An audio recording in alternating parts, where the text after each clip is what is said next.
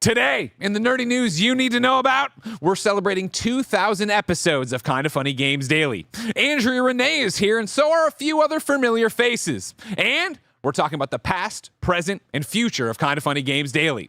We'll have all this and more because this is Kinda Funny Games Daily!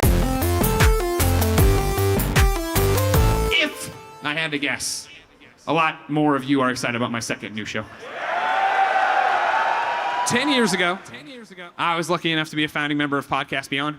And of course, once we left and started Kinda Funny, and immediately copied the podcast, called it PS I Love You XOXO. But we wanted to go a bit bigger. What's up, everybody? Welcome to Kinda Funny Games Daily. Kinda Funny Games Daily will be the breaking news. It will be what's happening day in, day out in the industry. We're going to do the Roper's Report. It's going to cover everything. For now, let's begin with what is and forever will be The Roper Report.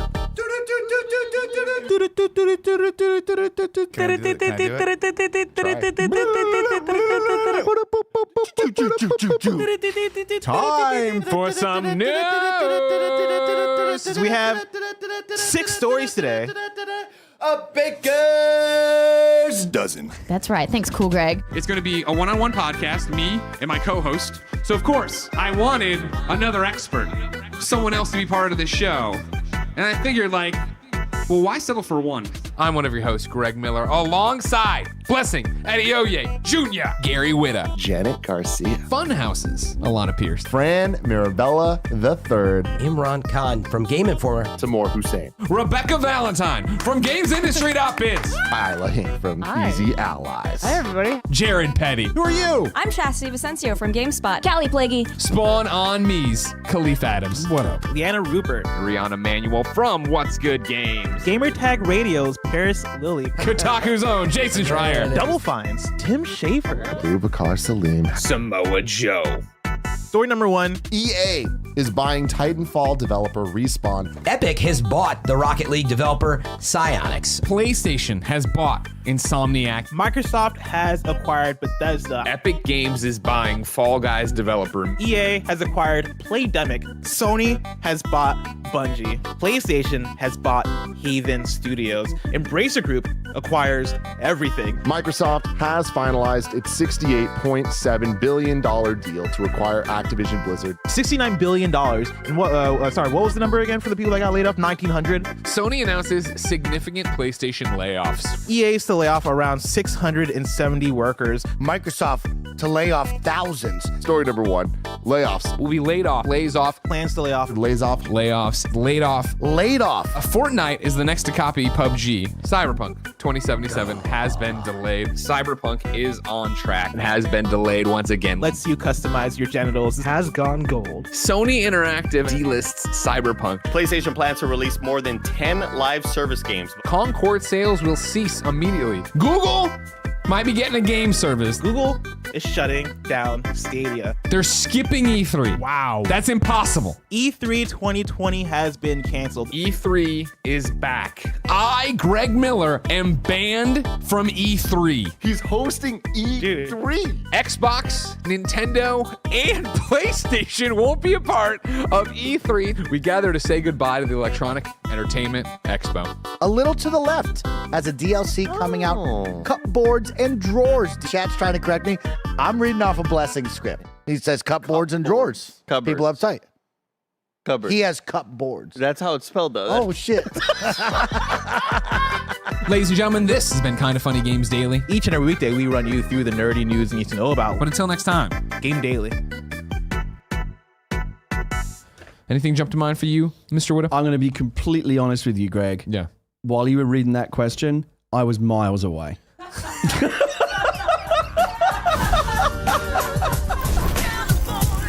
Watch out.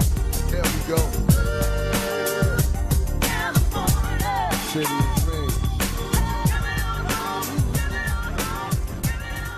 What's up, everybody? Welcome to Kinda Funny Games Daily for Monday, October 6th, 2025. I'm one of your hosts, Greg Miller, alongside the busiest lady in the business, Andrea Renee. What's good, Greg? Not much, Andrea. Welcome back to the studio. It's thank been too you. long. Thank you so much. It's so lovely to be here. Thank you for having me. And congrats to all of you guys and the entire Kinda Funny team on 2,000 episodes of the best show in video game news. Thank you so much. Congratulations to yourself, of course, a KFGD founder over here. Don't sell yourself It's all me, short. everybody. You guys wouldn't be here without me, let's be honest. You carried us through those first few seasons when we were doing it. Of course, next to you, Forbes 30 Under 30, a.k.a. the second best baby blues in San Francisco, a.k.a.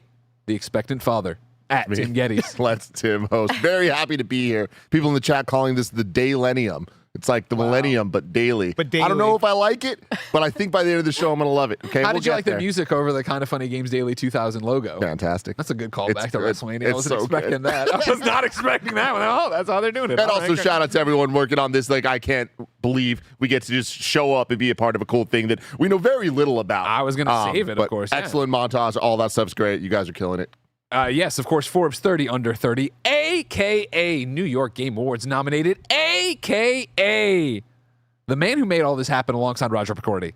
Blessing Adeoye Jr. Good day, Greg. Happy 2000, y'all. Happy 2000 to you, Blessing. And yes, a round of applause to Bless, to Roger. I know Joey helped plan stuff too, but there was a lot of organization going on that, yes, I had nothing to do with. So tell me about that, Blessing. How did we get here for this episode? I mean, I think it happened when I was out of town during a meeting where Roger was like, Greg told me to plan episode 2000, and so I'm going to hit you up. Here's and we're how gonna it do went this for together. me. Joey's like, oh, hey, we got an email. We're coming up on Kind of Funny Games Daily 2000. And I said, we should do something for that. Can you make a shirt that looks like the WrestleMania 2000 logo? And here we are. And Joey's like, yeah, I think so. And then Roger was like, I'd love to actually plan an episode. I'm like, go for it. And Yeah. you and him knocked it out of the park. And so yeah, me and him sat down. We talked about all the things that we thought we wanted to do for episode 2000. Hashed out some ideas, and like shout out to Roger. Roger came prepared with like a vision, right? Like, Yeah. and we'll get into more of what we're doing this episode later. But you know, he came with a lot of ideas. I sat down with him, we refined them, figured out like how to divvy up the work so that we can actually make this happen. And so you know, a lot of the segments we'll get into are, you know, my creation, but like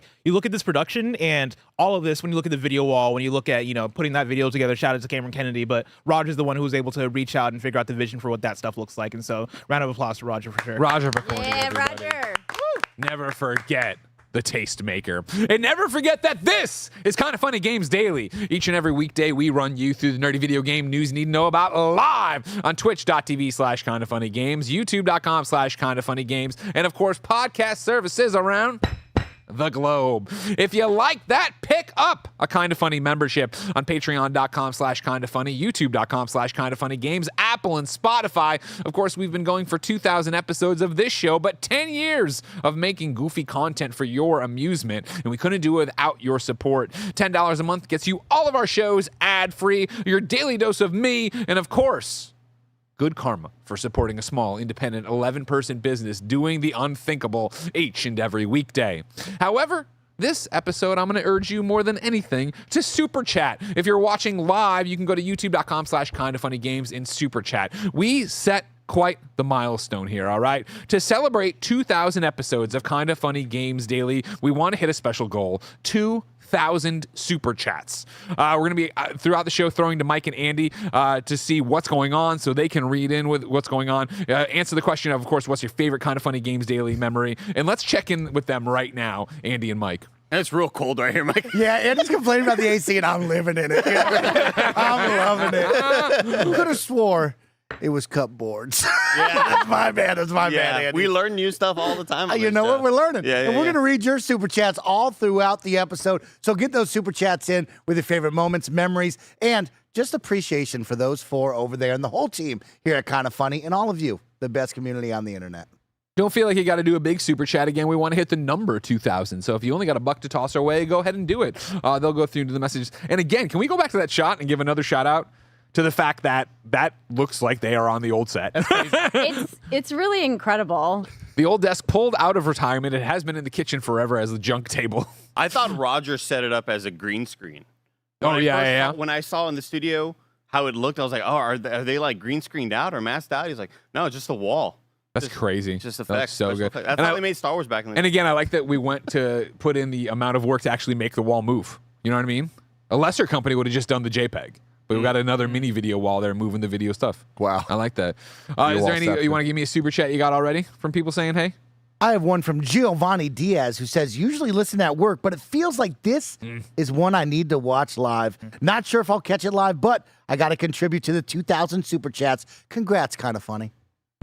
Thanks, Giovanni. Thank you, Giovanni. Thank you, Giovanni. And thanks, everybody watching. Let's do a little housekeeping. You are getting a normal Games Daily before we get into a lot of shenanigans. And, of course, there'll be shenanigans mixed in as we go. Housekeeping, it is October, so we had to celebrate our king of Halloween, fantasy commish, and game showdown host with the most blessing Adeoye Jr. with an incredible print designed by Panda Musk. So Which is incredible. You can grab this Amazing. over on patreon.com/kindafunny, of course. That's where you can get a physical item each and every month. We've been doing these amazing character posters from Panda Musk. I thought we were done with the King of Halloween thing, though. You know what I mean? And I don't blame you for this. Yeah, no, I don't blame you. You and me settled it. We settled the beef. This is the community speaking. Nope. No. They see me, they see a king. Nope, it's Roger. It's Roger writing things, and then I have to read them. That's what this is, and I'm not a... This is beautiful. Thank you so much, Panda Musk. It is a great poster, as always, Panda, but come on. We're an 11-person small business, all about live talk shows. Today, Kinda Funny Games Daily 2000 is the only episode of content we're doing. Don't worry, it's going to be worth it.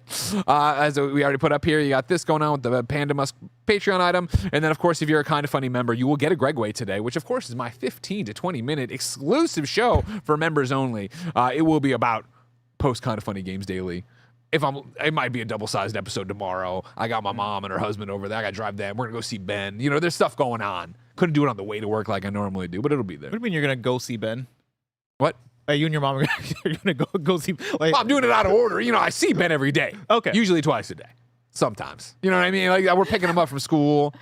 Guima over there, her birthday present is a great one, where she's going to take him to the ball store, Target, and let him buy whatever he wants. store. It's awesome. Dude, Ben loves the ball store. All right. You say, and I said, maybe we get a cake pop. His eyes lit up. This kid lives for Target. The cake pops. You know what I mean? They are a good carrot, let me tell you. Thank you to our Patreon producers, Carl Jacobs, Omega Buster, and Delaney the Psalm Twining. Today, we're brought to you by Factor, but we'll tell you about that later. For now, let's begin the show with what is and forever will be the Roper Report. Hey, everyone. Hey, sorry to interrupt. If I could just have a second before you get into the news.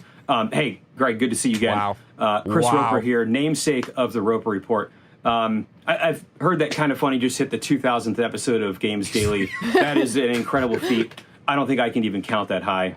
So congratulations to everyone over there for hitting that amazing milestone. I was just doing some math, and if my calculations are correct, 2,000 Games Dailies also equals 2,000 Roper Reports.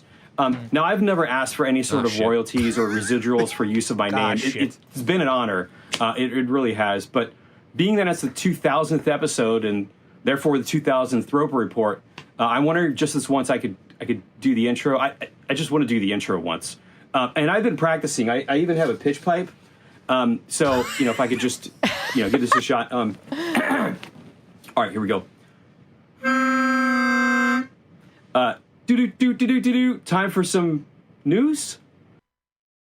Crushed it. Hey, everyone. Fantastic. Crushed it. Come on. Come on, Chris Roper. Immediately welled up when I saw Roper. You know what I mean? I haven't talked to him in person in a long time, let alone to see him on this show, which I think so many people are always like, who's Roper? The amount of people Who is he? Who is Chris Roper, Greg? Oh, man, Chris Roper, of course, is one of the Podcast Beyond founders alongside of me, right? When I started at IGN in 2007, the PlayStation team was Dunham, Roper, me, and Jeff Haynes. And that was your original Podcast Beyond segment. Dunham hosted Beyond as the lead chair, and then we would go to the Roper Report where he would round up the news. And so we kept that going on Beyond. And then when we left, we stole it for PS I Love You.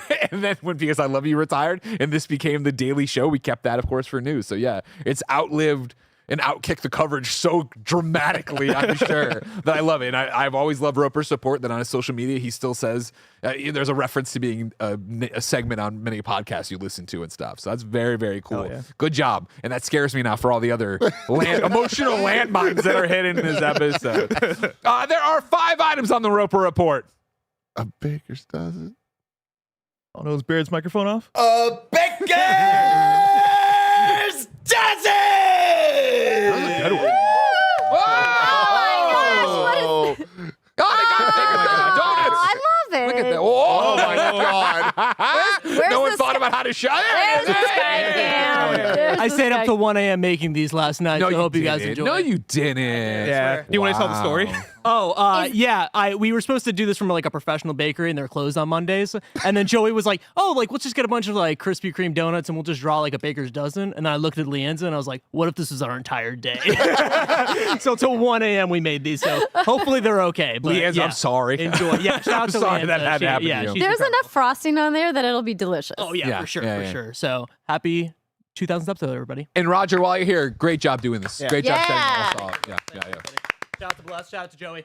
Yeah. Nick is always just worthless. You just didn't do much for anything for any of this. I'll tell you what, these donuts look like they were worth all day. You know what I mean? Look at how nice these look. Jesus Christ. Jackal. Maybe for the 4,000th episode, we could hire a fucking baker. I don't know.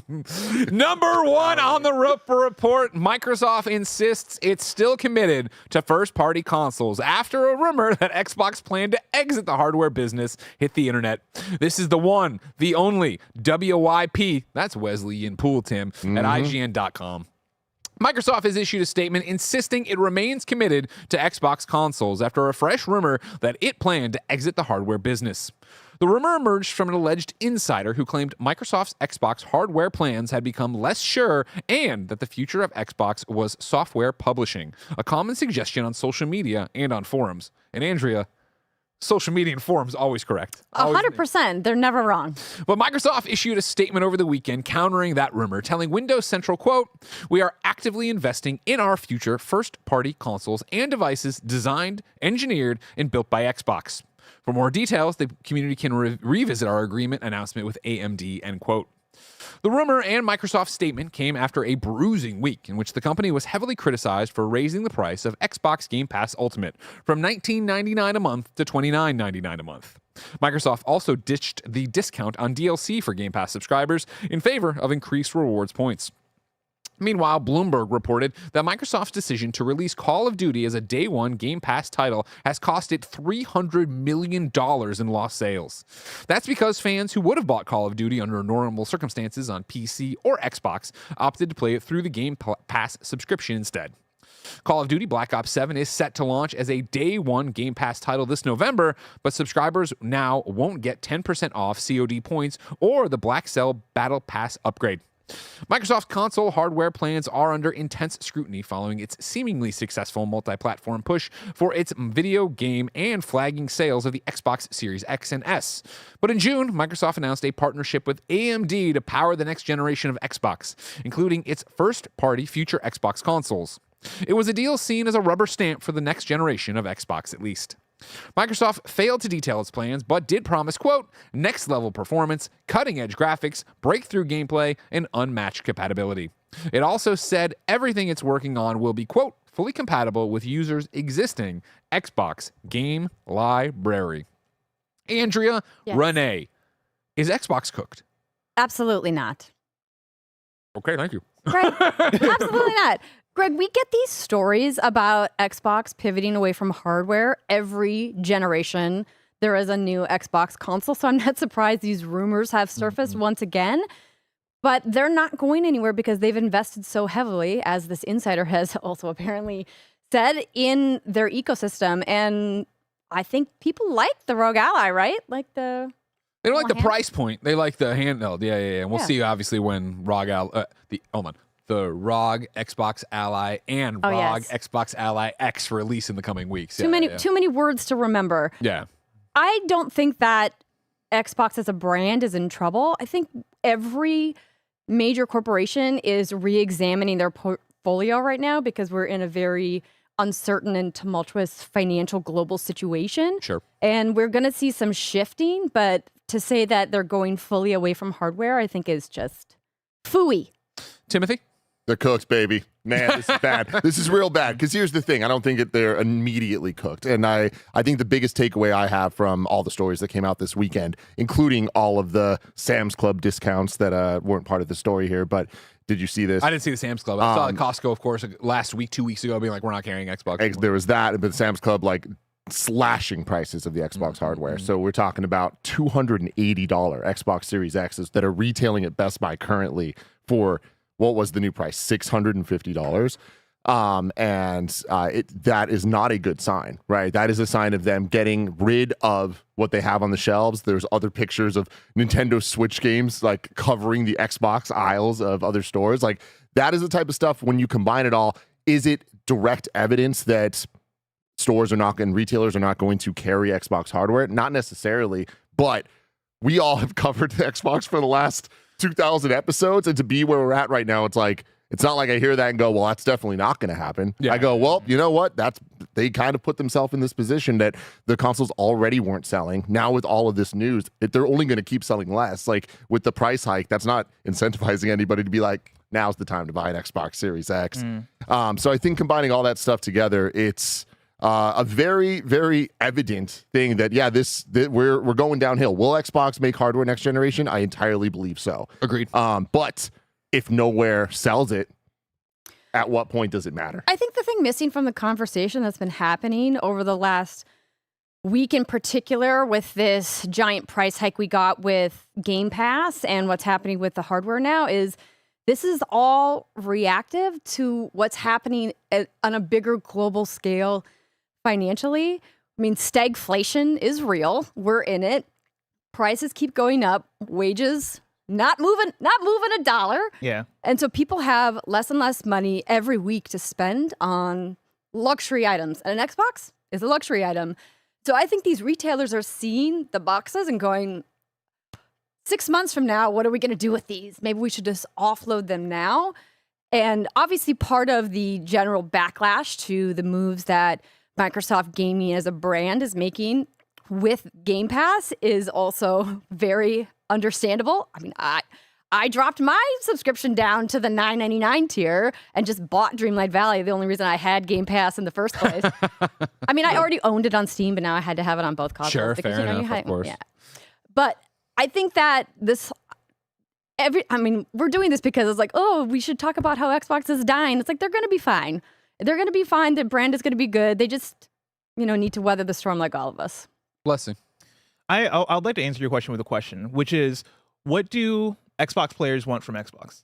And is Xbox delivering that, / do they have the capability to continue to deliver that? Because I think with the latest news, but I guess before the price hikes and all that stuff, right? Like, I would have said, obviously not everybody, players aren't a monolith, but what a lot of people I think would say would be the ecosystem, where they would say they want Game Pass, they want the ability to play anywhere, they want that compatibility across their console, their PC, and all that stuff, cloud, whatever it is, right?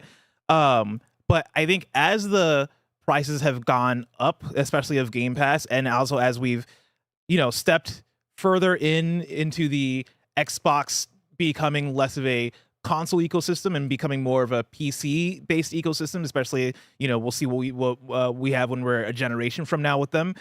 I then start to wonder, what's the point? Like, what is the main vision of like what people are getting out of this thing to really benefit them? Because I think up until now, my price would have been, or accessibility even more so, accessibility would have been the thing. Hey, if you have a console, if you have a PC, if you have a Samsung Smart TV, if you have a phone or whatever, you can be in the Xbox ecosystem. You can exist in that. Now that we're at where we're at, where it's becoming harder and harder of an argument to say, hey, you should get Xbox Game Pass. That's the best deal in gaming.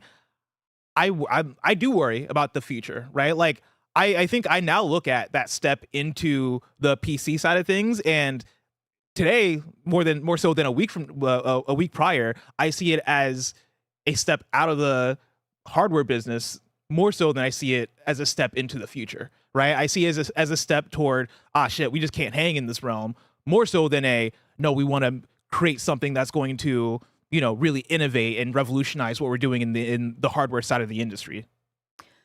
It's hard to really know what's going on because they change their mind, it feels like. And I heard on the Friday's episode when you guys were talking about it, you had mentioned wanting like a podcast where like Phil and Sarah like come in, and I was like, I actually think that would have been bad because they've discovered that there's no winning for them when they do make those public explanations. And I feel like they've misstepped quite a bit in some of their forward like facing, like, we're going to explain why we decided to do what we do, because there's really like, I think all of us are going, but that's not like a great decision that you made.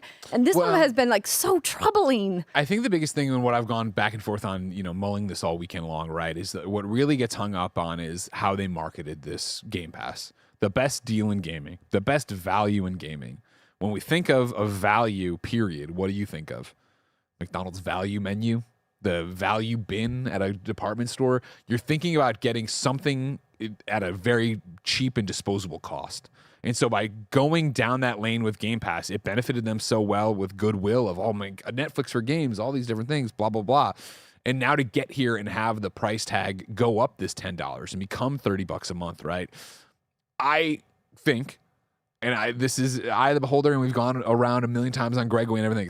I still think it's probably the best value in gaming. Again, you want a $70 game, buy Game Pass for a month, and you get it for $30, right?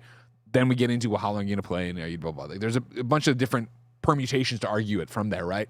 But it's this idea that they devalued their brand and they devalued games. And so now they have to have that reckoning of, we're changing it and charging more, and people are upset about it, but what is that actually going to net out on the books to? And so, like having Phil and Sarah on a podcast say all that and try to explain business, there's no way we've learned for any of these corporations to explain what they're doing as a business and not have, well, you're fucking evil and you're trying to get more money. And lots of times they are fucking evil and trying to get more money, businesses as a whole. Like, I don't know what you do here. And that's the problem. Then you get stuff like this where people see these rumors that, okay, they're getting out of the hardware business and, okay, well, there's smoke, there's fire. This is true, Tim. Yeah, I mean, that's the thing. It's less smokes and fire. It's true. It's more just no one's surprised because it wouldn't be surprising at this point if Best Buy's like, you know what? We're not going to sell Xbox consoles anymore, period. And that's not a choice Xbox gets to make. They can be like, yo, we're still investing in hardware. But if they have made so many bad decisions that we're at a point that people don't want to support them, the decision's made for them. And I think that's kind of the bigger picture feeling I have towards the Xbox and Microsoft brands as a whole right now, where Sarah and Phil, like the decisions they're making, whether they are good or they are bad, the way they're presenting to us, they're almost irrelevant because the people above them at any moment can be like, nah, I know you just said that 3 days ago, but we're doing this now. Yeah. And I think that's been the biggest hurdle because at the end of the day, I've said this forever, Game Pass is unbelievable. How is it possible that you're putting out all your first Well, it turns out titles? it's not. It's not. That's what we've discovered, is that Xbox has said, so you know how we said it was the best value? It's because we took on that cost, and now we can't afford it anymore because we've spent all of our money on AI, and we're compromising other parts of the Microsoft business. So we got to raise the price on everybody. How do you everyone's like, no, you're still a highly profitable corporation? How do you guys feel about the story within a story here, right? Like they put in the excerpt here from Bloomberg where they reported that their decision to release Call of Duty as a day one Game Pass title has costed over $300 million in lost sales because people are playing it through Game Pass. We all knew that was going to happen. I was going to say, no shit. Yeah. What are we talking about? That was writing on the wall for sure. Because you read that and immediately go, well, no wonder you're raising the price and having all the day one Game Pass things be at that $30 tier because you have to make up for all the lost Call of Duty sales. Yeah. Yeah, I don't know why they won't, agreed to do that in the first place. Like, I remember when that story broke when they originally announced that they were doing like day one of their like major AAAs, and I was like, why? Why would you do that? Yeah. I mean, I stand by, like, I remember it was me and you on Games Daily. It was, to me, the most shocking news story we've ever covered here was Game Pass because and at the time, it was different. It was Crackdown 3 coming out. But we are now at a point that we are well past Game of the Year winner, Forza Horizon 5, right? Yeah. And Halo Infinite and, Redfall and all of the other games, like the Dominoes that we talked about forever. Those were all day one on Game Pass. And now it's like, oh, Call of Duty as well. But, yeah, Call of Duty is such an important moneymaker for the video game industry. And if you just slashed the potential for that game to make money, the games industry is making billions less or hundreds of millions less, right? Not a good place to be when the industry is in such a war-torn state and we have less money to spend and all of that. It's like, man, very, very bad signs. I want to call in Andy Robinson's reporting over at VGC, who has this paragraph from their report. Lena Khan, who was the chair of the FTC from 2021 until earlier this year, took to social media after the Game Pass news, quoting a post which noted in March 2023, Microsoft told a court that Game Pass prices would not increase as a result of its Activision Blizzard acquisition. Quote, Microsoft's acquisition of Activision has been followed by significant price hikes and layoffs, harming both gamers and developers, Khan wrote. As we've seen across sectors, increasing market consolidation and increasing prices also often go hand in hand. As dominant firms become too big to care, they can make things worse for their customers without having to worry about their consequences. Damn. We should have listened to the FTC, bless. Should have listened to the FTC. You know what I mean? Eminem had me all wrong, had me all twisted about him for so long. Let me be. Yeah, I know, right? But maybe Eminem was wrong. I do want to call out that there's been a couple of people in the chat that have noted that Sarah Bond confirmed that Xbox Game Pass is profitable, but there was a caveat that they are not counting revenue lost from first-party game sales in that profitability. And that to me is a huge numbers not being reckoned, right? Like I would like to see those line items next to each other because I have a feeling they don't line up great. Andy, Mike, I know we're seeing a lot of super chats in here about Kind of Funny Games Daily 2000, but have we seen anybody sound off about Xbox? We have a couple here. One person who says, Andy, love the jacket. Thanks, dude.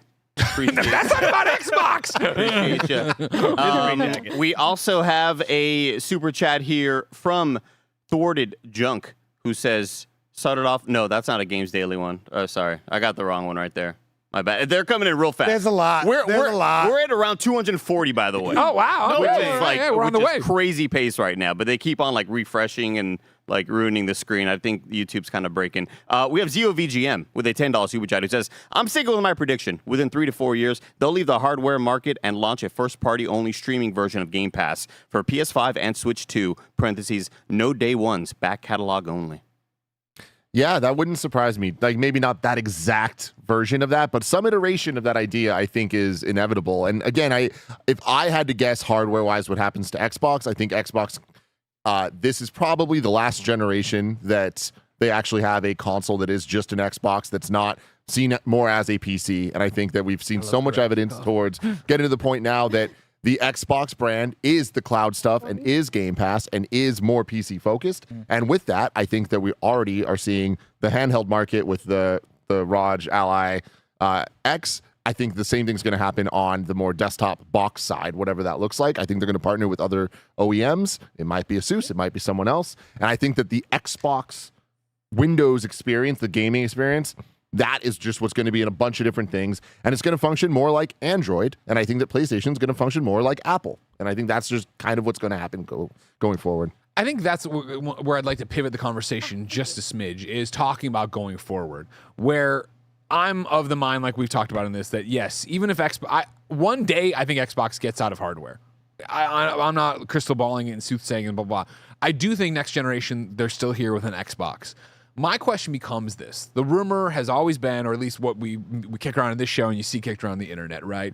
Well, the next Xbox will be in line with what we're seeing from their partnership with ROG, what we're seeing with AMD, and it'll be a Xbox that can also boot PC games and have Steam and have, the Riot launcher and all that jazz on there. The Steam Deck. But a big boy. A big boy, right? My question becomes for the panel, and I'll start with you, Tim, as your piercing eye contact with those second best baby blues. Do you think that would be enough to change perception and get Xbox going in the right direction? Absolutely not. But I think at this point, it's not about that. They lost. Now it's just like, how do they just make money and function? And how do they win as much as they can to themselves? The console wars are over. Like, we're here still talking about all this, but like they just are. Like, and that's not a bad thing. My intake wasn't about console wars. It was more the fact of, like, I don't even think of it anymore as Xbox trying to change their place in all this. Change goodwill. Where people are going to be like, oh man, I do love Xbox. No. It's, we're talking about, at best, a Sega situation, but on a much, much, much, much, much grander scale, unlike we've ever seen. Microsoft, not Xbox, Microsoft owns the majority of game developers in the world at this point, right? They have control over more teams than any other publisher out there. And we're talking about teams of consequence. We're talking about Call of Duty, all 15 teams working on those games and working on nothing freaking else, right? Like, that, I think, is there's so much there that, like, the Xbox brand, I don't think, can just go away because there is so much money being made. And I think there's so much good happening still and that there is value there. But yeah, in terms of Xbox being like a dominant brand and like them saving face and like goodwill and all that stuff, it's like, no. They're playing a different game now. Like, they lost the game they were playing. They need to figure out what game to play. And unfortunately, I think it's going to be a game a lot of us go, no, don't play that game. Yeah, it Stay sucks, away from which AI. sucks because like a few years ago, I think a lot of us wrote the mind of like, oh damn, they're playing a game that I want to see them win, right? Yeah. Like what they're doing with Game Pass, what they're doing with Play Anywhere, what they're doing with Cloud, right? Like this ecosystem driven approach. I think there's so much potential in that because we talk about how console gaming and how AAA prestige titles, right? When I'm looking at PlayStation, how expensive those are to make and how like those numbers strike a little shiver down your spine when you think about like, is this actually sustainable? Is this actually a moneymaker? Is this a thing that you can do long term? I would have thought that the Xbox approach would have been the one where, as we're going into the next generation of games, we're talking about Xbox being number one, and we're not, right? Because a lot of that has toppled, and that's from a lot of different reasoning, whether it be just the economy and whether it be investments in AI, whether it be the acquisition of Activision Blizzard, which put a lot of scrutiny on the Xbox team, right? Like, it's coming from all different directions as far as the hits that Xbox is taking, and I think why we're in this place that we're in. But man, I would have liked to see them actually pull them off in a different timeline. 100%. I do think it's important to note because as we've been having this conversation and it's sounding a little doom and gloom for Xbox, I was like, what were the last earnings reports numbers? And so I looked it up, and over at gamesindustry.biz, it says that the headline is Xbox content and services revenue up 13% year on year. Microsoft was the top publisher on Xbox and PlayStation in Q4 of 2025. Or not 2025, excuse me, that can't be right. Of its fiscal year for 2025. Let me clarify that. Which is the 3 months that ended on June 30th, for anybody keeping score. That revenue was $76.4 billion with a net income of $27.2 billion. So they made $27 billion. Their next financial thing is the end of October. Very, very excited to see what they have to say there, Yeah, 100%. Like it's going to be very telling because, they're going to be there and they're going to be like, yeah, Game Pass is profitable and like money's up. But it's like to Andrea's point earlier, it's like that's not the whole story. And so I do think that the money is coming in now. And again, they're putting the money out for it to come in. They acquired Activision for $69 billion, man. Nice. Like that's crazy. And yeah, they're just going to continue. The money is still coming in, but we got to just be real. Like, let's talk about the hardware side. Let's be real about the hardware side right now, no matter what's happening. The official price of the Series X is $650. It already wasn't selling. Yeah, and it keeps how many is it going to sell in the next year? The next year from today. How many units is that thing going to sell? It's not. It's not. I really am. When both Sony and Microsoft raised the console prices, I just thought I was shocked. I was like, you guys can absorb like this tariff cost that people keep pointing to as a reason and like the rising cost of literally everything. Like you guys should be absorbing that in order to maintain the audience. Like the idea that older technology is going up in cost is just, it's unfathomable to me. I mean, I just get the vibe though that the people that really could make that decision though, super high ups, they're the ones looking at it and being like, hey, y'all's little experiment is pissing us off. Yeah. You know what I mean? Like, no. We're not absorbing anything. You know, like that's Phil, my we take lost on it. $300 million. We've been in court Figure for it a year out. and a Which half. is like, We've been in court for a year and a half. which is not nothing, right? $300 million is, it's wild to even say that like it's a drop in the bucket for Microsoft. Yeah. But when their quarterly revenue as a company is, $27 billion, you feel like $300 billion is almost like a rounding error. And that's wild. Yeah. That's insanity. I mean, this is back to the whole problem with where we are right now with corporate greed. Is that if any of these corporations were able to step up and eat the cost, hey, and then have that be the message, we're not raising the price of it, we're even lowering it, and that means to our shareholders, we're going from a double-digit profit to a single-digit profit while we weather this storm and hopefully win goodwill and bring you back. We're lowering the price of Game Pass. We're not putting in the Fortnite thing. Sorry, Bless, I know you're excited about that. We're not giving you the Ubisoft classics I know you were champing at the bit to get to. I wanted to play Child of Light. We're going to figure out a way right now and like even put a time on it. For the next 6 months, we're committing to this. We want to get you in the door. We want you to be here. We understand times are tough right now. And I know that that's in 2025 a crazy fucking thing to say. That's what I'm so mad about though, Greg, because it's not that crazy. Companies used to do this all the time. This like really bad financial situation that the United States finds itself in. It's not the first time this has happened. Yeah. I mean, the last really bad one where stagflation really impacted our day-to-day lives was like back in the 70s. But companies just have it in their mind now that they don't have to care about their consumer. And that sucks, man. It really just feels bad. 100%. But small businesses everywhere are eating the cost that they didn't ask for, that they get no benefit for. And I see it all the time in like some of the companies that I've bought stuff from saying, hey, we don't want to add like a $10 tariff fee. So we're either going to stop. I've seen people just stop selling. They've closed their shops while the tariff situation is ongoing.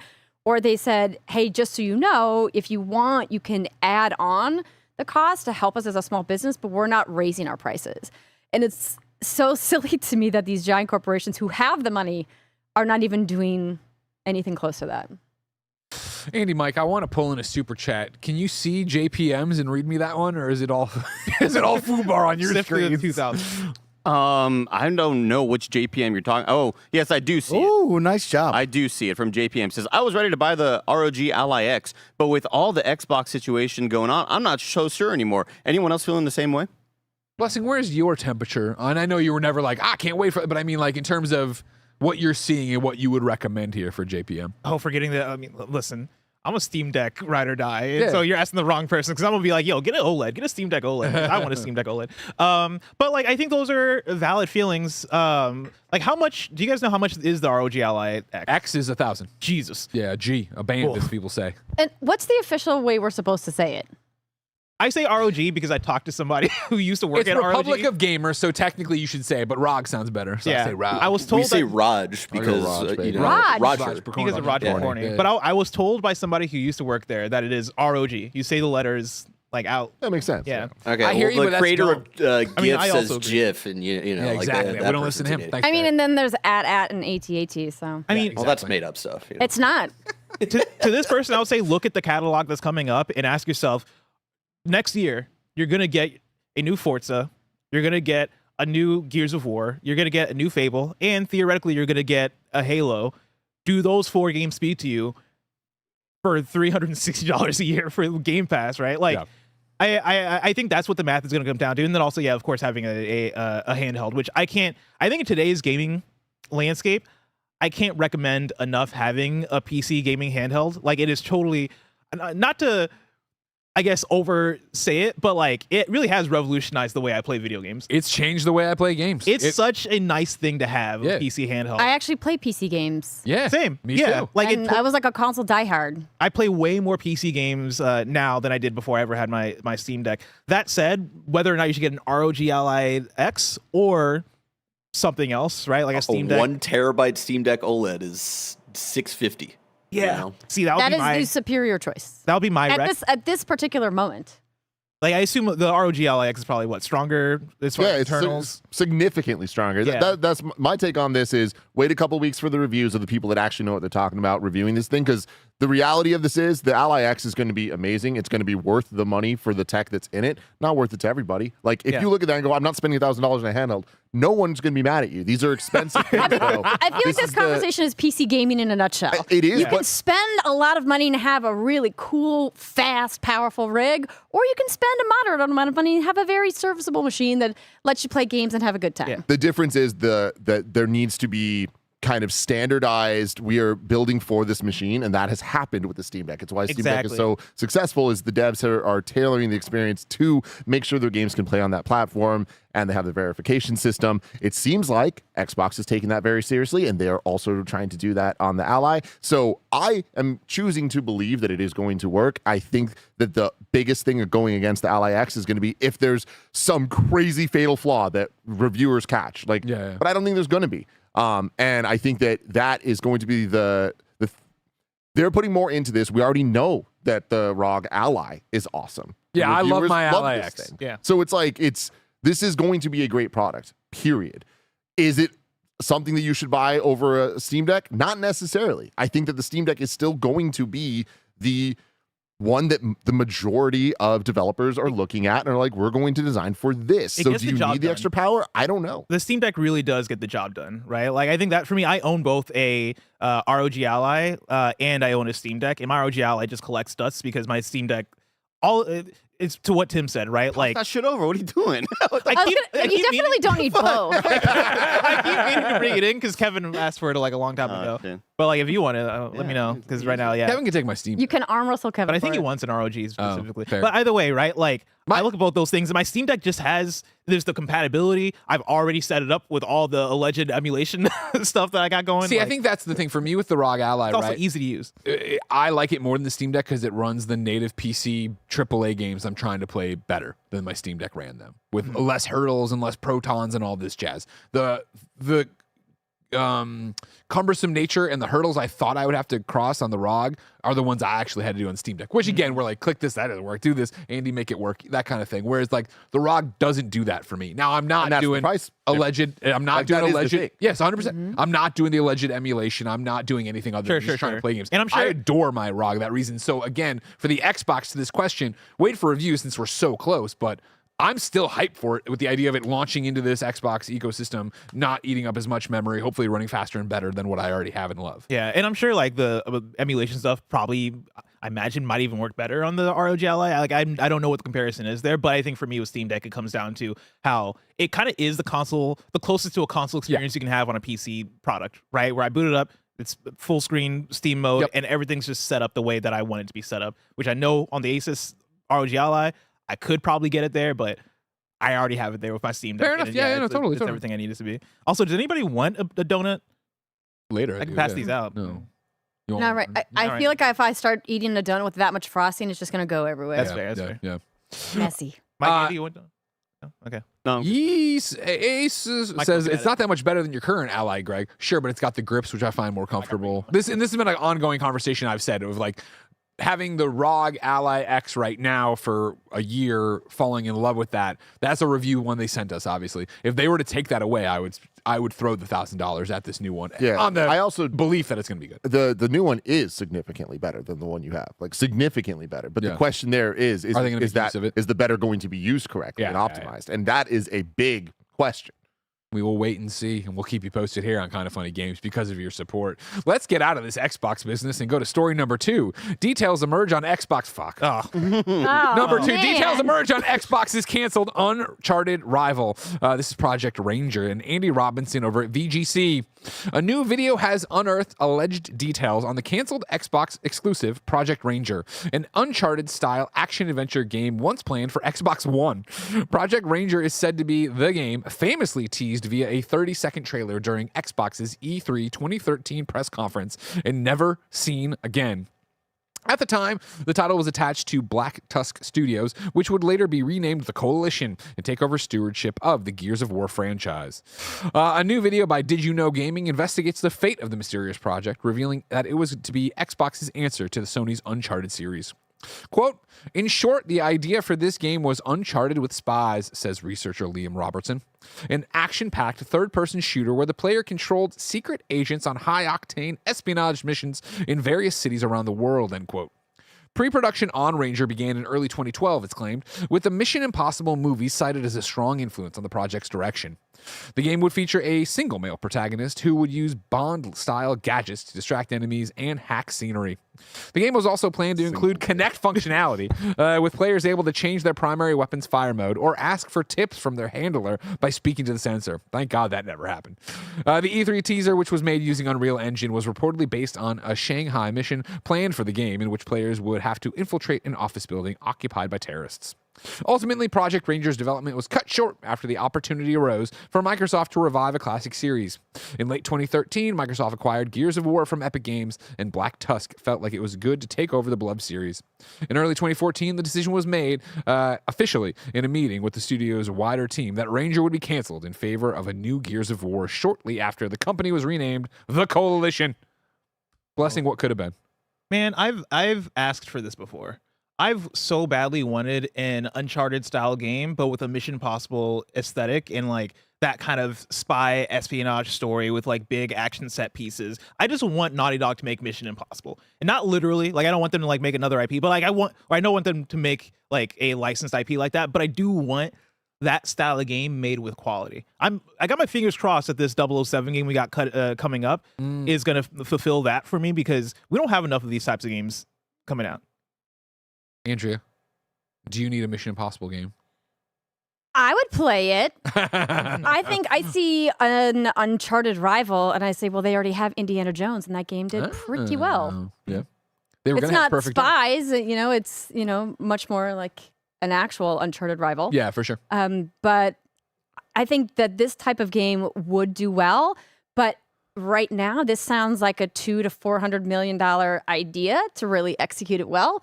And people aren't making those right now. Fair enough. Timothy, Yeah. you always love an Uncharted style game. Of course I do. Yeah, I'm so old. I remember this. Like I remember talking to Mitch Dyer about this. Oh, wow. This is crazy. Yeah, the Black Tusk Studios. That's nuts. And yeah, to see just where we're at with all of this, it's like, yeah, this could have been awesome. And I do think that there was a time that this could have hit. But we're so far from that time. And yeah, it's sad that I think that we're just gonna get less of these type of things than more. So I would love to see it. Never think we will. No. Perfect Dark could have been the. I was you were gonna say. describing it. Oh, oopsies. Yeah, I was gonna say reading this, I'm like, I That get a whole thing lot is of just Perfect Dark from so this. sad. Yeah. Yeah. I just want more of this genre. It doesn't even need to be the most AAA of AAA things. I just want more spy espionage. I want Mind's people. Eye. I was gonna say, you heard of Mind's Eye? What about Mind's so Eye? You know what? Fuck, Okay, man. more AAA than Mind's Eye. You know what I mean? Like, give me that sweet spot. Give me Hopefully like Bond will give it to you. who? Bond. I think James Bond will. I want Hazelight Studios to give me one. Oh wow. I feel like they got the skill. Like they got the moment to moment, like, action set pieces and all that shit, right? Like I think there's something. The thing about Mission Impossible that I love is that Mission Impossible ups the ante for, like, to an extent to where like you're on the edge of your seat, right? Oh man, this person needs to do this thing while being undercover, while this other person's like trying to hack into the thing, while like person number one, oh man, that'd be cool. The guards are coming by, like you need to now hurry up or do whatever. Like there's a level of tension and a level of like just cool shit happening. I'm gonna turn off the cameras in 30 seconds. You got to be ready to go. Yeah, and like I think you should go work at Hazelight. Hazelight, hit me up. Were you a Splinter Cell fan? I never got Roger's that gonna deep burst into through the wall Splinter like a Cell. goddamn Kool-Aid man. It's interesting that you are really into this genre, but I would recommend you check out that franchise. You know what? I did play a little bit of Conviction, I want to say, and Conviction, yeah, that I remember liking that one a lot. You know what it is? It's the Metal Gear Solid fan in me as well. We just haven't had a Metal Gear Solid in so long. Yeah, it isn't very soon. Maybe that. I mean, that's probably gonna be what I want. Very soon. Remember, everybody, this is the 2000th episode of Kinda Funny Games Daily, and to celebrate, we're trying to get 2,000 YouTube super chats over on youtube.com/kindafunnygames. They don't have to be big dollar amounts. We just want the overall number. Andy, Mike, how are we doing? How are we doing, Andy? How are we doing? I'm head down. There's a lot of I'm down. fighting for my life. We really are. Roger last updated me at 10:42, so that was 10 minutes ago. We are at 282 super chats. And I'm collecting them. Man, he's putting them all in a Andy little taught me how bucket. to take photos on the computer, man. It's crazy stuff. Yeah. He was YouTube copy back pasting and beating every your ass. super chat, and I was like, "Oh, you should like check out Snipping Tool." And he leaned over and he was like, "How do I do that?" Oh my goodness. Like, yeah, man, we're fucking doing it, dude. We get some Look at that. we get some quick hits. Why don't they just, but if you logged in, then you could break out the chat and just do it like they're all super. You know Oh, what but I mean? there's so many. So Greg. many. We're deep in the I have first them off, open as well. What are you talking about? Really important one from Omar, $5 Yeah. super chat says, "Hi, Mike, nice jacket." Thank you. So you got a good, $450 from Sears. Got it. you got a good compliment right there. Thank you. We also had one from the homie, the legendary Radic from CD Projekt Red, who wanted to congratulate us on 2,000 episodes. I love that. Thank you, Radic. Radic. Always a pleasure. Let's move on to story number 3. Funcom is closing Metal Hellsinger developer The Outsiders. This is Chris Kerr at Game Developer. Metal Hellsinger developer The Outsiders is being shuttered by parent company Funcom. The Outsiders founder and creative director David Goldfarb shared the news on Blue Sky, that's BS Tim, and explained the decade-old studio will be closing its doors. The news comes days after Funcom confirmed it would be making layoffs just months after million-seller Dune Awakening became quote-unquote the biggest release in its history. Funcom didn't explain how many people will be impacted by the cuts, but we now know that one internal studio has been torched. The Outsiders is credited with working on Dune Awakening. It's unclear how many people will lose their jobs at the Stockholm studio as a result of the closure. Andrea, you're back, but the news never changes. There's a reason why I got out of news, Greg, and this story is exactly it. It's really sad. It's disappointing. We don't want to see people lose their jobs. We don't want to see creatives be cut off from their work. But what are you going to do? Yeah. I remember Metal Hellsinger. I didn't play it. Bless, was this a you or an Andy game? It was mostly Andy. Okay. That's a me game, man. Metal Hellsinger was so damn good. Can you give me the synopsis? This is the one to the beat. I'm running around shooting. Yes, Troy Baker is kind of your little like side character who is always with you, and it is a rhythm first-person shooter game, and it was fantastic. It pretty much just plays like Doom, but different weapons act different ways, and then you are always kind of like, your crosshairs are in the middle, and you want to hit those shots on the beat. And it is some of the most hype shit you've ever experienced. It's super when fun. you are waiting to hit that one shot when the beat drops after the next measure. It's really, really awesome. Some of the coolest, funnest boss fights I've experienced as well. And yeah, I think this is a magic or a massive tragedy because I think Metal Hellsinger was like number 7 on my game of the year that year. It's one that I highly recommend to anybody who cares about first-person shooters, who cares about Doom, or who cares about rhythm games. Yeah, I remember, shout out, of course, the folks who made this. They came up to me at SGF and were like big Kind of Funny fans. They'd already heard Andy talk about it. They wanted to thank us for supporting the game. So it sucks to see them here, especially on the heels of Dune Awakening, quote-unquote, biggest release of the year, Tim. Yep. Wild. Yeah. I mean, like, what a major success Dune Awakening is. And it just sucks that we so often are pairing major success and win stories with these sad stories. And it's just like, God, we got to solve that problem somehow. And it seems like we're not getting closer to being able to do that. Like, Dune Awakening has been such a major win critically and financially for them. So this is definitely a bummer. And it really just makes you kind of look and go like, what's going on? Yeah. Yeah. I echo everything you guys are talking about. And yeah, like Dune Awakening is one that seemingly maybe even more successful than was anticipated, at least for my end, right? Like Dune Awakening, I was kind of looking forward to just because I was newly into Dune from watching, what's the name of the actor? Timothy Chalamet. Oh yeah, watching Timothy Chalamet do his thing. No, I thought you were doing some Tom Steamboat shit. I was about to say Tom Holland. I was like, that's not the guy. Who's the right guy? Tom Holland. But yeah, seeing Timothy Chalamet do his thing in the movie, I was like, oh, let's go. I want to live in this world. And yeah, Dune Awakening came out, and I played that stream with Mike, Andy, and Nick, and like seeing what that game is doing, I'm like, damn, dude.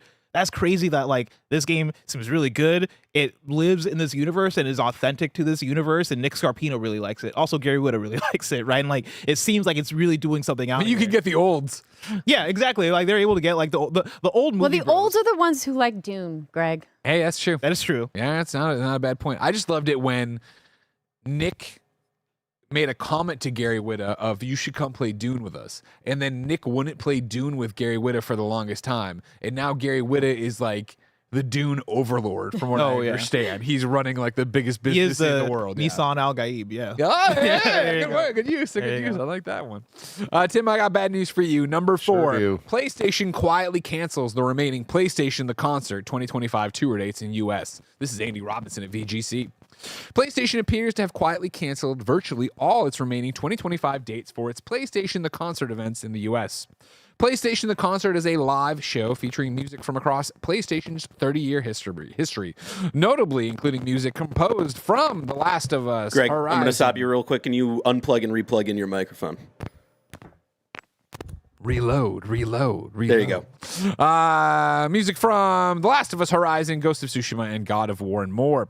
The tour kicked off in the UK earlier this year, with shows taking place in multiple cities, including London and Glasgow. I got there. Everybody calm down. Andy, tell him to calm down. Glasgow. I like Glasgow. I love 2,000 episodes, nothing's changed. I love Greg trying to pronounce words. Anyway.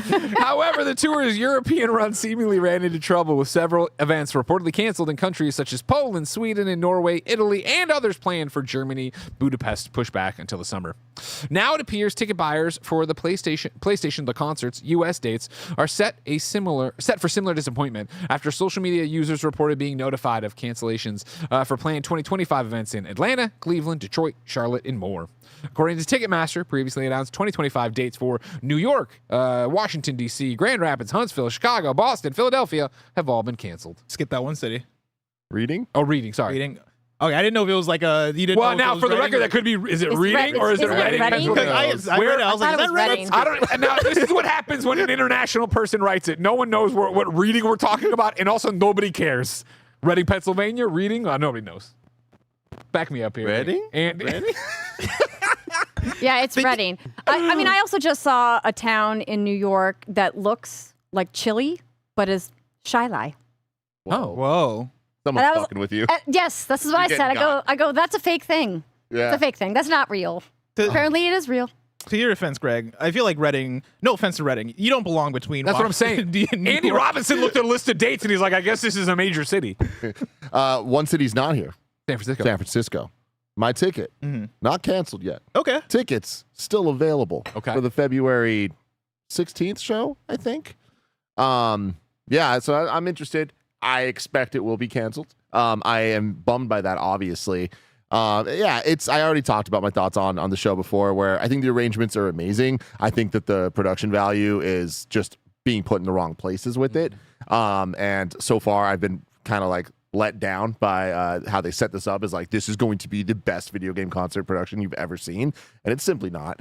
And a big part of that was the reliance on pre-recorded audio. So there are very limited amount of musicians on the stage, and it's mainly just like piped in audio playing certain instruments and vocals that like you should be performing this on stage, right?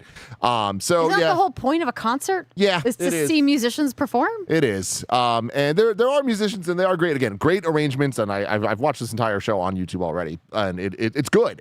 And I'm still excited to see it if it still happens. But bummed to see this all happen. It was definitely a huge investment for them.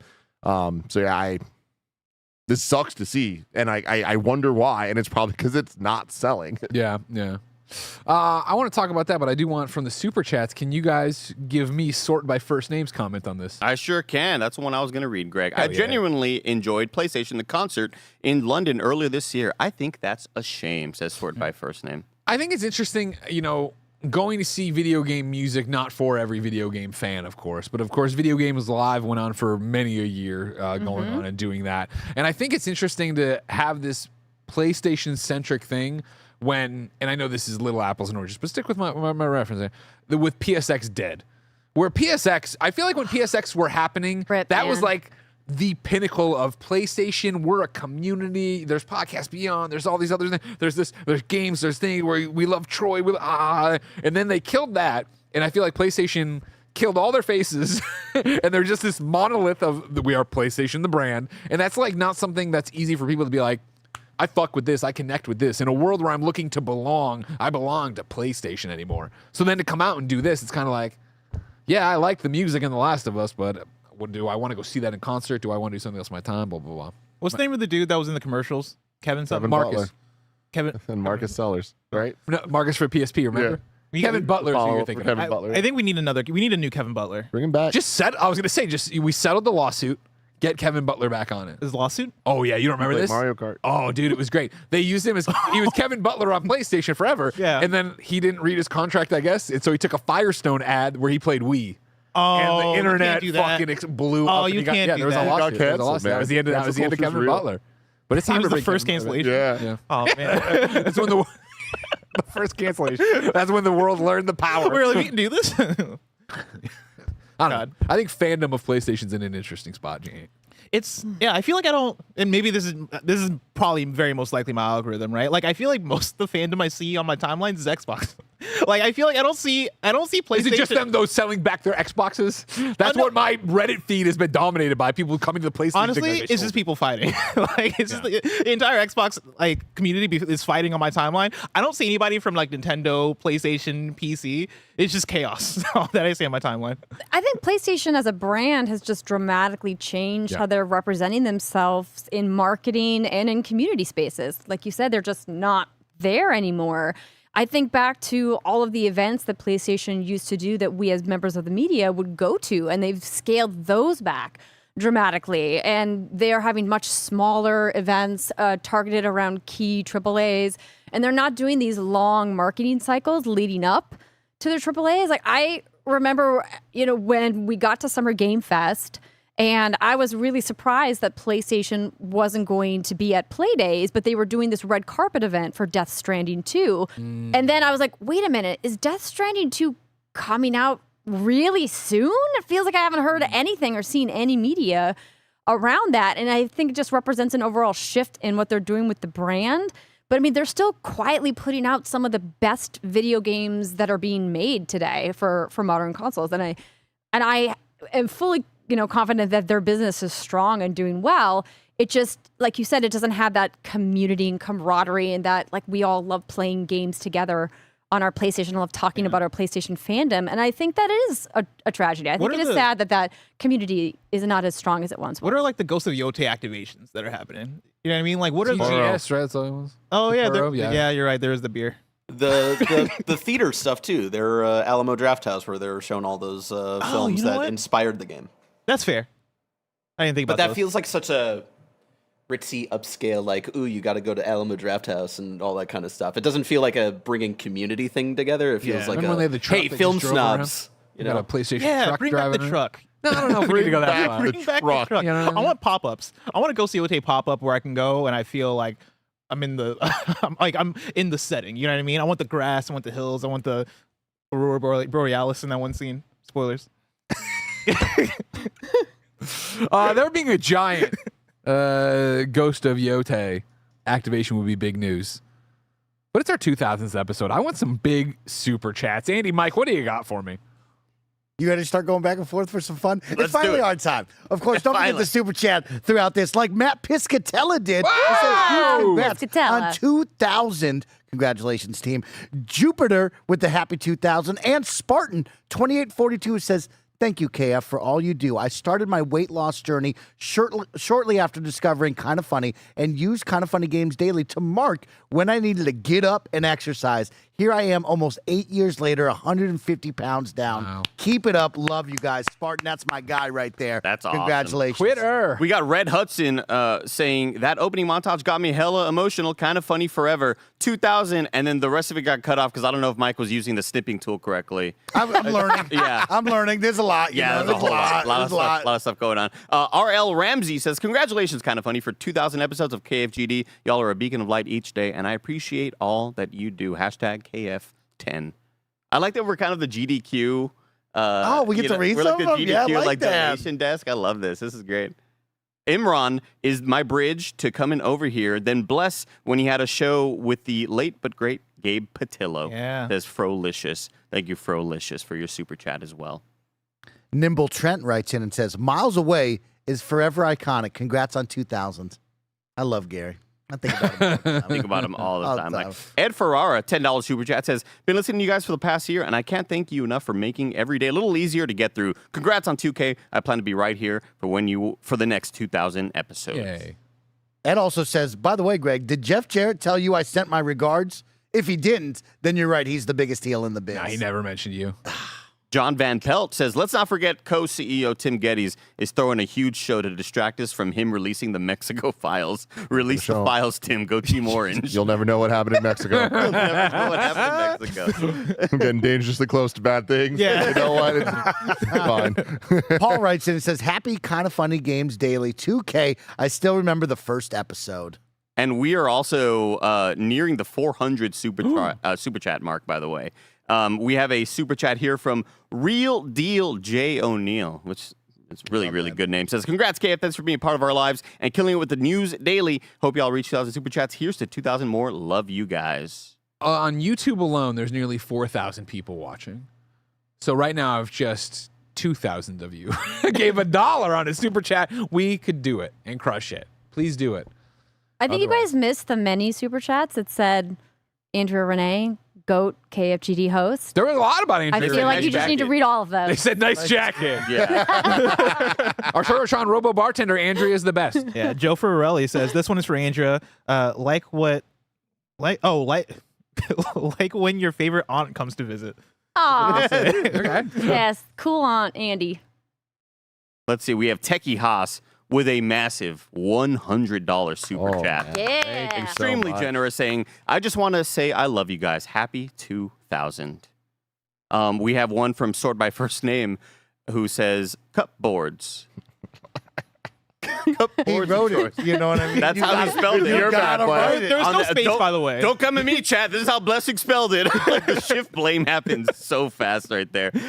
Micah Fournier says, been here since episode 1. I bought shirts for me and my girlfriend. Congrats on 2000. That's right. Kindoffunny.com/store. Wow. All of the New retro merch. throwback merch and new stuff as well. Some cool merch. Caminelli writes in and says, let's get to 2K. Been supporting Greg since Podcast Beyond in 09, and I don't plan on going anywhere. Here's to 2,000 more. A lot of $1 super chats coming in as I urged you all to try to make it happen. But Alex J. Sandoval coming through with $100. KFGD is a huge part of my routine, so much so that when I pick up my 6-year-old nephew, he says, Tio, are you watching Kind of Funny Games Daily? Thank you all for enriching my love of games and helping me both lose, parentheses, Ubisoft, and gain, parentheses, Sony money with hashtag not financial advice. Eric Aspires says, shout out to Kind of Funny on behalf of my husband, Drew, who's been supporting Kind of Funny forever. It's his birthday this week, so please send Drew some love. Happy birthday. Happy birthday. Happy birthday. It was a really great episode to bring like the party and stuff I was planning. Nah, it's not. It's about us. You're right. This is about us this time. Yeah, All it's right, our we'll thing. get to the birthday things. I want to bring in one from Thwarted Junk, who wrote in way earlier with $20 and says, started watching back in 2016, then fell off, came back in 2023, and haven't missed an episode since. I always thought Barrett was saying Epic Game does it instead of a baker's dozen until Kevin said it. Love you guys. That's awesome. Yang Fam says, 2 weeks ago, I asked my girlfriend to marry me. She said yes. Birthday tax as well. KFG, Yeah, 2000. congrats. Happy birthday. Congrats, Yang Fam. Congratulations. Big Fresh 37 in the Super Chat says Floridora. Sign of a very old Greg Miller fan. Thank you very much. And then I got one here for Scott for $50 on a Super Chat. Congrats, KF, on 2000. Y'all literally in my ears, B-Day on my life. I love all of you so much. Comma, we'll be here till end. For real, Bars. for real. I love no that. cap. It's hard sometimes to get it all in, you know, but you got it there. You got it. Ty says, I love you, middle guy. Thank you. I like that one. I was going to read that one. Thank you, Ty. One Shot Thrills writes in and says, just started watching after the 10-year celebration, but I've enjoyed the show becoming a part of my daily routine. Danielle Z with a $5 super chat. Thank you for your continued generosity. She says, happy 2000. Love you all. Idegan Hart says, I saw myself in the Kind of Funny Live 3 footage in the intro. That's awesome. Very, very cool. Yeah, when is Kind of Funny Live coming back, guys? Got an announcement to make right now? No. Ah, That was a super I chat. asked everybody. I was hoping to mark down a little bit earlier. I kind of, just went It's by. in the Matrix now. It's gone. We can't get into kernels right now, Mike. But the question was asking, when's the next Kind of Funny Live event? That's a great question. Yeah. When will the people get to see you and I live? I mean, I was hoping just you and Roger or something. Like, I don't know. That's a great question. Yeah. That's a great question. Yeah. Tim? Well, these have been big super chats, and we still have a lot more show to go. But if I wanted something smaller, say the tiniest news I need to know about, where would I go, Andrea? Well, you'd go to our last story, the Wii News channel, where we cover all the small news items you need to know about. Okay, good. I was wondering if we'd have it on the set. I should have known better. Number 5, the Wii News. Sonic is partnering with the Olympics. They're back, baby. We're so back. Dream team. We're so back. Thank you, Barrett. This is the brand like collaboration. No. Turn this off, Baron. I'm tired. Quote, we're excited to announce our upcoming Olympic rings licensing collaboration with the International Olympic Committee, celebrating the Olympic brand and Sonic the Hedgehog. Stay tuned for more info in 2026. There you Mario's go. pissed. You know what I I mean? know. Nintendo's just like, get this kart racer out of here. You're trying to come for us? You're trying to come for the crown? Mario couldn't We ain't have it going all. to race Now- with you anymore. I know there's a meme about how I get so excited for Sonic things, but if we could all be real for a second yes. and acknowledge that this shit looks ill as hell. Look I how would buy fucking these sick shirts. that looks. I would This buy shit these looks shirts. Let's be real. Let's be fucking real. The You can't tell me merchandising this team isn't knocked fire. it out of the park. I really like These the are all snowboarding very one. good. This is really good. Yeah, I'd buy that shirt. I'd buy that shirt for sure. Skate has reached 15 million players, Mike. Wow. Holy shit. Well, those are big numbers. Are we cavemanning back in tomorrow We're for season 1? cavemanning Season right 1? there, baby. Can't wait. Season 1 launches tomorrow, everybody. I'm stoked. From Gamatsu, the unannounced Alien Fire Team Elite 2 has been rated by the ESRB. Seems to be published by Daybreak Game Company this time. Mike, we enjoyed Fireteam Elite. Let's keep an eye out on that one. I like that. I don't know why Dead Aliens. I don't know why I thought you meant raided, like the FBI raids people. I was like, whoa, really dangerous stuff right there. For PC gamers, Steam players are upset over another AAA game coming to PC and not running optimally. Over on Reddit, posts about a hotly anticipated title dominated our Steam with users such as XL Lover 420 stating it ran fine on consoles. Why is it like this? Another user kicked in the head by a donkey 69 posted, I have an RTX 5080 and it melted on low settings. When asked about a fix, the CEO of the studio said, we're slowly working on an update. Sadly, a hot fix is so far away. If I wanted something more immediate, say what's coming to mom and grop shops today, where would I go? Who wants the answer? The official list of upcoming software across each and every platform, as listed by Kinda Funny Games Daily Show, hosts each and every weekday. Great job. There we go. Great job. Like riding the bike, baby.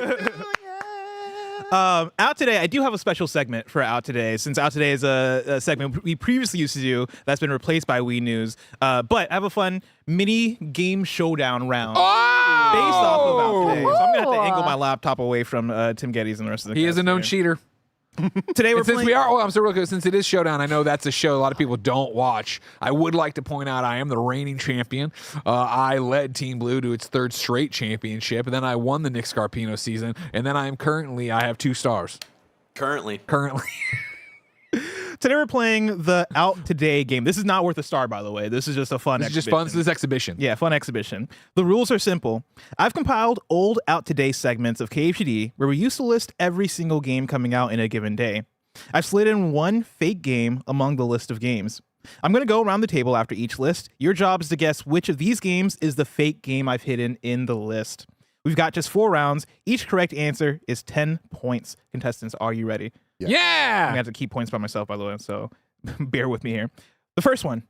This is from June 20th, 2017, aka the second ever episode of Kinda Funny Games Daily. I got 4 games here. One of them is fake. Out today, we got Chess Ultra for PS4 and VR, Dead by Daylight for PS4, Nex Machina for PS4 and PC, and Lo-Fi Girl the game for Switch. Let's start with Lo-Fi Greg. Girl the game. I'm locking it in. Andrea, what's your answer?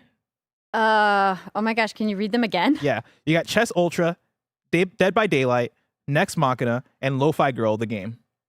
I'm gonna go with Nex Machina. Tim. Lo-Fi Girl. The correct answer is Lo-Fi Girl the game. That is 10 points for Thought for Tim sure that was a real thing. and Greg. I think it is. Lo-Fi I just don't Girl- think yeah, it came yeah, out yeah. then. I don't think it's a real thing. Oh, yeah? Lo-Fi Girl's a real. There was a Lo-Fi Girl game. Was there? Oh, at I some thought I point, made that up. Well, there you go. Didn't come out that day, though. Next round. This is from August 7th, 2018. Out today. Again, these are 4 games. You got Minecraft Story Mode Season 2 for Switch. Super Blackjack Battle 2 Turbo Edition, The Card Warriors for Switch. Crossword Defenders for PS4 and PS Vita. And Poop Slinger for PS4. Which one of those is the fake game? Let's start off with Tim. I'm going to go with the Super Card Battle, whatever. The long one? The Okay. second one, yeah. Andrea.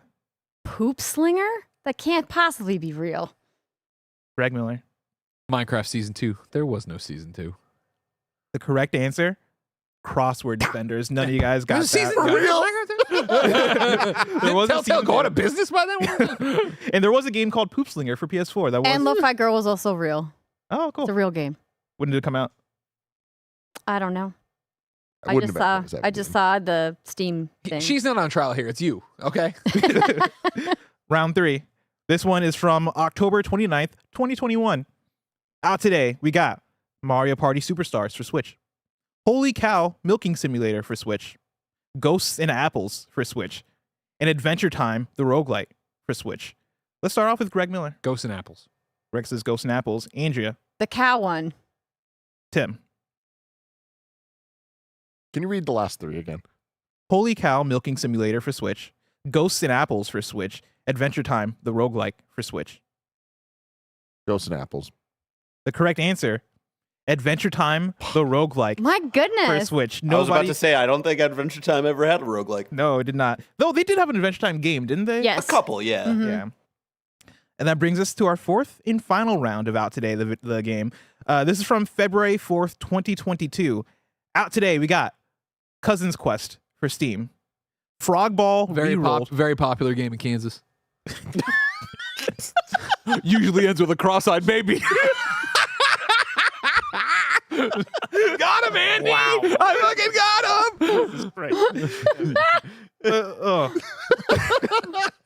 him! Cousin's Quest for Switch. Despicable, Or sorry, man. Cousin's Quest for Steam. You got Frog Ball re-rolled for Switch, Math Gym for Switch, and Millie and Molly for Switch. Is it Math Gym or Math Gem? Math Gym. So G Y. Like I'm going to pump iron at the gym. Exactly. Okay. Math Gym. Let's start with Tim. Math gym. Tim says Math Gym. Andrea. I mean, all of these sound fake to me, but that means they're probably all real. I'm gonna go with Frog Ball re-rolled. Greg. I'm saying frog ball as well. The correct answer, Cousin's Quest. Damn it! Damn. Meaning, that does bring us to the end of the game. Meaning, with 10 points each, Greg and Tim are the victors. Congratulations. Great. Congratulations, Tim. Yeah. Would you like to risk it all and do one more? Yeah.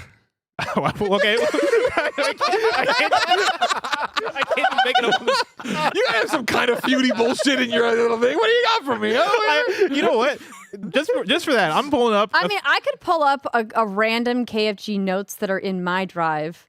And Can you make up a random game on the spot? Of course I can. Oh, okay. I'm letting Andrea do it. Okay, just give me 1 second here to find an old. Yeah, give me a couple super chats while that happens. Ready? Yeah. You go first. Oh, shit.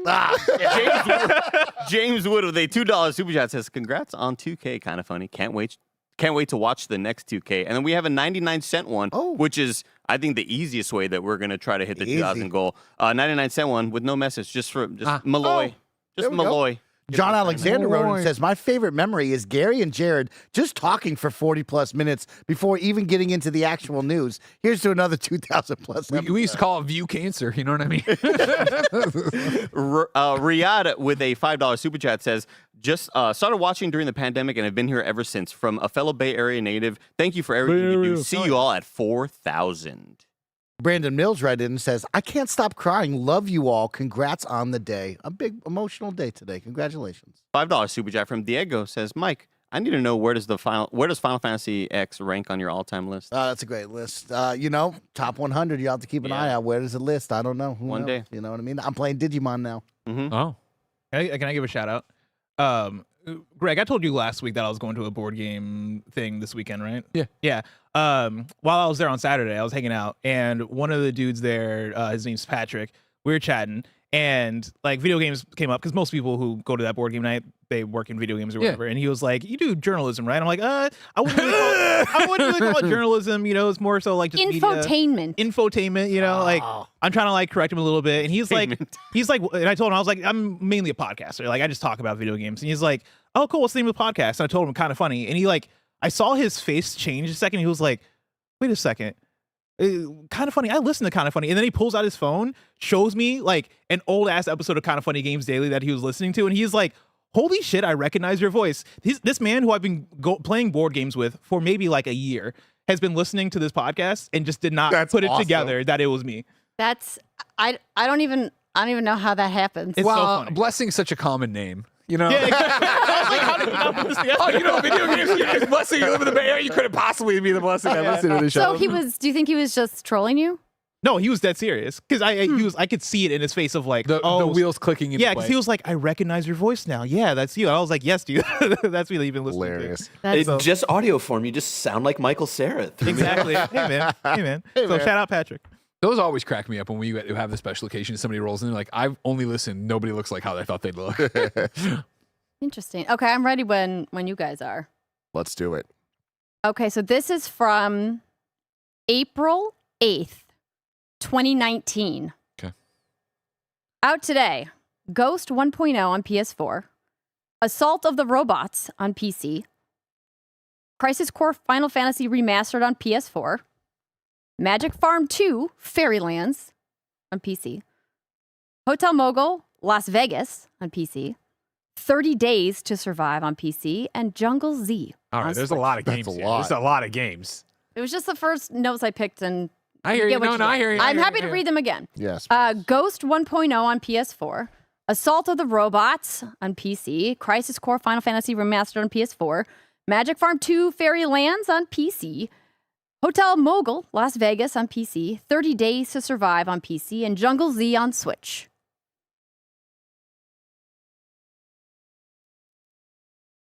Blessing.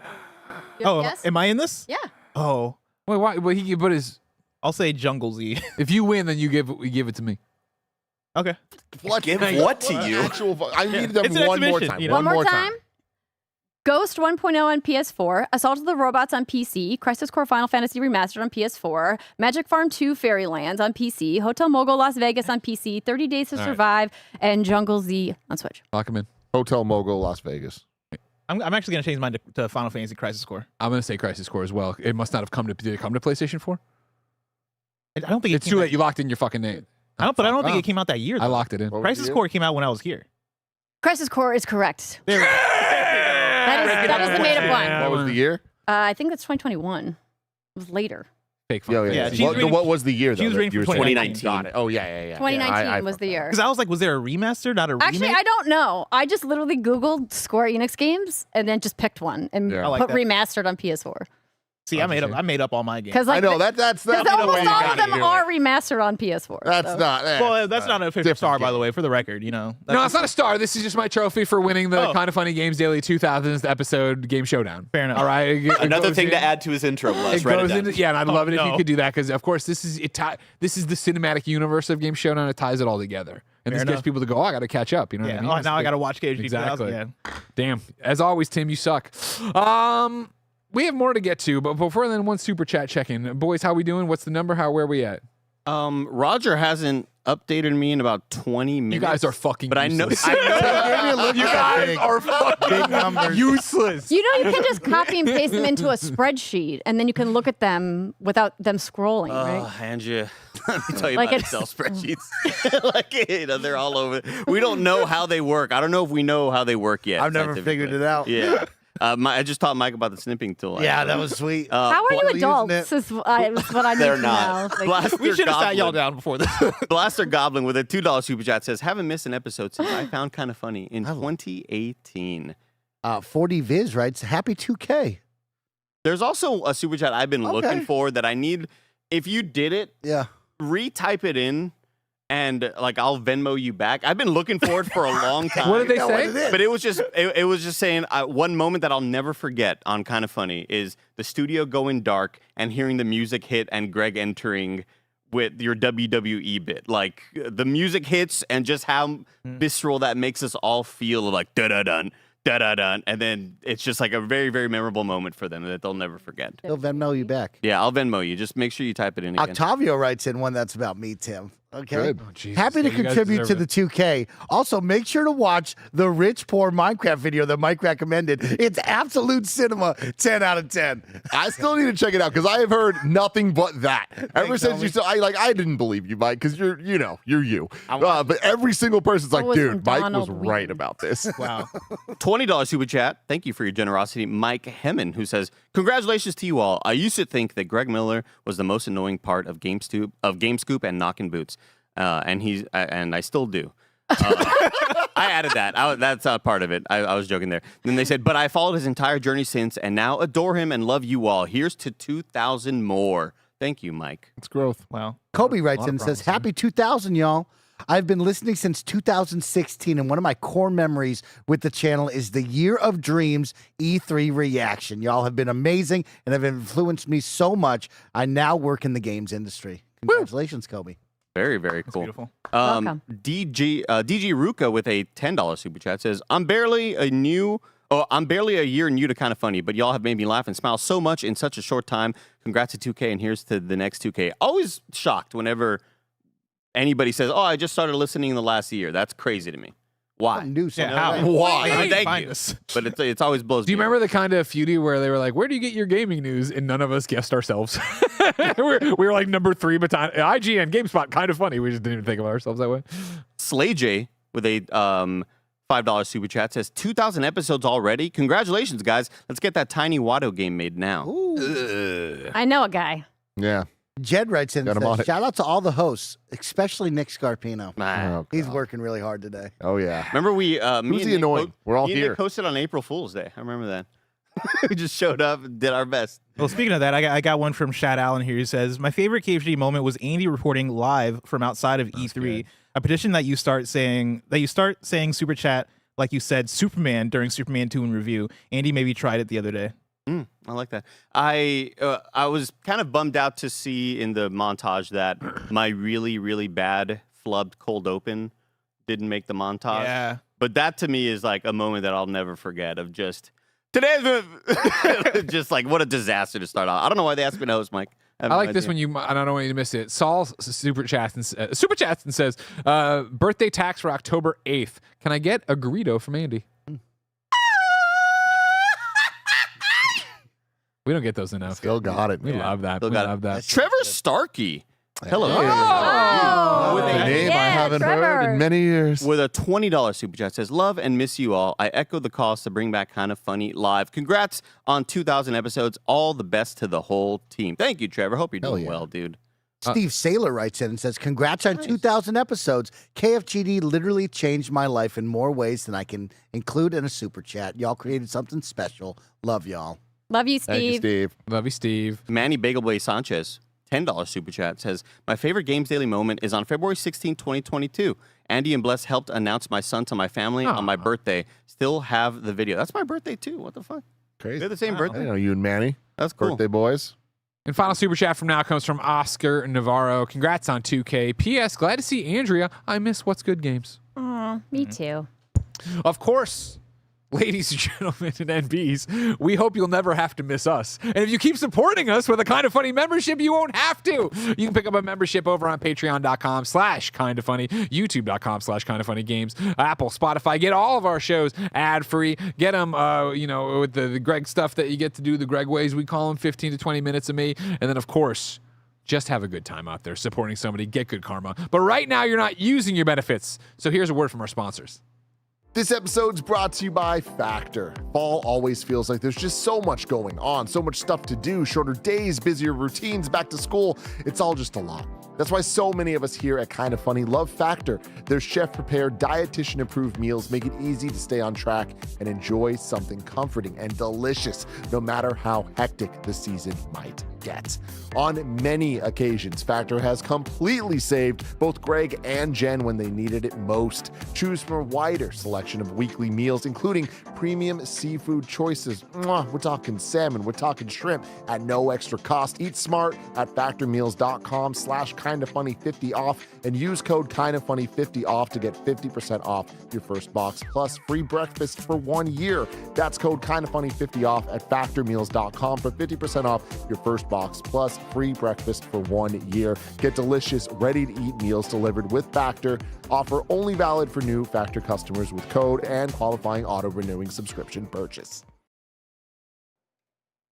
And we're back. We're doing a little bathroom shimmy. Everyone's going to cycle out and go to the little pee-pee room, Bless. Yeah, that's what they call it now. These The days. pee-pee room. So We while, gotta change that name. Yeah, we'll get on it. We can't keep that. We're going to get some more super chats here. Alien 5000 says, been listening since the days of Undertaker bursting through the wall and even named my son's middle name after Greg. Thanks for being the most consistent thing in my life. Thank you so much. It's crazy how consistent the show has been. It is. Yeah. For 2,000 episodes, it's been a daily video game news show. Yeah. That's tough. Something that I love about it is I love getting to do it with you so often. I love just being here, being part of this is so special. But seeing that montage, the amount of memories over the last 8 years, and seeing all of the different guest hosts that we've had, I would have never thought we had that many people. And there was a couple guests that we had that I didn't even remember doing an episode with Isla from Easy Allies. And I'm like, oh my God, it's just crazy that we do this so consistently and so often that you just kind of eventually, it's just another thing we do, but to see it kind of memorialized that way, it's oh my God, we do something cool here. Oh yeah, 1,000%. Want to bring in one from Goldfish Boy 1337. That's elite. Congrats, Team KF. Special shout out to Blessing, the only one who really cares about us audio listeners, and to Mike, the GOAT. Here's to 8,000 more KHDs. One of my greatest highlights of the day. Listen, I was an audio listener. And so I got to care about my audio listeners. Mr. Showtime says the one with Isla was earlier this year. No. Shut up. No. Actually, that is true. That is true. Look, man. That's hilarious. I don't know. No Com says, Cam spent my second screen while gaming forever, and I've been there through everything. Love and appreciate you guys. Thank you. That's so awesome. And I do think that's one of the coolest things is like, we listen to gaming podcasts as well. Mhm. So it's like cool to know that we're for other people. Yeah. Like somebody's playing Hades 2. Yeah. While listening to us. I Yep. know that for a fact because For a fact. I've listened to so many podcasts while playing Hades 2. Yeah. And if you're playing Hades 2 right now, lock in. Dude. All right. Pick the right upgrades. Yeah. Choose the right paths. Make sure you're using your cast. This is the run. This is the run. This is the run. I believe believe in you because you know what, Timmy? Beat it over the weekend. We got a gamer here, everybody. Dude, yesterday, my friend Curran came by and we grabbed just some coffee together. And this couple had this like little baby with them. And we had a dog. So like the baby and dog were interacting. So we ended up kind of talking to them a bit. He overheard, we were talking about Expedition 33. Yeah. And the guy overheard that and he was like, oh my God, I need to interrupt. Like, what a game. Like, got super into it. And he was like, yeah, my wife like just started. And I was like, oh, that's awesome. Like, we're talking about it. She's like, yeah, like I need to stop and get back to it though, because I'm almost done with Hades 2. And I'm like, this is the greatest conversation I've ever accidentally got. And he was like, oh yeah, like I got to get to Hades after he's like, I'm about to beat Silk Song. And I'm like, let's go. Let's fucking go. Yeah, it was so funny because Curran's like, I can't believe that he's like, because he only played Expedition. Yeah. And he's like, every game that Tim talks about, you guys are just bringing up right now. I'm like, this is great. He's like, I'm about to start Yoshi's Island. He busts out Pokemon Go. Do you need to go to the bathroom? No, I'm fine. Okay, I'm gonna go. Yeah. Oh, you're getting that donut too. Nice thinking. These are like solid donuts, which I was Like no hole. Yeah. Yes, I'm very curious what kind of donut it is. Like there's no hole in the middle. Mm. It's almost like a fritter. You know what I mean? Yes. I am really concerned though that this very blue frosting is gonna. What's the worst that could happen It's to our just gonna teeth? with Rogers It's gonna homemade turn my mouth like fully blue. Good day for it. I mean, I'm wearing blue. The set is very blue. Very matchy. Good. It's a good donut.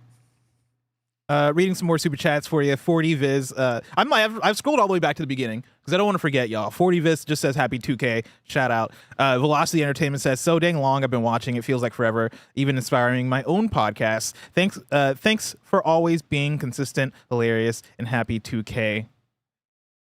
Octavio writes in and says happy to contribute to the 2K. Also, make sure to watch the rich poor Minecraft video. Oh wait, I think we already read this one. Do you think they're not doing their job? They were doing their job. No, they're doing it. They were doing it too well. Here, my teeth blue. A little bit. Ah, damn it. Yeah, a little bit. Not noticeable. Oh no, maybe. On camera, probably not noticeable. In person, Bear, yes. give me the one. Digital zoom on my teeth.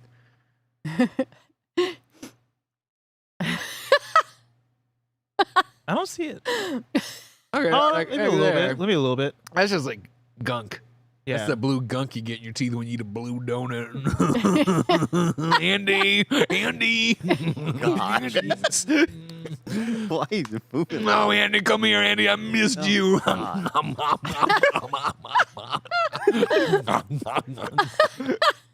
I laughed so many times this weekend thinking back to like we have a lot of fun here, but like a genuine belly laugh for both of us when I came in when the tech wasn't working. And I was like, they say kissing won't fix audio lag, and you and me both busted up laughing so bad on that stream. Only one way to find out. I disagree. Man, I've been playing a lot of Super Bonk or Mega Bonk. Oh yeah. I've been seeing that make the waves online. Holy shit. Too much Mega Bonk. I want to read one from Jenny, aka Send Nuggies. It says, okay, real chat. KFGD helped me remember how much I love video games and introduced me to the communities around them. If I can take one thing away from taking in the news, it's how important it is to support the little guys with the heart emoji. And is that a winking? Thank you, Send Nuggies. Yeah, winking emoji. Always a pleasure. Thank you, Send Nuggies. And then Jason Cohen says, Bless called me out playing Hades 2 right now while listening. Got 4 more achievements to 100% on Steam Deck. Congrats, kind of funny, on 10 years and 2,000 episodes of KFGD. If you're playing Hades 2 right now, I want you to super chat in. Yeah. We're going to get a lot of super chats. Oh, yeah. We're about to be rolling. We're hitting 2,000. If everybody did it right now, we'd be done. Mike can go home. $2 super chat for a birthday tax from Mr. Pee Pee Poo Poo. Jesus. Fan for 6 years. Sure, why not? Shout out. I also don't know if we shouted this out in the beginning, but like we have a lot more segments past the Roper Report. I know typically this would be the end of the show. We had a lot more show left, which I'm excited to get to. Oh yeah. Yeah, that's good because Cameron Kennedy writes in, says, first time watching, pretty good so far. Hopefully give him a good show. Great. And then they watch the zoom in on Greg's mouth. They probably quickly. That's the content that this audience wants. You can Let's get be the real. news from anywhere, all right? Do you want to go listen to Jordan Middler, this fucking giant Shrek-looking bald man, or do you want this kind of content? Mike, open your mouth and put it on my mouth. Andy, open your mouth, put it on Mike's mouth.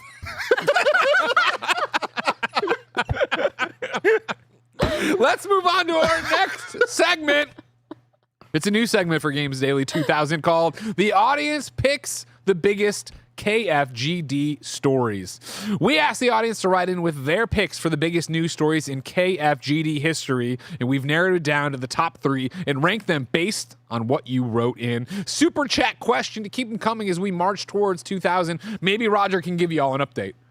You know, since you can't ask. He's yapping outside, I can tell you that. As of 11:28. 20 minutes ago. 5:27. Okay. Wow. Good. We're marching. We're marching. And they're starting to come in droves thanks to all the people playing Hades 2 right now. Thank you so much for the Hades 2. I'm going to leave one as well. Blessing, I gave you the synopsis at the top here, but you want to give me a little bit more on this segment? I mean, you pretty much nailed it. We put up a poll probably like a few weeks ago, a month ago, for the audience to write in with what they think are the biggest KHD stories. And so I looked into them kind of Feudy style, and I've ranked them. And so I've narrowed down to the top 3 biggest KHD stories. Okay. We're going to start from number 3. Number 3. GTA 6 trailer is leaked. This is from the December 5th, 2023 edition of Kind of Funny Games Daily.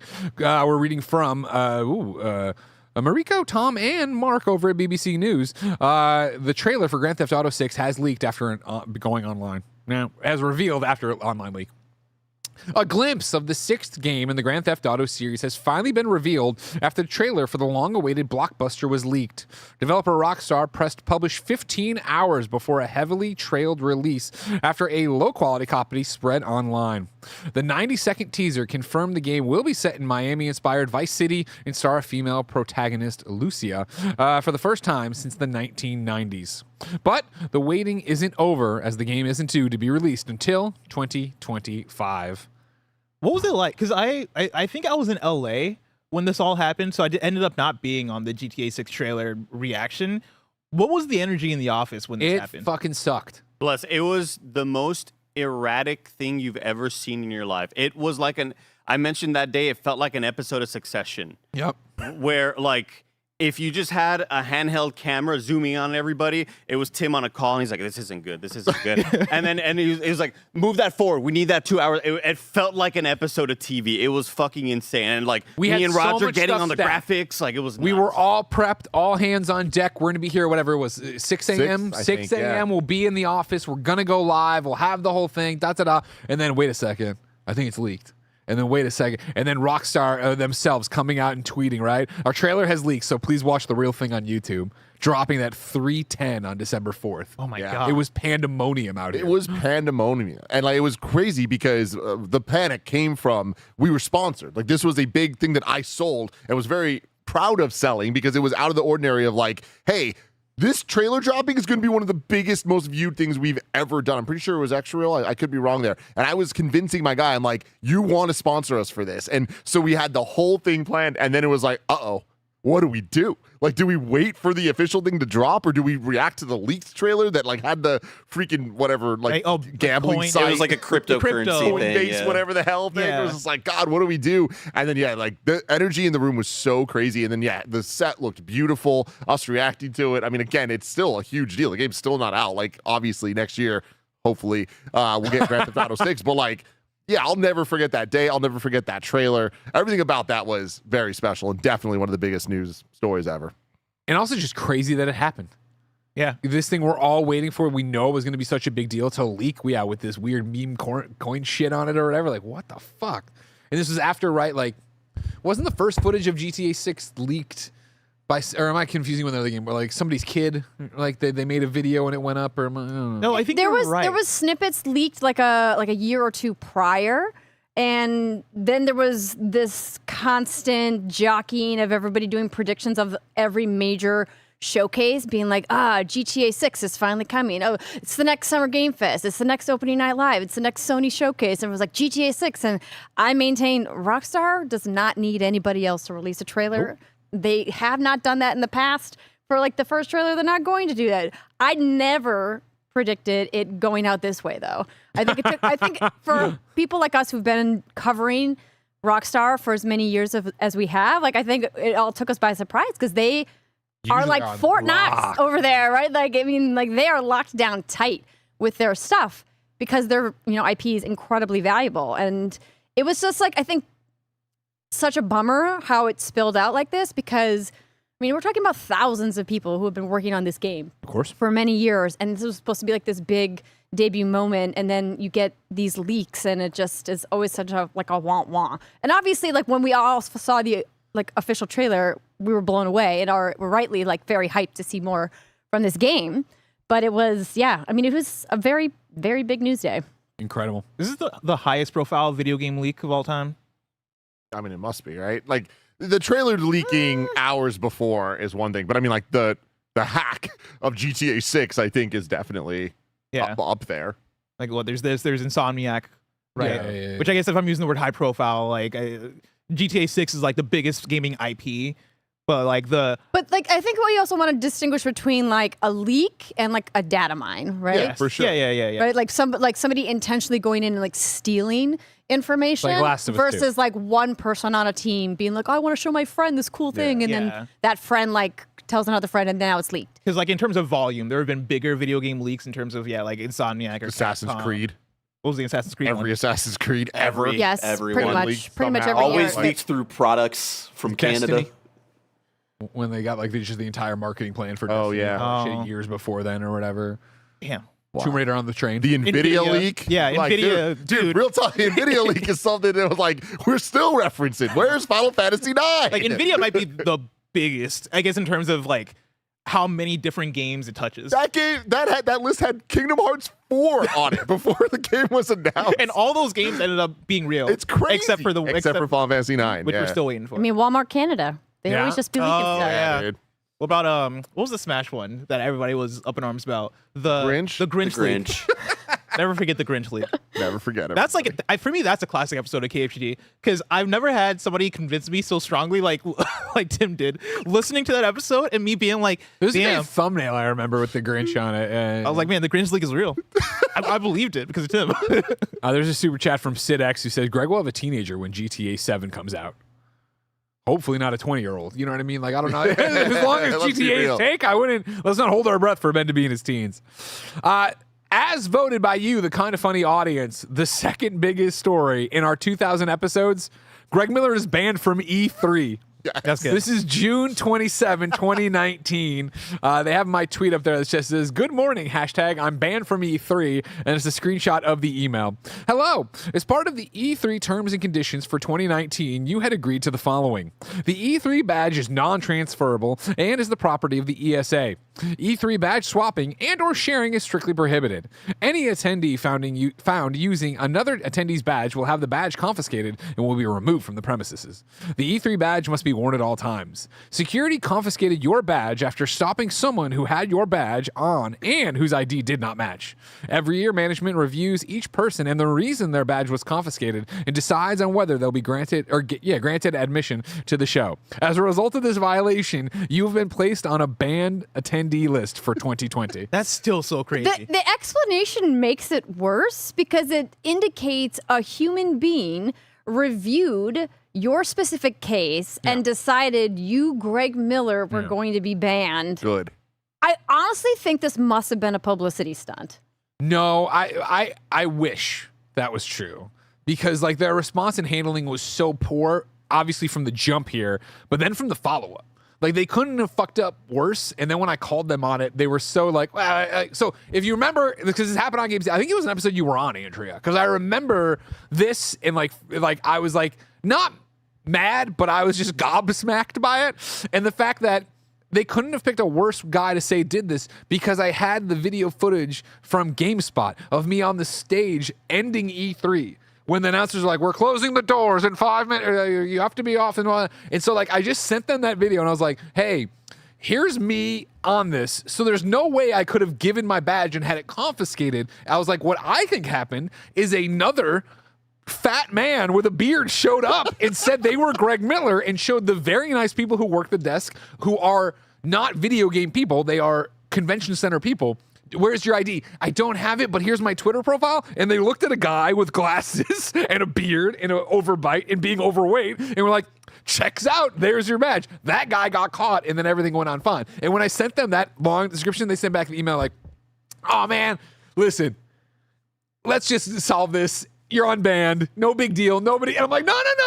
Like, you're doing just no. Like, admit you fucked up. Don't be like, oh, well, no big deal. I'm like, no. I thought we talked about how you always throw your badge in the trash after the show because I keep all of my badges. I like have a video on my TikTok of like all of my badges.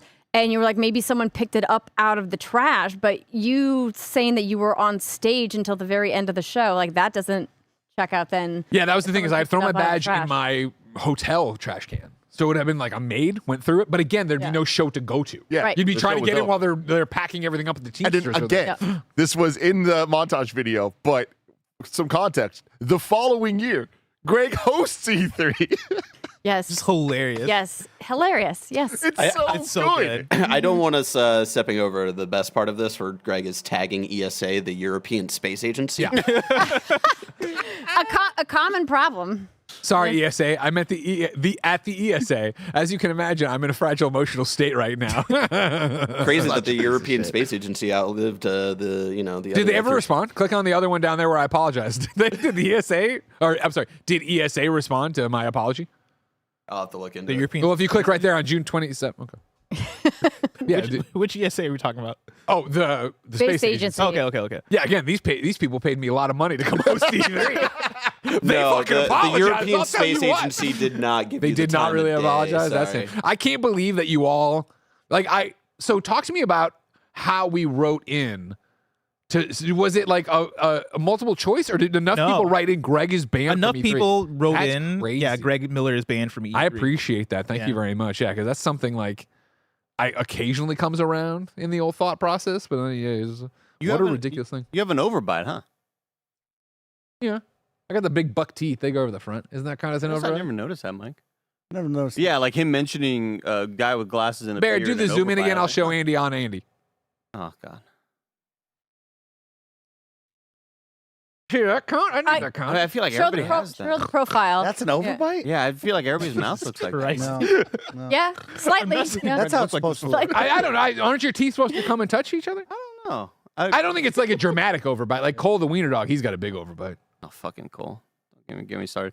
Gray Almeida with a $2 super chat says, hopping into Hades 2 now. Hashtag Team Purple for life. Team Purple. Team Purple. God, we're going to win this year. One day you'll get a star. No big deal. And then your final, number one, the story you thought was the biggest story that's happened in 2,000 episodes. Xbox acquires Activision, January 18th, 2022.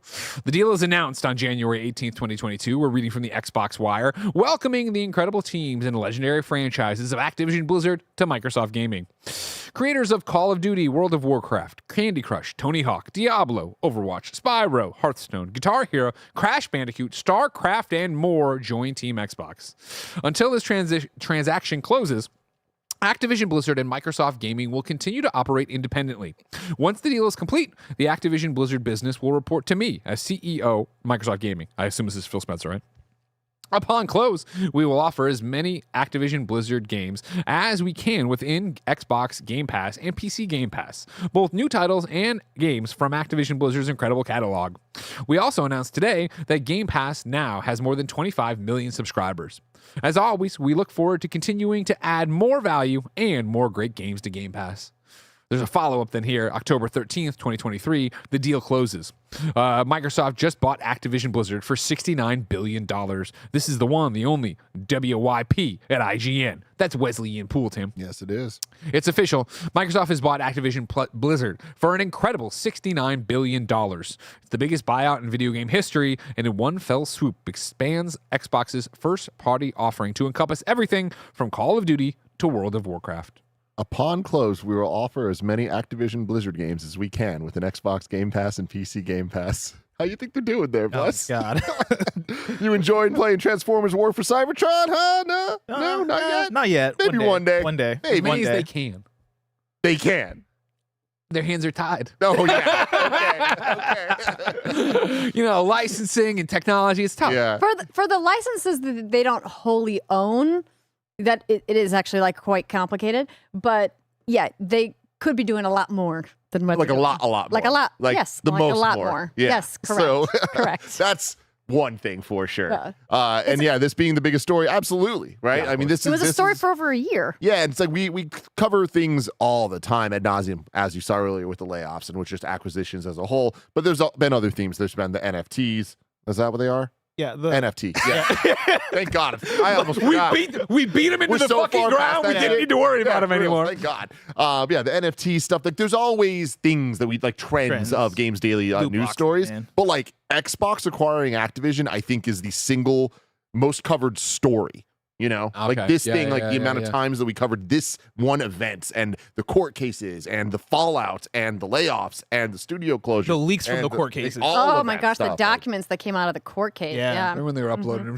They didn't even have to reveal it. They were doing it. They were like, oh, fuck, we put up the wrong Like, thing. shit, we forgot to redact. My bad. My bad. Oops. Oops. Well, now you know about the next Doom game and a bunch of other games. Yeah, and again, you know, to your point, it's still ongoing. We're still talking, you know, today's Games Daily was all about Xbox and what happens in the future because of this and the $300 million lost because of this. Like, it's crazy to look here now and be able to look at the ripples and where we are now and how it's just continues to happen. Yeah.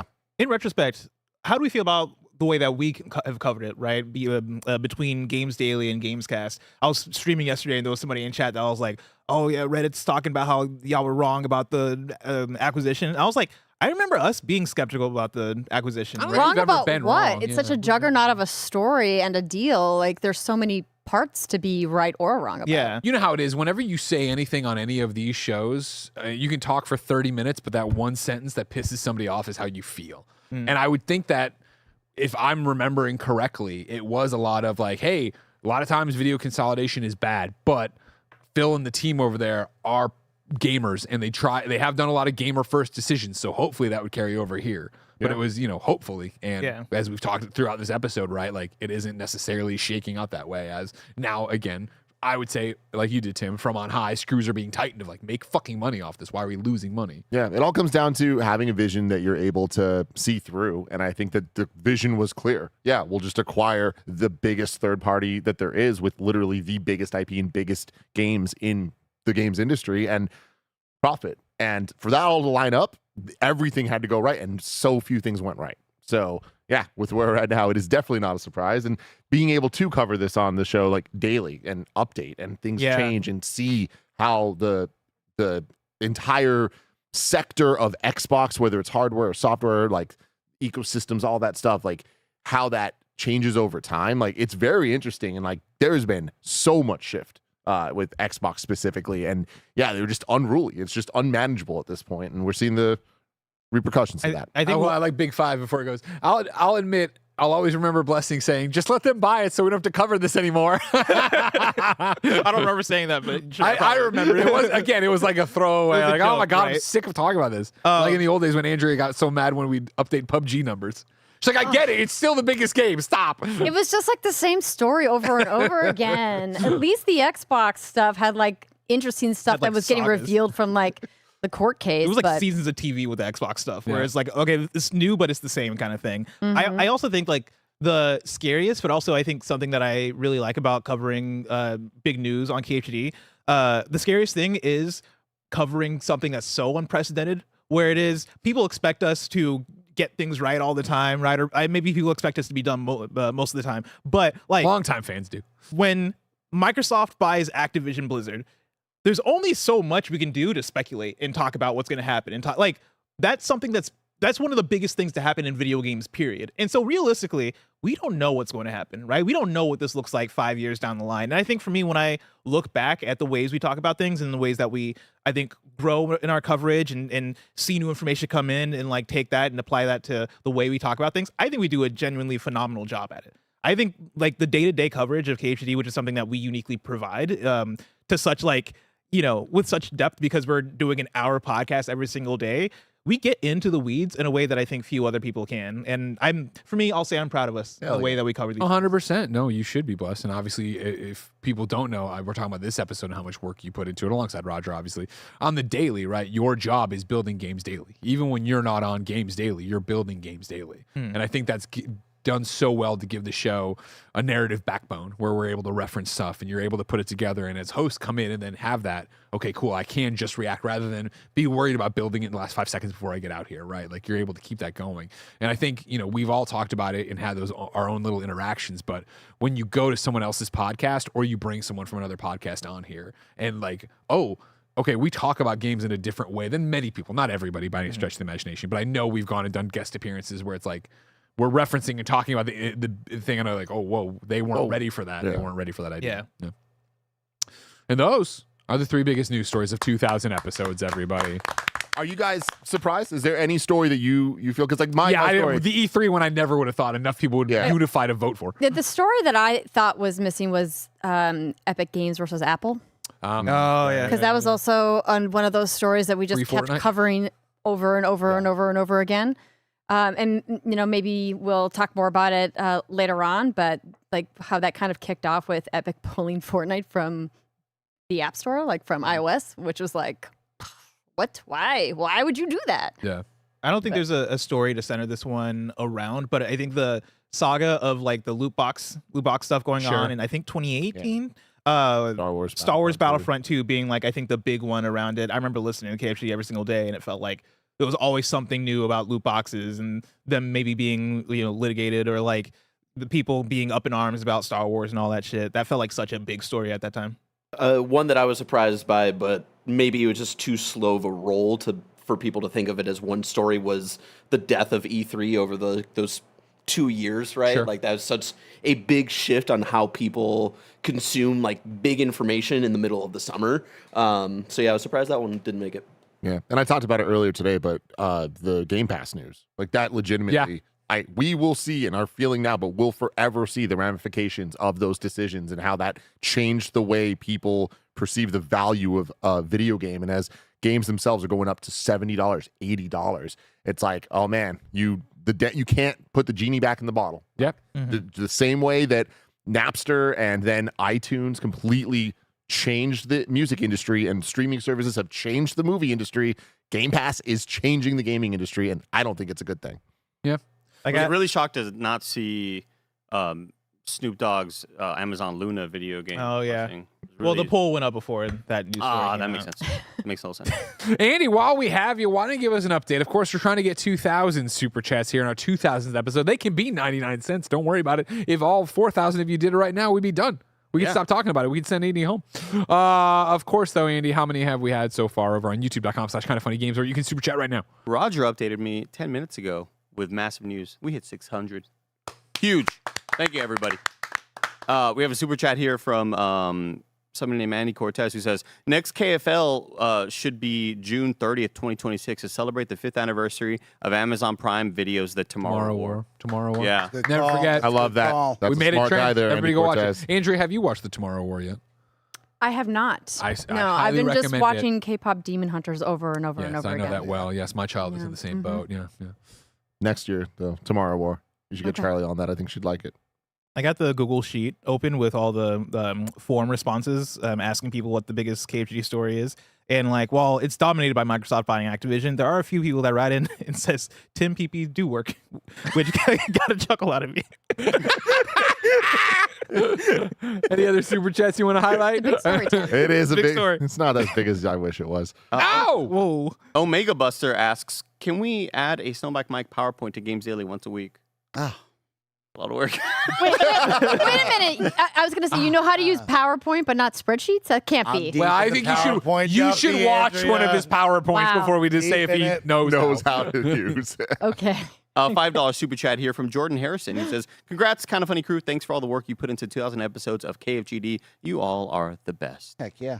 Michael McCarthy writes in and says, "Happy 2000 fan since 2020." Wow. Thanks, Michael. Microtransaction Chris with a $2 super chat asks, "Mike, are we getting a marathon Pokemon ZA stream?" Oh, that's a great question. No, but you will get Nick unleashed in Pokemon. We will release Nick into the world, no rules, and he will go have some fun. It'll be a great time. We decided we'll just let you play the game. Yeah, You know, that's a good goal, 'cause, right? You know, Let it him gets play the very game. stressful for him.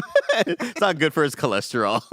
Justin writes in and says, Team Purple, Team Texas, Team PC, Team Whataburger. Man, come on. You're on the team. You're on the team. Welcome in. So many bad things in that. RSC Raptor Face with a $2 super chat says, "That interview with Greg and Camilla Luddington."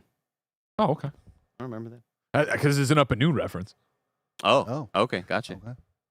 That wasn't a KFGD reference. Yeah, gotcha. $10 super chat from Jim Tacey says, "Been a fan of Greg and Company since the IGN days. So grateful for everyone on KFGD. Got me through many days. Proud to be a part of this community." Jordan West writes in and says, "Here's $5 for cash for Mike's Italian toothpaste for the office after those blue donuts." That's a good call. I've switched it up from just the silver to the blue now.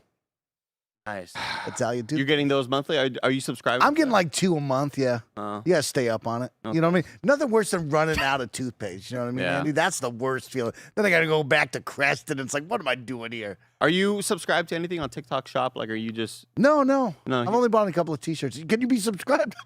I probably shouldn't have told you that. I probably shouldn't have. Andrew, are you aware that now when Mike travels, he doesn't pack a toiletry bag? He just buys toiletries at the airport or hotel. You know the vibes, hotel will Andrea. give you most toiletries for free, right? Check it out. Hey, maybe Check it that's out. what I do next time. Yeah, that's not what he does, though. You have to ask at the front desk. Check it out. The good ones are not in the room, but you can get like a razor, toothpaste, toothbrush. You can get that from the front desk at most hotels. She's putting me on. Thanks, Andrea. You're welcome. I'm here to help you. By the Be way, an adult.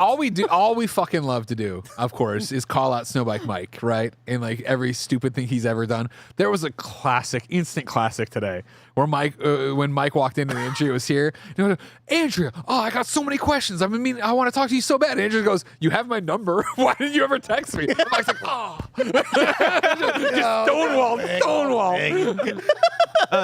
Greg, I got one here I want to ask you about. Yeah. This is another one from the forum. Somebody wrote in and says, when asking what the biggest story in KFGD history is, PSX being canceled while KFGD is live on air and Greg committing to a KF Games showcase immediately. Do you remember that? I do, of course. Yeah, that was a big deal for us. As you all know, as I've said many a time, Kind of Funny in general, very influenced by professional wrestling. So there's a lot of kayfabe. What do you know? What do you don't know? I had known PSX wasn't happening. And so there had been background, and by like maybe a week, I don't know, maybe a couple days that it wasn't going to happen. And so there had been back channeling with me and Tim of like, this isn't happening, and I have an idea that if it's not happening, we should jump on this and do a December showcase for these indies. That was always the best part of PSX. When I think of PSX, especially the first one in Vegas, right? I remember so well running around and like that they were giving out those the playing cards with games on them, and I remember talking to the team at Drinkbox who were showing Severed on Vita and how they were just getting showered with love for their little Vita game that nobody else would like really care about in a grand sense, right? And it was that idea of that if that platform for getting indie games to people was going away, I wanted to try to step up and do it. And now obviously there's so many amazing showcases that we limit ourselves to our mixed stuff usually at GDC and yet and on top of that too, it's like that time was so special because in the same way that now even we still think of that Summer Game Fest week, you know, like all the different events that are happening around the same time, and before it was even clearer with E3. But there was for a long stretch of time this like second energy of the year in December. The first week of December, we got PSX and we got Game Awards, and I feel like PSX was kind of hit or miss in terms of the big giant announcements, but they often were there. Like when you think about Last of Us 2 being announced and like some major things at PSX, Uncharted 4 gameplay, like all that. But it was the indie games. It was the smaller titles, I think, that specifically on the show floor. So yeah, that was losing PSX was a bummer in a lot of ways. But I do think having that PlayStation and then Game Awards, I don't even remember the order of it, but like that was so special and awesome. Yeah, yeah. So yeah, I was super happy to be able to do that. And again, it was one of those that like I'm happy we had the runway, because I would have had the same thought if it happened live, but it would have been that like, well, fuck, can we do that? Are we committed to doing that? So it was a good moment. It's cool. I also remember one of my sort of memories that it's always just sort of instilled in my brain is sitting by my computer while y'all were on Games Daily, and more news kept coming out about EA maybe, or E3 maybe not happening because of COVID. Oh yeah, like so many like, all right, this publisher is pulling out, and it's like, oh wow, this thing's starting to kind of feel more real than we thought it was. 100%. And that was like maybe I think a week later we were already working by home by then. Yeah, because we were like, let's take advantage of it. Let's go home or a week early. Yeah, and then everybody was home after that. We'll be back soon. Yeah, COVID's actually an interesting one for not popping up there, and it's. I think we've just blacked it out. I think we're still in like the inertia of the trauma of it all, because it started really with PlayStation pulling out of PAX East. Yep, they were. Like, that was the story that kind of like was the first domino. Yeah, and I just like when I think back to that time personally, I was just angry and sad and confused and like it can't be real. This can't be happening. The I was in denial. Daily thread I would give would be to Gary, because I remember every episode Gary was on. He's like, "This is gonna be bad." Like it was like even when we weren't even putting it into game news yet. And then for PSX to happen, I remember then when I went and did in February I went and did Dice Awards, and I remember there being like at rehearsal being like, all right, well, all these international people aren't coming, and I was like, why not? Because interesting that they're that worried about it. And then it was PlayStation leaving PAX East, and then the whole thing falling apart. Going back real quick to the number one story, we have the Xbox acquires Activision. I'll never forget Gia waking me up at I was in bed. She wakes me up and she goes, "You have to get online. Something's happening." And I was like, happening. "What?" And she's like, I don't understand, but like everyone's freaking out. Like, I think this is important. And I look and I'm like, Xbox is acquiring Activision. I'm like, what the fuck? It's time to move on to our next segment of this jam-packed Kind of Funny Games Daily 2000th episode. It's called Former KFGD Host Clip. Bless, what are we getting into? Well, we have a clip to watch, a fun clip to watch. So, Barrett, go ahead and roll it. What's up, everybody, and welcome to Kind of Funny Games Daily, which is what I would be saying if I were hosting KFGD today, but I'm mostly just here to say KFGD was a hell of a time. Calling to you from the magical land of Canada and reminiscing on Kind of Funny's history as we look forward to the 2000th episode of this ridiculous endeavor. Hey, Kind of Funny. It's your boy, Danny O'Dwyer here. The Irish cream, as Greg often liked to call me. What's good, everybody? Andrea Renee here. Congrats, Kind of Funny, on 2,000 episodes of Games Daily. Anna Garcia here, aka Game Honestus, and I just want to say congratulations to 2,000 episodes. KFGD, holy cow, what an accomplishment. Hello, I'm Gary Wetter, and I've been asked to record a short message in recognition of Kind of Funny Games Daily's 2000th episode. I've been a fan of everything that Kind of Funny has done over the years, so to actually be invited to be a co-host on KFGD was quite the honor. Had no idea what I was doing. I was super nervous, but everyone on the team, they were just super welcoming. They made it very easy to be a part of this, and I've been forever grateful and thankful to just be a part of the Kind of Funny family.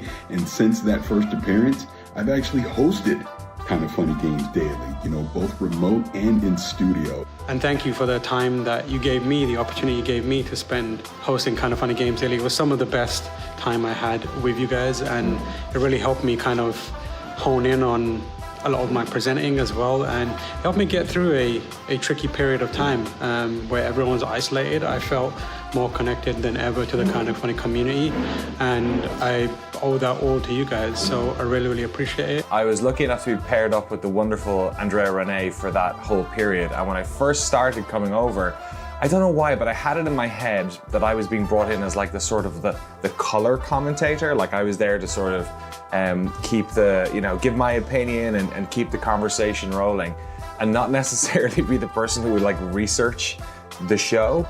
And it took me a while to realize that I was basically turning up on the day. I'd drive over from Oakland to San Francisco. It'd take best part of 45 minutes to get there. And on the way, I'd be like thinking about news stories and all that sort of stuff. But then when I'd get there, Andrea had obviously done all the work to put together this really well-researched and thought out list of news stories to cover. And so I think in retrospect, I don't think I was so busy with like no clip stuff and doing this and everything else.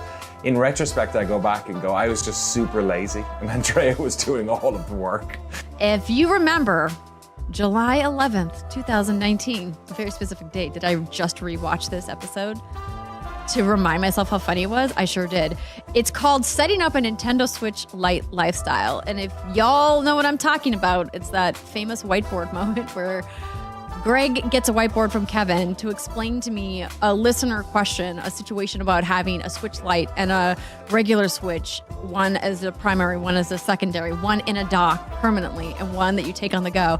And there was just a component of the explanation missing, and I was just not getting it, and Kevin was losing his mind. Wait, so are you insinuating that you would put the Switch Lite in the dock? No, why are you saying that? No. We as hosts and producers are putting together the show, but allowing space for those moments of hilarity or sincerity, whatever the moment calls for, to just come about naturally. And that's what makes Kind of Funny so special. I loved hosting Kind of Funny and having an opportunity to be a part of this community. I love some of the most memorable moments we've had. But as much as I love being behind the desk with Gary, making fun of printers or trying to annoy Greg, what I always really, really appreciated more than that was the stuff you never saw. The stuff in the back room of the office where just sit and banter and come up with ideas and laugh, or the backstage at one of the events where Tim would walk up and give you that patented giant Super Tim hug. These are the things that meant so much to me. Kind of Funny was the best job I ever had. And of course, like all luminaries, I took that job and then decided to leave to go work on Stadia. So, great judgment on my part. 15 years ago, Kind of Funny was barely a glimmer in a young Greg Miller's eye as he toiled thanklessly in the salt mines of IGN. Then I catapulted him to global recognition by telling him to not touch my knee, giving him the confidence to strike out on his own. You're welcome, Greg. Kind of Funny has grown into a media empire that now straddles the video games industry like a colossus. And in that time, I've grown to become close personal friends with Greg, Tim, Nick, Blessing, and the other ones. Congratulations on 2,000 episodes. Here's to 2,000 more, and maybe, just maybe, I'll host again. Here's to 1,000 more episodes of Kind of Funny Games Daily. Love you guys. Have 2,000 more episodes, KFGD. Been a great run, and congrats on 2,000 episodes. Keep crushing it. Here's to another 2,000. Here's to another decade. I miss you. I love you. Here's to you. Anyway, congratulations, Kind of Funny, on the 2,000th episode of Games Daily. You can probably stop now, right? You've made your point. And we're back for a very special episode of Kind of Funny Games Daily as we celebrate our 2,000th episode. Remember, of course, what we're trying to do today is get 2,000 super chats, of course, to celebrate, to ring in, to honor this milestone. They don't have to be big ones. You can toss in $1 one right now. Andy is over there. Mike is over there. They'll read it. Mike's got Mike came out with a little thing of raspberries. Is Roger ordering us lunch? Because I have Omega Buster writing in on the super chats that said, man, this stream would be next level if we spent an hour watching Roger and Mike order lunch. We can put it up on the back. No, we won't be doing that. Like, let's get on this, Rod. Instead, we're welcoming to the main desk, of course, Andrea, who's been here all day with us, but the rogue one, Gary Witta. Hello, Gary. Yay, Hello. Gary! It's been a minute. It's been a minute. Great video out there. Great little. Thank you. We'll talk about how you cut almost all of my best jokes after the show. You act like I had anything to do with it. And of course, the best hair of the business. On my own YouTube channel, I will be posting the full, unexpurgated, uncensored, free speech version. Yeah. You can try to kill me all Gary, you fucking can you watch want. your mic? My jokes are going to get out there. You're going off mic. People at home don't see where the crafty little edits were, but I fucking saw them. They don't. Wait, who's going off mic? Gary. What? When you turn to the right, you're going off mic. I'm a human being. I move my head when I talk. You got to keep up with him, Kevin. It's amazing we don't work with Gary more. It's amazing we don't work with I wonder what's grinding his Sounds gears. like a microphone problem more than a Gary problem. Just move it back slightly, then you'll be able to turn your head a little bit more. Think? All right. Well, you're much more pro than I am about being in front of a microphone. And the best hair in the business, Fran Mirabelle III. Welcome, boys. Honestly, such a hard act to follow. I was just going to leave. Like, I couldn't even make it to the hello. Yeah. Just kidding. How you guys doing? Good. Yeah? Yeah, we were just talking about like building PCs and stuff. Nerding out. Yeah. Of course you are. I you saw can just you buy them now, those handhelds. It's great. Yeah. You don't have to go. Yeah, you're big on PCs now, I hear. Anything that's, it's a Vita 2, and I'm holding it. That's great. Don't say I didn't tell you so. Yeah. What do you got, Andrew? Oh, I was just going to mention that I saw Gary walk in when we were talking about Dune Awakening, Yes. but he was still top secret. I've Hadn't been been- revealed yet. Fair enough. What hadn't been revealed? You being here.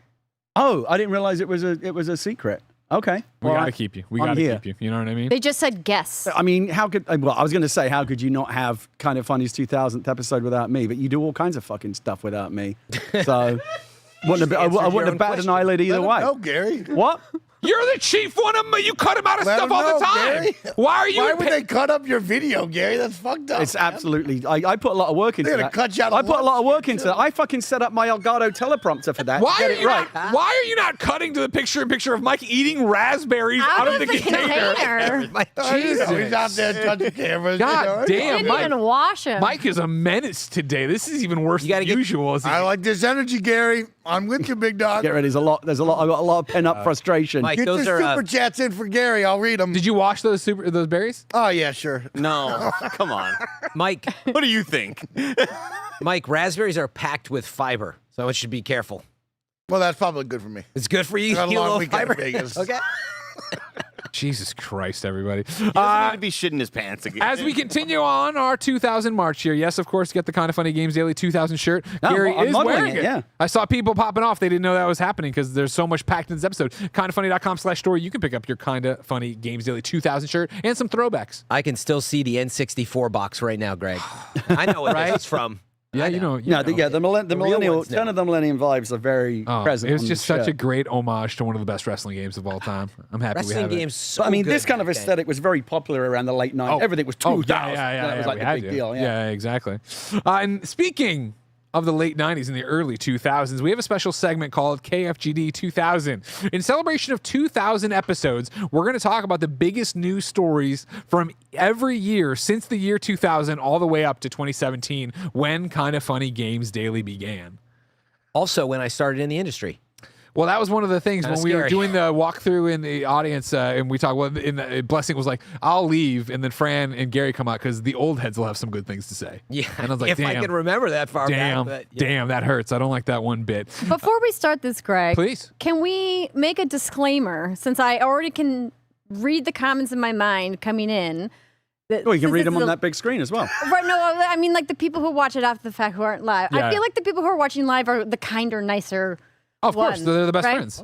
They're super chatting right now. This list was compiled by Roger and Blessing, I don't know. Blessing, right? Yeah, Roger and Blessing, I would say. Um, Share the blame. Share the blame. Someone who was barely alive for half of this list. And I look at some of these stories and go, probably wouldn't have been my pick. Slow news year. Slow news year. What are you gonna do? You know what I mean? Oh God, here he comes. Gary got a shooting. Gary got a shooting out here. I like it. First of all, I was born in 1994. All right, this list starts at 2000. Also, Yeah, this is you all were me. 6 years old when this list started, Blessing. Yeah, I remember this stuff happening. That's why we have you guys on the panel. And this is also super chat territory. Super chat time. Andy, what do we got for a super chat? No. No. I'm saying if they don't agree with the year, super chatting with your own pick. I mean, this is a lot of work to go and pull all these stories. So kudos to you for doing that. Yeah, I was gonna say most of the work was Wikipedia and a lot of other wikis, and so I did my research. I did study. Cool.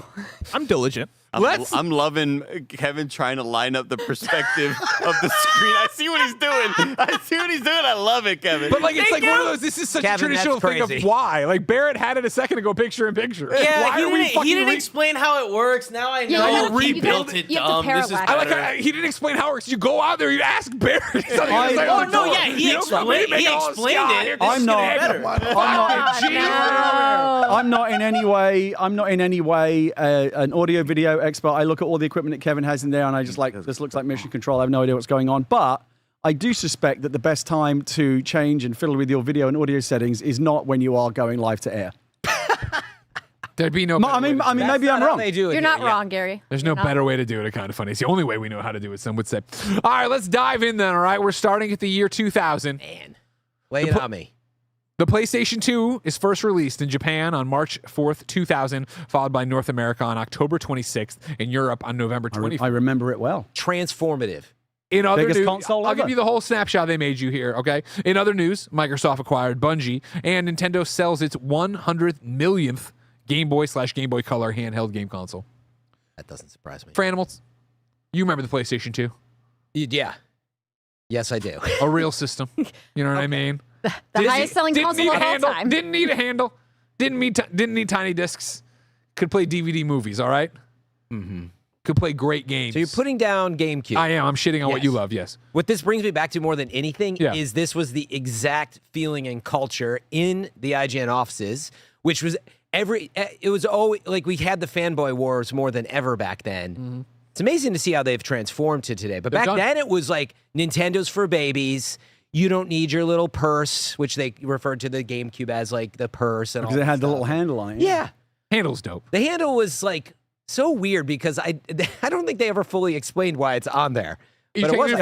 It's not that hard to carry without one, you know? Like you're gonna take it over to your friend's place. But no, but for real, like the PlayStation coming out that year, I mean that's the PlayStation 2 that is. Yeah. Insane. Yeah. That was like at the time, I mean, it was just transformative is the first word I would think of. What about you guys? Yeah, I mean, it's one of the most innovative, iconic, and important consoles ever created. Yeah, I mean, for me, obviously I've talked about it a lot, but like this was, I feel, the moment I became an adult gamer. Like, this is the first console I'm going to buy this with my own money at launch, ready to go. It's not a Christmas gift. It's not a birthday gift. I worked the summer job soul crushingly at Walmart. And on my lunch breaks, I would go next door to Best Buy and buy DVDs and then read the DVDs. And like, it was the first DVD player our house ever had. So I'm buying Ghostbusters That's on DVD. right. It was the gateway to DVDs for a lot of people. Reading all these extras, Mallrats, what am I going to... And like, I'd already watched some of these extras at my friend's house, but I was like, I'm going to do this here. And then, to go camp out at Meijer, which is a giant supermarket, Walmart-y kind of thing. Camp out in their electronics department for 9 hours on my little camping chair, reading my EGM cover to cover over and over again, and finally get that gorgeous blue box. Come home. That's right, because it was just a plain blue box, remember? gorgeous, I like just that. A lot of gorgeous. confidence in that design. Exactly. Bring it to college and just be the coolest nerd there was. Gary, you're heavily into PC at this point, right? You're just addicted to this devil. No, drug. I'm all. I don't, discriminate. I play wherever I go where the games are. I'm fortunate enough to have all the systems, including a decent PC, so I'll play. Sometimes a game comes out and it's on multiple platforms. You've got to figure out like. But I'm talking about would back you be then, most for PS2. Were you? Well, did you give it- so 2000 was my last year on as editor in chief of PC Gamer. That was the year that I left. I was EIC from '96 to 2000. So yeah, the late '90s PC gaming is still, I think, one of the most fertile nostalgia gardens that you can, if you like retro stuff and you like to think about the good old days of gaming, for a certain generation of us, that mid 90s PCs and those games are still brilliant. Like, I love I don't want to go play them anymore. They look shit now. But at the time, they look pretty great. Did PS2 do anything for you? Did you pay? No, at that point, like, it was kind of stupid. There's like I was. When I was editor of PC Gamer, we had Next Generation magazine right next door, and those were the console guys, and we had the PS. So we had this like bullshit fake rivalry, and we like joke about consoles and stuff. But like when Super Mario 64 came in, you better believe we were all over there going, "What the shit?" It was really cool. But then they all came over when we had Half-Life 2. The original Half-Life. So I had a GameCube. I did have a PlayStation 2, but I didn't really play it very much. I was a Dreamcast guy. Don't forget, the Dreamcast was barely a year old at that point. Dreamcast, we're coming up on you. Don't worry about it. Yeah. So that to me is still, that's where my love and affection is the Dreamcast. Fran, were you at IGN at launch of PlayStation 2? No, that was in March, you said? Yeah. So no, it wasn't in. Well, no, October would have been a US launch. US launch. US launch. God, I guess I was. Yeah. Which it washed. Do you remember that? Because it's another jump it was of like November 24th, because remember when they used to launch the stuff like right at Black Friday? Yeah, well, no, North America was October 26th. Never forget. Oh, okay, that's October right, 26th, yeah. 2000. Andy, I got my PlayStation 2. October 26th, 2001. Rushed the field when Mizzou beat Kansas. No big deal. Oh wow! Got on the poster and everything. But no. in short, I guess I was there. That was like my third month there, and you know how it is starting at IGN, and like it was so like such a blur. It was overwhelming. It was also in the middle of like the .com, burst with oh my God, it was bad times. AI burst now, yeah. But like the offices were insane. It was like Wolf of Wall Street in there. I'm not kidding. Like it was just like everybody was running around, like because the sales side was the other side. That was Wolves of Wall Street. I thought you just meant like the debauchery that you guys would have been doing in your area. Well, that was happening too. I'm telling you, it was nuts back then. But that being said, it was such chaos, and I remember we moved offices too. That somehow I'm like, I don't remember that moment. And I remember all the other console launches. I'm like, how did I not remember this? So Well, it's a weird one even for me of being at IGN through so many pivotal moments, but like I remember how the console launches varying so drastically. Where I remember the Wii U, obviously, no one cared about it, and Charles went out on a run and then like ran by and saw like there was a line of 4 people just bought one on the hell. Yeah. Wait, And then, Wii U? PlayStation 4 though, I remember we did that giant unboxing, Fran, where everybody got theirs delivered. So like suddenly there was like 29 Amazon packages of PlayStation 4s, and we unboxed them all in the lunch room. Yeah. But of course, even like GameCube launched the next year, I mean, granted, that's what I was covering. I guess that's probably what it is. Too. Also, I was like myopic on like GameCube, Nintendo, everything was like, that's all I was focused on. Yeah. But Gary, I cut you off. What were you going to say? Well, I was going to say, actually, the point I was going to make was really going nowhere. But I love a good console launch. And I feel like, as the market kind of contracts and console generations last longer, they're becoming fewer and farther between, which I guess is a shame, but, Yeah. They also, I mean, it's such a, I would say, impersonal private thing, right? As we go to, okay, well, the PlayStation 5's here, and most people, I think, order it offline.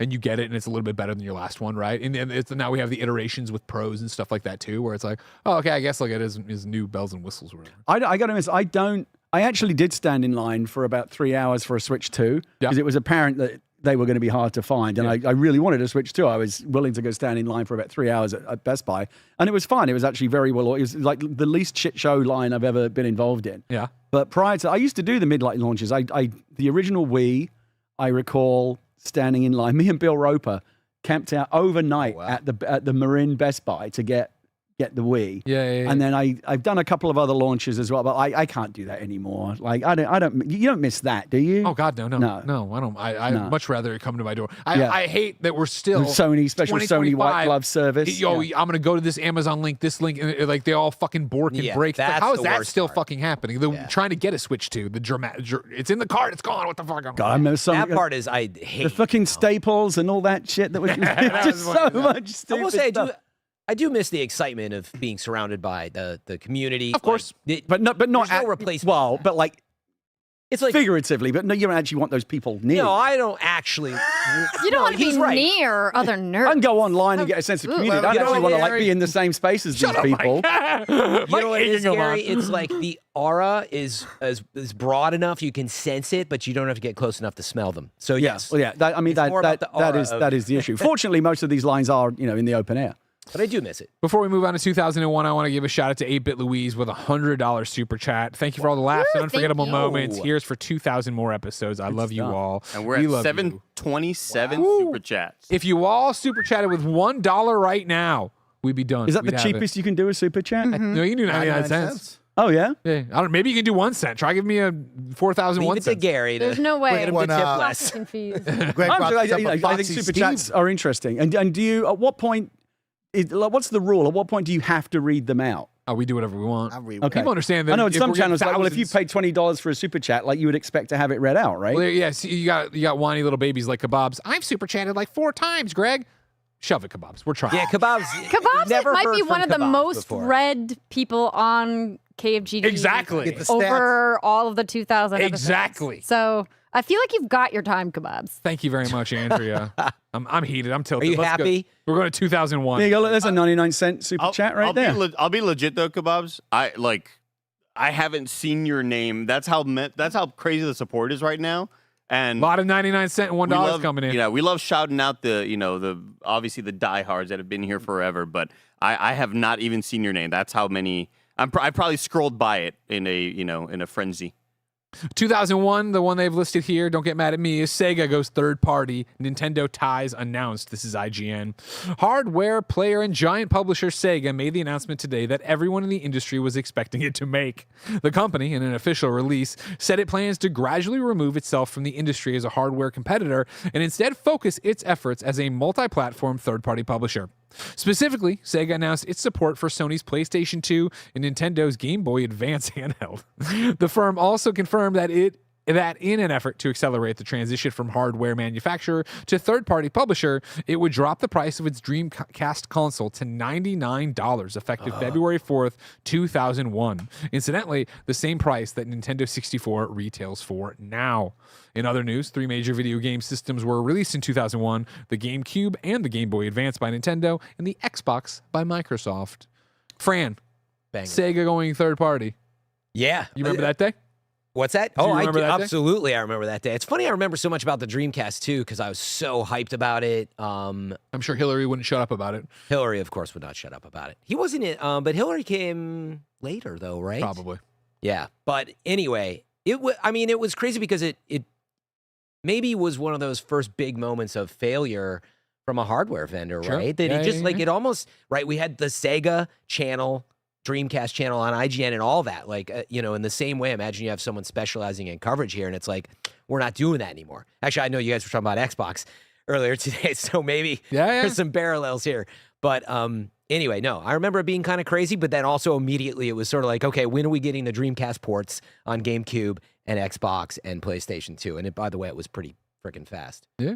As I recall. Yeah, I mean, I was, of course, a Sega kid. I saw Ghostbusters on the Sega Master System.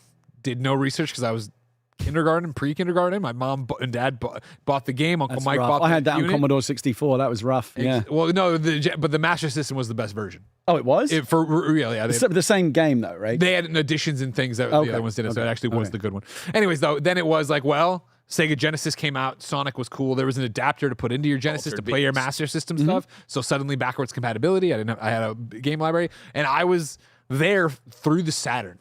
And it was the Saturn that salted the earth for me.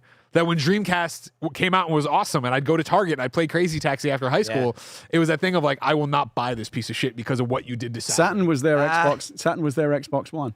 Yeah, exactly. Yeah, alienated a lot of people, and just that was it for me. And so this was a sad one to a degree of like, man, this is done for you. And I was like, they're never coming back. We don't have to get into it now. Maybe I'll just do it offline and go watch a YouTube video or something. But I don't really know what went wrong with the Saturn. It's a perfectly capable machine. So what was wrong with it? Why didn't people like Timing, it? I think, was a big part of it.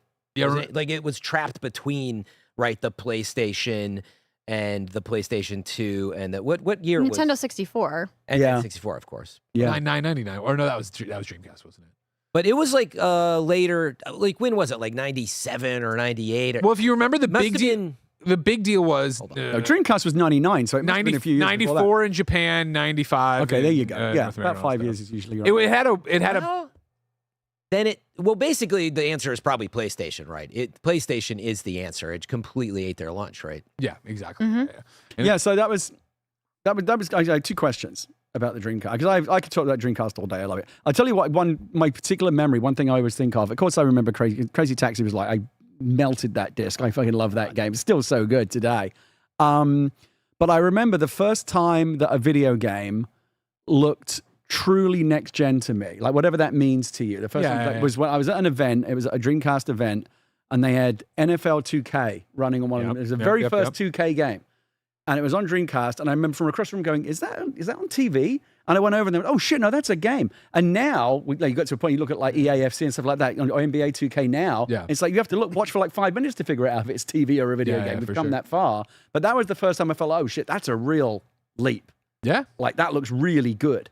I mean, we talked about it in passing there, but like Sega was ahead of the curve for so long and possibly too far. Because I remember the Sega channel, which was you get the cartridge, you plug it into your Genesis, and then you have the telephone line to your wall, and you have this through your cable company, a bunch of different Sega games you could play, like Netflix, like we talk about now with Game Pass. Then, of course, Dreamcast being an online system, and it was play head to head and do dynasties with your friends, and it's just like such crazy shit. It's a shame. I think had it not been coming off the back of the, I got a lot of the ill will from the Saturn.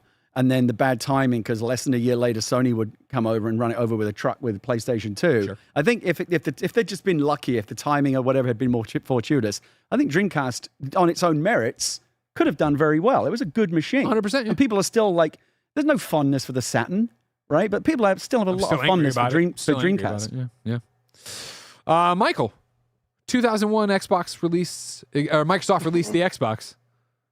Special to me. Big old box. You were alive then? I was alive and kicking, Fran. I was gaming all the time. It's funny we brought up PlayStation 2, and I could go right down the list of all the PlayStation 2 games that meant so much to me. And the same goes for Xbox, right? I think about Lynx back in the day. Just hitting it. I loved a good golf game on the Xbox. That was the first one where you could all take your shots at the same time. That was on multiplayer. That was a huge deal. I was gonna say Link's the Time Sweeper. Oh, that's Blink. Blink. Blink. Yeah. Very close. Different We had Blinks. Voodoo Vince. We had Yeah. Blinks, of course. Yeah. We had Conker's Bad Fur Day live and reloaded. Oh, Brought it baby. back. That was a big deal to me. I just remember some of my good friends mentioning plasma grenades. You throw these things and they stick on you. I'm like, what are they talking about? And then finally got to see Halo and ended up being one of the coolest gifts ever, where I was addicted to Halo, going to my friend's house all the time playing it. And then I was going to go that summer vacation to go babysit my cousins in Austin. And I was like, I'm going to go earn money. My uncle and aunt are going to pay me. And then I'm going to come back and buy an Xbox so I could play Halo. And my parents said, Andy, we surprised you with it. And they bought me one already, the clear green one. Oh, that was, Nice. that was a special Halo edition right there. Best gift ever. And you had that dude. big Duke controller. Holy the introduction of the internet really was at the forefront then with Xbox Live. Everybody making their own. XBC before that. Well, the LAN parties of Halo, I think, are one of the true iconic things of that era of gaming that I remember being in college and having everyone in the dorms and being like, oh, we're like getting together to play Halo. And I was like, what's Halo? Because I didn't LAN actually play party? Halo until Reach. Even the split screen co-op story. was still a big deal. Split screen 4-player playing Wizard on Halo 1, hang 'em high. That was some special times back Yeah, then. playing 1v1 against my brother, and we would get a poster board, and you have to isolate the two screens. To split the screen. We used to do that. We used to do that with Doom and Quake. I would stand on The top urinal of the bed separator. so I could see the top of my perspective, and he'd be Oh my underneath God. watching only his That's perspective. hilarious. Yeah, I was Great going to say relevant to both of the things we just brought up. One, I don't know if you guys remember, I remember buying the Dreamcast being so excited, surprisingly, because of Tony Hawk's Pro Skater 2 maybe, or was it 1? But I was like, it looks so freaking good and had the VGA output. That's how much of a visual nerd I was. But I was like stoked.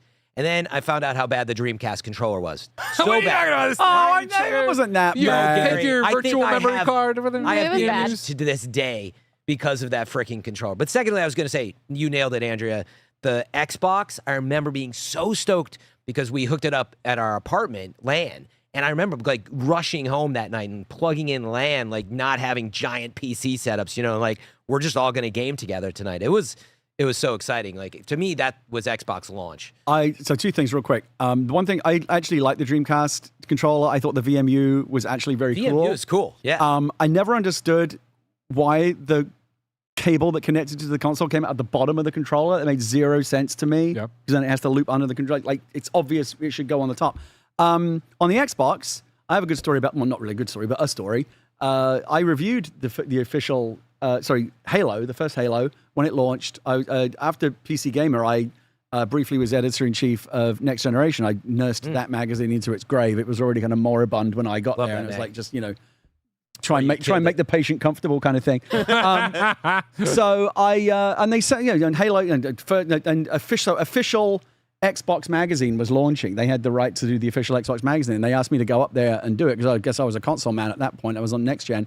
I was like, you sent in the wrong guy. Like, I'm a PC guy. Like, I'm gonna like whatever they've done with the controller, like to map those. I was one of those people who used to go over to Next Gen Live. You can't play that on. You can't play those kind of games on a controller. You need a mouse and keyboard. Yep. And so I'm gonna have a hard time with it. You send them wrong guy. But they sent me up there and they set me up. They did the thing. Went up to Redmond and they put you in a room with the system and stuff. Gave me the big Duke controller, which I always liked. I don't even have big hands, but I liked the Duke. Yeah. I never had a problem with The it. black and white buttons over there. Yeah, That was sweet back in the day. I felt like holding a big hamburger. I liked it. And so I sat down a little bit, kind of on my arms folded, like, oh, you can't do these kind of games on consoles. And like an hour later, after doing that first mission, I was like, oh shit, they cracked it. Like it was. I'm sure other people will say that there have been twin stick, first-person shooters on PlayStation, whatever, that were good before that. But yeah, but like for me, Halo was the one that like really made it I like think that's mainstream. a generally accepted rule that Halo. Halo was the one that showed how it first could be person done. shooter. Yeah, I agree. I think it works really, really Changed well. the game for everybody. I wasn't missing the mouse after like an hour, and now I play all those games on a controller, even on PC. Shout out to GoldenEye for doing it first. But Yes. Okay, yeah, but like again. But Golden I'm not saying frequently overlooked. Because it still is a bonkers control scheme, whereas like Halo made But they did it first. everything in the. I'm using the C buttons. the C buttons work, but meaning Yeah, and also don't forget that was still one stick. The two sticks, which is now the default. That Halo really. Halo's the one that does that. If someone's going to say like SOCOM or Killzone or one of these, but no, I tried all of those and none of them ever felt like they had Halo that nails feel. this. Yeah. But I'm just saying, The GoldenEye was modern, really the close. I'm saying, with the- I think. So Golden, I think, falls into the category Gary and I weren't throwing away of like other people did this and made it work and playable, but Halo's the one that everyone went and like, oh shit, this is what it's supposed to be. It was revolutionary. Yeah. They did they again, whether through luck or skill or whatever, I don't know, but they probably the last time that a game launched with a console that was like a major system mover, right? Like this, like it was a reason to buy the like Halo was the reason why you got that console at launch. And I still remember that the first time we sat down with it, I was in that room. You go, oh, and you go, oh, like, this is so epic, and the music is so fucking good. And you land on the Halo for the first time, and you see it like arcing up, and you go, oh, this is so fucking cool. Like I remember having there's so many great moments in the first couple of hours of that game. Let's move on to 2002. Microsoft purchases Rare for $375 million. We just talked about $69 billion for it's like crazy to come to these numbers. That was a good purchase in retrospect. Think then he got their money's For worth? who? Well, yeah.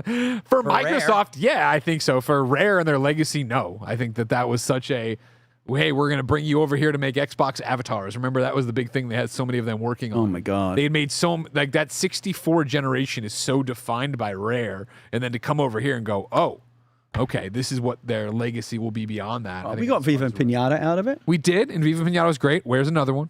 Well, there was Where's the another other one. one? It's still to Well, this. you know what I mean, but Well, you don't think Sea of Thieves is... Sea of Thieves got there. Yeah. I think it took that long. I should play Sea of Thieves, but I hear it's toxic. I hear there's a lot of toxic people in there. Is what I've heard. You're one of them if you go Yeah, in. but Gary, you like getting a little toxic. They have... No, you do, you motherfucker. They've always had a grief Don't even problem start with in me. that game. But there's Yeah. modes you can play now, by the way, that you can just get together with friends and not worry about that. Viva Pinata. I got the Viva Pinata, a little slip. Yeah. Sea of Thieves is awesome. When they did the Pirates of the Caribbean stuff, I jumped in there and Mike went, and it was great. But The to your ride, point, yeah. when Mike wasn't on and I went and played by myself, Gary, yeah, it sucked to be. I remember when a get bunch of you treasure guys chest and get attacked. A bunch of you guys were playing, and I thought, like, on paper, this is the sort of thing that I should enjoy. So, like, I'm going to finally sit down and try it, like, after months of saying no. And I tried to install it, and for whatever reason, there was, like, a problem on the install. And I was already, like, on a knife edge. You know what? Fuck it. I'm not. I said I would play it, but I'm not going to go to any. And so I never played it. So I may have missed out on a huge Sea of Thieves thing. But back to the acquisition way back then, because Sea of Thieves was so far from that. But what I remember thinking at first was, dang, Nintendo's going to lose all these great, Banjo-Kazooie, GoldenEye, missing another key one in there. Mickey Speedway, no. Battletoads? Conker's Bad Fur Day. But they had tons of great stuff before that. RC too, on Pro-Am? the NES and yeah, actually that's right. You want to go all the way back? Yeah. And that was before they were even like working hand in hand. And It's you like got- a second. They were listen, second If part. you want to get really old school, because I'm a Brit, you remember Rare used to be a company called Ultimate Play the Game. Yeah. And they did mostly games for the Sinclair ZX Spectrum, and because it was like a little company in out in the middle of nowhere in England. Ashby de la Zouch, Tim and Chris Stampo, who started Ultimate Play the Game, and then they were like during like the 8-bit Spectrum days, they were like the developer. Like when Ultimate brought out a game, everybody paid attention. It came in this beautiful packaging. There was nothing else like it, and they had a mystique around them. And then they became Rare. And I don't know, I kind of felt like something got lost even in that moment. Like the whatever that Ultimate sheen that it had back in the 8-bit days. Like they did amazing stuff on Nintendo and some on Xbox as well. But I kind of feel like, I don't know, because I have a very long history going back with like pre-Rare. Yeah. So I maybe judge them on a different metric. Conker's Bad Fur Day was what I was thinking of, obviously, otherwise. But anyway, they were crushing it. And anyway, my first reaction was like, oh man, like, a little bit of that competitiveness we talked about. Like, oh, we're going to lose this to the Xbox, the Xbox. But then, like, I'm maybe I'm wrong, but I'm like, they just didn't find their footing until when? Sea of Thieves? So what happened? I guess a lot of people left. I mean, we know the Time Splitters gang, right? With some ex-GoldenEye folks, and just people moved around, but they lost the Nintendo, kind of production. I think it was feel that it was going to be like their Insomniac or their Naughty Dog, right? But it never really got to that level. But that was probably like a Microsoft problem more than it was a Rare problem of they needed to retain a bunch of the right talent. But also, if you look at what Rare did the best, it was like they took Mario and then they made it like awesome in its own way with Banjo-Kazooie, you know? And they were just very good at like doing stuff like that, like taking Nintendo's ideas, frankly, and then putting their spin on They're them. super talented. I don't know if you looked at Rare Replay when it came out a while back, but all that museum creation stuff is actually really well done. And that, for people who are interested, that actually does go back and include all the Ultimate stuff, like Saber Wolf and Night Lore and Attic Attack, like all those games that were like Rare before Rare was Rare. They're all in there. Rare Replay is really worth checking out. Yeah, shout out Rare's 40th anniversary this year. So congratulations to them. We still do love you. But let's We'll see move some on. good stuff. To 2003, Valve releases their game distribution software Steam out of beta. How'd that work out? Yeah, you want to talk about a game changer right there, Gary? I would fucking love to see their books. Do you know how much money they make? More It's than God. obscene. Yeah. Every single game that is sold on Steam, they get a piece of it. They were like, why are we bothering to make games anymore? We don't have why to. they stopped. They're like, we don't need I mean, to do then this. why do Nintendo and PlayStation do it? You could, I mean, honestly, and this is going to sound like a crazy thing, but like the video games industry, like the president of video games could come out tomorrow and say, you know what? I'm tired of listening to all your horse shit on the message boards. You fucking complain about everything. We're done. We're taking our ball and going home. No more video games. We're not making any more games. Have fun with the ones we've already made, but there's no more. Honestly, I'd be fine. Yeah. Oh my God. My backlog For like a would sustain me for the rest of my life. Yeah, 100%. Yep. Yeah, Steam, what an incredible move. Brilliant. I don't remember Genius. that either. As like, I mean, I do remember it Well, coming because out. in the beginning it wasn't transformative. I mean, that was like a slow burn Yeah. to get to where Yeah. they were, because it was really like as a publishing platform, you couldn't, as a developer, just like go without a relationship with one of the platforms and get your games published. I mean, the certification process alone was wildly different back then than it is today. They innovated a lot of stuff. There's a lot of stuff we take for granted today that we wouldn't have without Steam. Actually, yeah. I mean, Garrett, maybe you remember the specifics. Now that I think more about it, it's like, oh yeah, wait. So if I was just like playing Battlefield 1942, right? Like I would normally go to the store and buy the discs, right, and install it. But you weren't downloading it then. That was, that's what Steam was bringing to the table. Is that accurate? That it was like downloadable. Yeah, I mean, I think it was a huge step forward in Like, what for better or worse. Some people would disagree. I really don't care about the physical side. I live in a digital world now. I don't want to get a game out of a. Where's that? Yeah, I'm not game? saying I missed it. It's just that was the game changer. But yeah, and we woke up one morning, like Andrew says, it crept up, and you woke up one morning and like Steam just dominated everything, and it became almost like, you know, EA and Epic have tried to set up their own stores. None of those have really got any traction. How often do you go to the Origin or Epic Games Store? Not unless you have to, right? Because the game's exclusive. Or Steam they're is giving the stuff de away. facto. Epic does a great job of trying to compete by giving away games all the time. Yeah, it's and obviously now not just a storefront, but like an OS that runs games on a PC handheld, better than Windows, significantly better than Windows. Yep. The friend system is also very great. Friend like system is the good. way that they've integrated mods. I mean, like Steam has done a really excellent job of updating their platform. Now, of course, they've had, some missteps here and there, but it really is, I think, one of the like top 10 most. We take we so take it for modern granted, games, but like remote play, Steam Link, all of that stuff that they brought in is I still use Steam Link all the time. It's great. Steam Even Deck user is reviews, fantastic. maybe. I don't know when that started, but yeah. Wow, what that's a whole other shit show. Well, though. it is. I would have a lot to say, but meaning that's what I wanted to point out, because like there was no eShop. There was no like I'm just gonna download Metal Gear Solid. That's not how it worked. But they were at 2003. Yeah. Like I'm struggling to even It's remember that interesting. happening. Wow. That's Maybe it's because PC gamers have had, because Steam, there was a digital storefront in a serious way long before consoles got one. Now they all have one, but Steam was really the first one. Yeah. Maybe it's because PC gamers have lived with it for longer, but like you don't hear really anyone on the PC side bemoaning the death of physical games, right? There are no physical games on PC. They're gone. Right, go Those look big for boxes with the Yeah, discs. remember I like, remember them. Tomb Raider came in like the big pyramid box, and like you used to go. They used to have a special section where all the boxes were wacky. Again, PC gaming in the remember '90s. that box. I mean, Yeah, we they used were to go huge. We would go in the PC Gamer game library. It was like the size of the warehouse from like Raiders of the Lost Ark, and there was like 8 games in there because that's all you had room for. These boxes were ridiculous. What I remember about PC, maybe the 90s PC games, is how they were like a big cardboard box. It had like a foldable. Didn't it normally have You like could open up like the but then front- it would have yeah. like a cellophane like clear thing that showed the inside of the box. Like it's so ridiculous thinking back on all that. So it's interesting. There's a big conversation on the right now. I think digital is now the lion's share of it, but physical games are still very much a thing. And people on the console side, I don't like this slippery slope the way it's going. Digital will dominate. Again, on the PC side, that that war has been fought and won. Long Like that's time been ago. over for a long time. I can't remember the last time I saw a physical PC game. I just built a PC recently. The idea of like putting a CD or a Blu-ray drive in that thing is like, what am I going to do with that? You can barely What would I even find use that decent for? like external ones. Yeah, that's now. why I got like a $50 Blu-ray drive. When if I wanted to like burn my rip my DVDs, then I plug that in. But like the idea of like a PC tower with a with a slot in it seems very quaint now. I don't think anyone's done that for probably a decade. No, but I mean, so people are doom and gloom about the death of physical games. Well, you don't have to like imagine the future. We're living in it, and you can see what it's like. Is it that bad? I don't know. Again, some people might think so, but like I don't feel like I miss anything from not going to the shelf and getting a box off the shelf and putting a disc in a drive.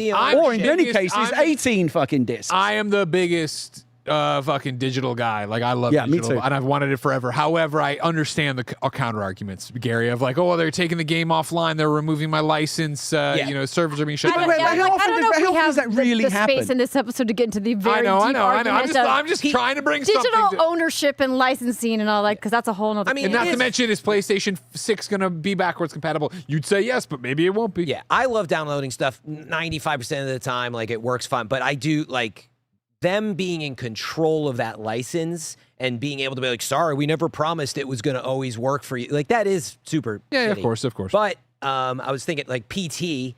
Imagine that you bought a game at the time that came with a PT demo. Yeah. And like, meaning the point is we should be able to play that PT demo whenever we want. I remember back in the day, like, oh, don't delete that. You won't be able to get it back. Yeah. It's a great example where like that's what that causes. Franimal, in 2004, the Nintendo DS launches as the first major console of the 7th generation. In other news, Nintendo officially announces its Revolution, later named the Wii console. But before we hop into the year 2004, Fran Mirabella, I just want to shout out a massive milestone. Okay. 900 Whoa. super chats. So close to the 1,000 mark. And I want to shout out to Kebabs, who I was able to find one of the You comments found one from of Kebabs? I got one who said, Kebabs. my favorite moment is Snakes as the sponsor. Oh, that's good. That was fun. And then also one from AK.98 who said, birthday tax for my wife, Riley. Game Showdown is one of our favorite things to watch together. Well, I'm happy to keep winning it for you.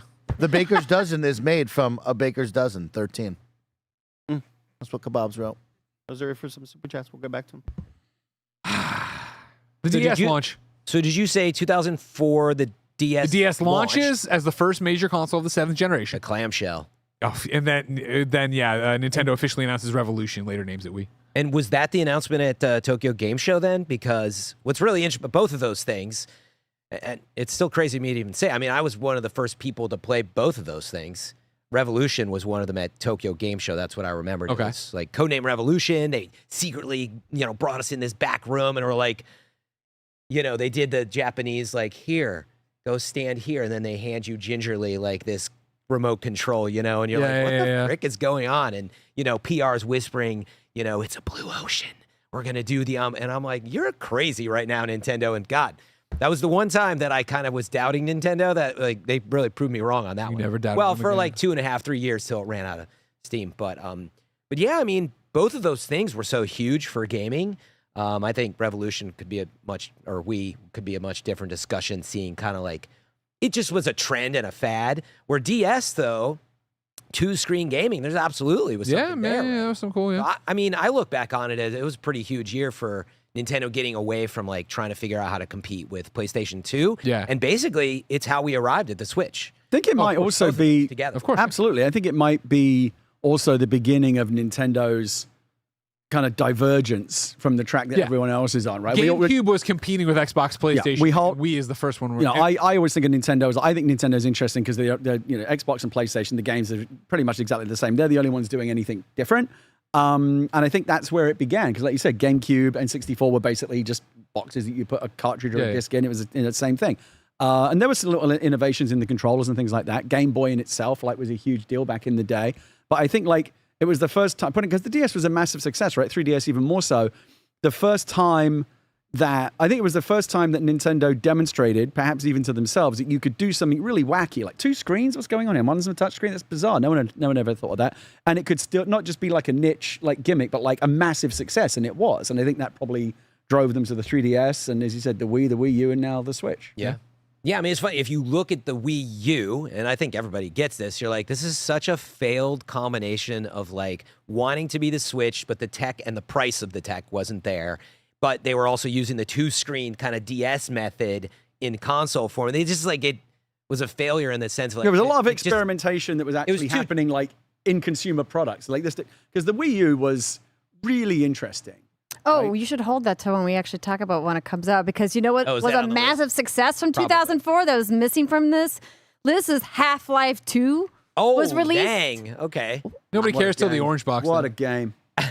Orange box will care about. Orange box. I wouldn't say nobody cares until the orange box. 2 was crazy. Well, and it's it funny continues because to be crazy. No. I over the course of my career in writing video game news, I have probably done 100 stories on Half-Life 2, and I started writing video game news, probably 8 years. No, not even, like 6 years before, the or after the game came out. It was just like it just followed me persistently. It was just still, so much Half-Life 2. Still and one of Half-Life the 3 only rumors. there's a list, probably 20, 50 games that like but it is one of the true S-tier legendary games of all time. There's no question. If I can bring it in to weave it into what we were talking about before with Steam, right? I pulled the PC Gamers, the 19-year evolution of Steam, right?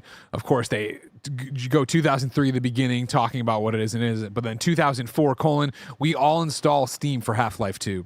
The release of Half-Life 2 is arguably the reason Steam is what it is today. That's interesting. And the game's dominance of the storefront reflects that. Valve didn't want you to forget. To play the universally acclaimed shooter, you had to sign up for Steam, even if you bought the box at a store. It was a landmark moment in the transition from the old model of digital ownership. Talk about vertical integration, right? They took their mega game and they forced you to use their store and gave it that launch to the new one where game licenses are tied to online accounts. But yeah, to Andrea's point, like we have more coming up here. 2005, Microsoft's Xbox 360, Sony's PlayStation 3, and Nintendo's Wii were officially unveiled during or just prior to E3. However, only the Xbox 360 was released in 2005. Xbox 360, the greatest Xbox generation ever. And I still think one of the best consoles, regardless of platform. Ooh, 3 red ring. I mean, it completely changed. I never had it. Online I never had multiplayer. it. Like, I mean, like that console, like what they were doing from like a technological standpoint. Sure, yeah. Had not been done before. The way that you could get into parties and play with friends online and do chat. Like, I mean, that was all brand new. You want to talk about things that ushered in the innovation. architecture was crazy. Yeah, it was huge. I think they tried a lot. I still remember to this day fucking Jay Allard standing up there and talking about Velocity Girl's going to sell you her merch in the Xbox store and all that bullshit that never happened. But like, no, I mean, Xbox Live Arcade. Yep. Xbox Live in itself, like all of that shit was. Again, we take all this for granted now, but these are the systems that ushered all of that stuff in. Wait, when was PlayStation 3's launch comparatively? It was a year later. It was. So like, Xbox 360 was November of 2005, and then 2006 was PlayStation 3. Hey, you want to talk about and Wii? And that's what launches. Fucking Ridge Racer, giant enemy crab. Yeah. Massive PlayStation damage. 3. $599 US dollars. And what was the fireworks game? You know what I'm talking about? For PlayStation 3? Oh, I think so. Yeah. There was no like for that. 2. No, it was 2. What was the game where the fireworks is that went up? 2? What was it called? Fantabulous or something. Fantavision. It was Fantavision. Was that 2? Yeah, I like Fantabulous better. But yeah, like going back to it, the Xbox being so freaking powerful. Yeah. In that moment where we're at the tail end of the life cycle. It was the first that's HD console, right? First 720p. Yeah, that's right. Yeah. Oh my First, god. correct. Well, I'm Dreamcast, of course, but in terms of where we're going, the first Microsoft, Sony, or Nintendo one to be out of the box, I have a Ethernet port or an internet port, whether it was Ethernet. Was it Ethernet on 360 to start?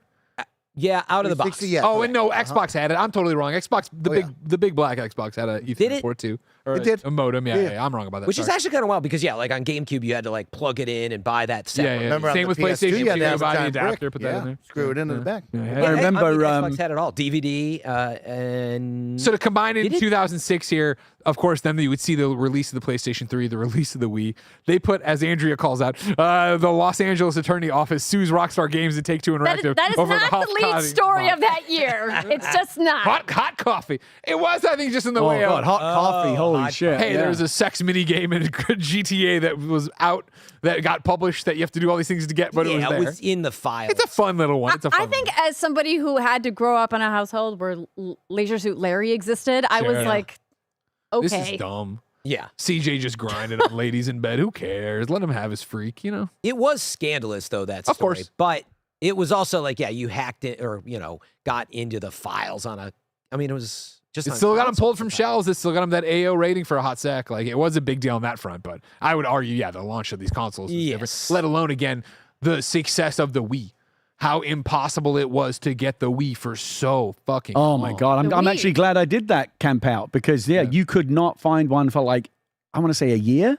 More than that. Yeah. I remember I lined up, my mom had come and played it at Thanksgiving, and then I had to get another. I got mine in a line, then I went and got hers in a line. And I remember me, Brudvig, and I think Jeff Haynes being at Saramonte for lunch one day. Or no, Jeff wasn't there. It was me, Brudvig, and somebody else.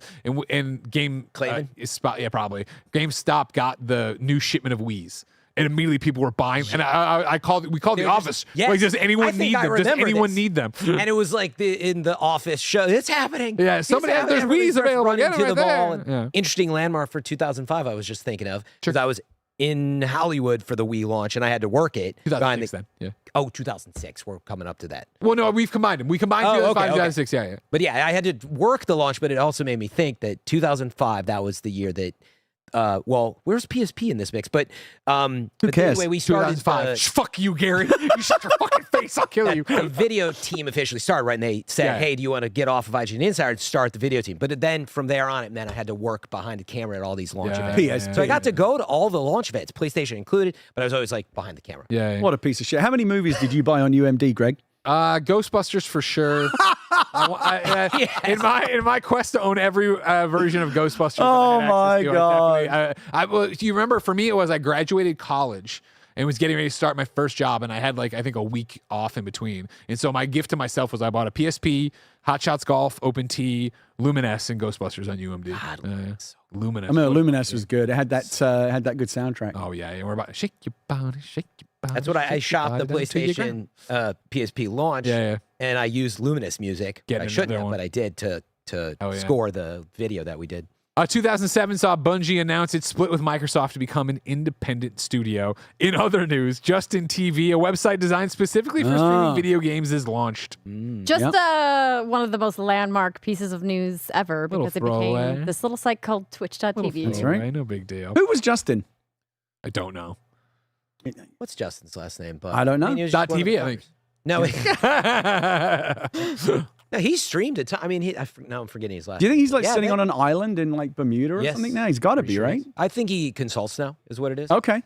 But that is crazy to think back because Twitch didn't come around until I don't know when it became 2011 or 12, yeah. Something like that. But Justin TV, that was pretty huge back then. I mean, there was plenty of live streaming out there, but I think they were the first ones to really commercialize it, right? Yeah. It just wasn't even understood. I remember when I remember when Rumble was just Adolf TV. Not familiar? You're not on Rumble? I do know Rumble, but I can't. It's where I get all my political news. I don't know where the jokes. I don't know. I don't understand the jokes. Gary, is this a news site? Rumble? Yeah. You're not familiar with Rumble? I definitely would. Rumble's where all the right Rumble is like when you get banned on YouTube. when you and they get go banned there. from Twitch, you go to Kick. When you get banned from Kick, you go to Rumble. You can get banned from Kick. Yeah, you can't believe it or not. It is possible. Yeah. Yes. Okay. 2008. The key story for 2008 was the increased competition between the PlayStation 3 and the Xbox 360. This is via NPD. Starting in January, the PlayStation 3 outsold the Xbox 360 by about 40,000 units. However, Microsoft said they misjudged demand and struggled to produce supply until late February. For the entire year, the PlayStation 3 outsold the 360 5 out of the 12 months, with 2 more months within 5K of each other. However, the 360 scored the pivotal holiday months in November and December. Overall, the PS3 experienced substantial growth from 2007. The Wii and Nintendo DS were the top 2 sellers. Wii, still suffering from supply issues, shifted record-breaking units month after month. Do you think there was a point either in reality or just in perception? Because it feels like in retrospect, it kind of feels this way, that where Xbox 360, because Xbox 360 was a terrific generation for Microsoft, right? There's probably the best Xbox for its time. And PlayStation 3 kind of stumbled a bit, right? Too expensive. They struggled with games. No games. The store didn't work. It was a web Was there browser. ever a point where it kind of felt like they were actually at parity, do you think? because obviously the narrative overall is like Sony's always been ahead, and currently like way ahead. But for that point, it almost looked like they were kind of neck and neck for a bit. I don't know about the actual sales, but I would say from a release PS3 ends up out. I mean, even if it's just like mind share, like the narrative was very favorable to Microsoft. I was going to say, I think the bigger thing is that Xbox 360 won the mind share. Yeah. Where like you'd go to the airport and they're like, take your console out of your bag, and they showed a 360. And I know that's a goofy thing. No, but that's the kind of stuff. It was the excitement of that, of Xbox Live, of a headset packed in, of talking to your friends and friends listen blades. Like there was a juice there that even with PS3 catching up and surpassing in the end, I don't think you were ever able to get out from behind that shadow and then the halos and all these other things that were happening. A bit maybe, but we have to remember, I mean, again, could be misremembering, but Japan market was something, it was very, like Microsoft they've always struggled there. Yeah. So like you might think that way here in the Western audience. Yep, 100%. And that's how we saw it. But it was like, but the reality was everybody was just buying PlayStation 3 and Final Fantasy in Japan. Yep. And Dragon Quest. Of course, yeah. The 360 was MTV. It was Elijah Wood. Like, it had the celebrity mind share. You know, that's what I think of. And I think that's why their marketing machine was in overdrive. Yeah, I think that's why we think of them as, like, dominating that. Yeah, remember The Rock? Yeah. But they did dominate that. Yeah, for sure. Yeah, I mean, they absolutely did. Yeah. They did. And again, they capitalized on the fact that Sony had kind of a dud generation with PS3. There are some memorable games with PS3, but I remember it not having a great launch lineup. It's the launch lineup that does them in. The end of the PS3 life cycle was a banger, though. Yeah. And honestly, that was the time to hit, right? They hit that, and then PlayStation 4 is the result of we fucked up these PlayStation 3 things. We're not going to fuck that up again. And that's when Xbox went, we're going to fuck this up royally with the Xbox One. Yeah, and like Microsoft finally hit its stride where it had some crazy good exclusives, right? Like Gears. Yeah, I was thinking Mass Effect as well. Mass Effect, yeah, no, 100%. Yeah. So they had like a pretty damn good lineup that you're like, I'm getting Xbox. And that's what it was taking me again back to like the console wars in the office. Yep. You must remember this, right? Like, I'm well versed in the PS3 Xbox. Like, I'm not misremembering. Well, because again, I came from the Nintendo side. Fucking Clement's over there. Clement's giving Folklore a 9. I'm talking about this Uncharted game. Yes. Hillary saying, shut the fuck up. We got Halo and Gears. Exactly. But like literally people would get in, say like, let's just say Mass Effect. They would Bioshock as well. The Xbox editors would look over and like sort of snicker at the fellow editors of like, you wish you were playing this. And it was just so competitive back then. They had achievements, like there was stuff going on. That was my God, achievements. I mean, the whole like avatar customization from the 360 era was gold. I was so sad when they got rid of it. PlayStation the blades. Remember the blades? That aesthetic was so good. PlayStation 3 was its own thing with the cell processor, and Xbox was basically a low-end PC. And Kutaragi. So of course, every fucking PlayStation 3 port ran like shit. Something was wrong. The blacks didn't work. I may be mistaken here. I'm sorry, someone will correct me, but I think it was also the first console that was able to do wireless gaming. It had that little Wi-Fi adapter you could plug in the back, the little dongle. The little guy. I remember that. I remember that being a big. Which Xbox? Yeah. Xbox 360. 360. You plugged in the Wi-Fi that didn't come dongle. till later in the generation, though. Yeah, but they eventually got up to like Wi-Fi N or whatever it was. You know, like if that was the speed you had today, you'd kill yourself. But right back in the day, it's just amazing that there's no wires. It's like, oh my God, how is this thing working? 2009, Batman Arkham Asylum attains the Guinness World Record for most critically acclaimed superhero game ever. In other news, Demon's Souls spawned a whole new genre that would put From Software on the map for years to come. The Souls-like was born, which is 100% true. But that's like a smoldering. That's a little flame. That's not. I don't think that's Bloodborne. Right, is where we explode. No, I added that as like a nugget because I think some of us. Oh, you put it. Okay. Yeah, that's why I put they are in the parentheses. Wasn't Dark Souls where it exploded? But to me, the bigger story. I mean, obviously Arkham Asylum. Like, we'll talk about that in just a second. But I added the Call of Duty Modern Warfare 2. Kickstarted Call of Duty's dominance as the biggest entertainment franchise in the world, because like from Modern Warfare 2 on, I mean they've just been like. Knocking down the NPD charts ever since. But I also relate that with now it made me remember why I'm like, screw this. I'm not playing Xbox Online like Call of Duty. It was so toxic. Like it's funny that you wouldn't last a day. How is it today?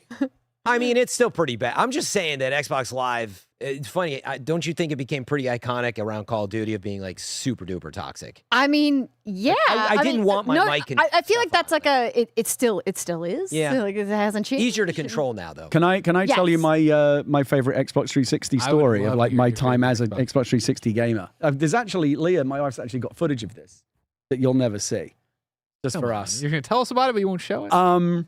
So we had the 360. I think Leo and I started dating in 2005. So it was when we were like first going out, and we got a 360 and we got the Vision Cam. Sure. Remember the Vision Cam, the little yeah. camera that you plugged in? It was a shitty, it was like maybe like 240p. It was bad. Yeah. But again, it was like, oh wow, camera. And it was like the innovative. size of a postage stamp. Yeah, and now there's a camera. camera built into like literally everything you buy. And we just again take it for granted. But back then, this was the first time. So I had a little Vision Cam, and I had the little microphone thing. And what I would do is I'd get super stoned. This is before it was legal, so we had to go to Dolores Park and buy our stuff from the cookie man that would sell the cookies, and they were disgusting, right? Because it was like you had to like wolf them down. Now you go to walk into the store and buy like fucking artisanal Belgian chocolate that will take you to another planet. But as a reminder, everyone at Kind of Funny does sign a Dare pledge, Mike. We did sign You signed the Dare pledge. Say no to drugs. Which means when you go to Vegas, you buy the weed, but you throw it away for some reason. Exactly. Especially Tylenol. Send any you don't want over to me. I would get super stoned on these disgusting cookies that we bought from the cookie man in Dolores Park. And then I don't remember how I got it, but I got this hand puppet. It was a Jesus hand puppet, and it looked like a little Jesus. Also from Dolores Park. It was like a guy had like a sash and the hair and the beard. I guess it kind of, if you took the thing off, he just looked like a caveman, but you put this thing on, it's Jesus. And so I would hide under the camera and like puppet the thing for the camera only saw the puppet. Gary, did you have one of those cookies before we started? I would go on and I would do hello, I am yes, I will bless your game with my Jesus powers. It was all very stupid. But people, don't forget, it's like 2 o'clock in the morning. Everyone else playing Uno. Stoned as fuck. Stoned as fuck. I'm telling you, Xbox 360 Uno with the Vision Cam. If you take all the penises out of it, and it was a brilliant experience. Yeah, yeah, I was cracking myself up. Speaking of brilliant experiences, 2010, PlayStation Move and Microsoft Kinect both launch worldwide. Wait, sorry, what launched? PlayStation Move and Microsoft Kinect. Yeah. How long have you got? I still vividly remember that that press conference with the Kinect and then showing all the games and how it really seemed like magical technology, and the problem was it just did not work that way in people's houses. Yeah. You cannot. Kudo. Yeah. Bam! When he did that with his foot, the whole thing wigged out. You will never achieve success in innovation, the kind that Nintendo enjoys, by looking at what someone else has already done. In this case, with the Nintendo Wii and the Wii controllers, the Wiimotes, and go, that's a good innovation. We should innovate like that as well. Yeah. And then basically copy it and come up with an inferior version, like the Move, again, fucking dead on arrival, right? They tried to resurrect it with PSVR. Maybe don't try to resurrect it with something else. It's also dead on arrival. And then the Kinect, which, again, I've said it before, one of the worst, biggest boondoggles in the history of the video game industry. It fucking killed the Xbox One. They forced it into every box, jacking up the price. No one knew what it was. It didn't work. They lied and faked about how well it worked. Remember the Star Wars demo where the character fucking jumps before the guy on stage did because it was all scripted and fake? We all saw it did not work. Wait, hold on. I'm sorry. The Nitro Rifle has something to say. What's up, Andy Cortez? Gary, what about my friend Milo? We're going to talk to this little boy named Milo. Blessed Peter. I love him. I still love him so much. I remember the moment. I knew it was dead. I went to a kid's birthday party, and there was a bunch of kids, and they had a Kinect there, and they were trying to play one of the Kinect games. And after about 5 minutes, one of the kids said, "Can we just play something with a controller?" I was like, "That's it. It's over. That's bad. It's That's over." Bad news bears. Yeah. I remember trying to, no disrespect to John, I remember trying to navigate the menus on Dance Central. You look like fucking Trump dancing, going like this. You just look like an idiot. Like, why is it not doing anything? How is this easier than this? It's not. It's terrible. It's what happens when you try to copy someone else's innovation, but you don't fucking know how to innovate. So Kinect killed the Xbox One. It's a real shame. Xbox is still in a hole because of it. Phil Spencer rightly said, I think it was one of the smartest things I've heard. Yeah, the worst generation to lose, because is when people started building their digital libraries and getting into I'm in the ecosystem now. All my games are here. I can't move over there. They fucking Don Matrick can never be pilloried enough. Nope. For like how, because again, coming out of parity, 360, a resurgent, PS3 in the mud. Yeah. And then they could have like gone for the kill, and instead they chose to fucking kill themselves. And by the way, there was like the first version of Kinect, was that right? And then Xbox One had the 2010, they launched that Kinect for the 360. We are getting a bit to 2013 Xbox One launches, but it's all part of the same conversation. I was just trying to remember. That was, honestly, if you want to make the Kinect and try to copy Nintendo, fine. Make it an accessory. But again, they were on the shelves at the same time, PS4 and Xbox One, and that thing was $100 more expensive for a thing that you didn't want or understand how to use, and if you even tried to use it, it didn't work. It just didn't work. He's definitely mad about 2013, and we're not, I know, we're not there yet. I'll have more to say then, but the last comment I'd say there's a lot of history of companies having ideas that are good that don't work. That doesn't mean there weren't a few good ideas in there. It's the only thing I would say. And as we get I don't think they should have done it then, but there was some earnest good thoughts in there. As we get to 2011, Greg, I want to shout out Michael Sosby, who super chatted 6 different times for $2 each, saying 2,000 on the road to 2,000 Let's get super to chats. 2,000. We are inching closer and closer to 1,000. I believe we're about 16 away. But I also want to shout out Chris Rod with a $100 super chat. Whoa! I'll tell you what I'll do. Saying I'll tell you what congrats. I'll Gary's do. got something to say. Big, just for fun, big money. Because no, you'll like this. I know. Because I'm in a good mood today, I will now treat everything I say for the rest of the show as a super chat. Every time, write this down, Mike. Every time I say something, I'll give you $5 at the end. Wow. Okay. Okay. Every time. How long are these sentences going to be? I'm just gonna keep my mouth shut for the rest of the show. That was the last we heard from Gary. It was He will not be 2011. able to contain himself. I also want to thank Michael Major with a $50 super chat saying, congrats, I watched every single one of them. Here's to 2,000 more. So much love from everybody. We got Grim, Ian David, Larry. A lot of people aren't even leaving messages because they just are leaving like $1. Gary, you wouldn't believe this super chat. Phil wrote me and says, Mike, talk about Labubu for 200 milliseconds. I'm telling you, fucking Labubu. Wait, should I start a timer? I got this sweet Labubu named Serenity. I love Labubu, Gary. It's got a Call of Duty outfit too. You would love this. Okay, ready. I got me. I got you. You gonna do it now? No, I tried to break Gary. I really want you to talk about Labubu though. Freaking Labubu. 2011 Babies of 2025. The Nintendo 3DS launches. 2012, the Wii U launches. So we're right in this primetime Nintendo stuff here. I remember the 3DS and being at that Nintendo press conference because that was getting to the end of when Nintendo was doing in-person press conferences because they stopped doing them long before everybody else did. And I remember the presentation where they had like the 3DS open and they were showing Zelda on it. Like for the first time, you could see the difference between turning the slider on and turning the slider off. And it just like, you didn't fully understand it. And so we got to the show floor and you actually got to hold it and you're like, whoa. How are you doing this without glasses? Exactly. I remember it was the big takeaway. It was really cool. Great console. Fran, Mr. Nintendo? Yeah, there's a perfect example of something that I was like, I did not like it overall, but Luigi's Mansion, I think it was maybe in particular, I remember being like, well, this is pretty neat. I turned mine off and left it off all the time. I hated that. Yeah, I just remember doing it and it, first of all, being hard to find the spot, and then actually after a while, I was like, this is like hiring my eyes. Well, it also used a lot more of the battery. And that too. And you're like, screw it, it's not worth it. It just wasn't worth it at all. You want me to read this? Why are you doing this self-imposed bit? Are you guys Yeah, watching seeing Rumble 3D right now? without glasses for the first time was trippy AF. That's trippy AF, no doubt, no doubt. Open up that wallet, Gary. I also have a super chat here I wanted to read from Kevin Lindsay, just throwing back to 2008, who said, Mass Effect causes debates on Fox News over simulated alien sex. I remember that. Remember that? Big Oh, time. my I'm glad Fox News is really straightening themselves out and don't report on dumb bullshit anymore. And then Jackie Lore with a $2 super chat says, bring back the Fat Five. Remember that? That's a good time. I do remember that. That was good. Meanwhile, the Wii U, that thing sucked. Yeah, Great games, terrible hardware. Okay, yeah, the Wii U was bad. I'm willing to spend money on this one. Spend money. Yeah, it was. There's a absolutely- whole segment about you talking after this, so we're only doing it here. That one's okay. next year, Wii U. Okay, got it. All right. Well, I'll save it then. Wait, I are want we my on money the back Wii U because yet? that didn't count. refunded, I money want a refunded. refund. It's like I need Steam. you here YouTube for can do this. that. Wait, what year are we? Oh, okay. Never That was 2012 Wii U launches. Oh, no, 20. Oh, I thought we were talking about 3DS in 2011. I put them He together. put I 'em said up. 2011 okay. was 3DS You're and right. 2012 was Wii U. Yeah. He gave us a Nintendo sandwich on that one. And now I'm Yeah, going to go I- to 2013. But Unless I you don't- want to say. Then Go. I cut Gary, Just I on cut Wii Gary U, off. I at least want to say that was one of the most horrible console launch / setup experience I ever had. I don't know why. Maybe it was just bad luck, but I just remember trying to get it set up and like downloading stuff or something, and it just like was awful. It took me like 90 minutes to 2 hours. It was terrible. And then my second thought was, how am I going to get this cable long enough to run to the bathroom?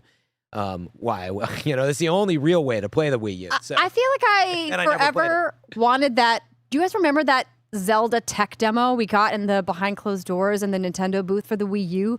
And that game just like never existed and never came out. It was like this gorgeous, beautiful Zelda game that was 3D and was that not GameCube?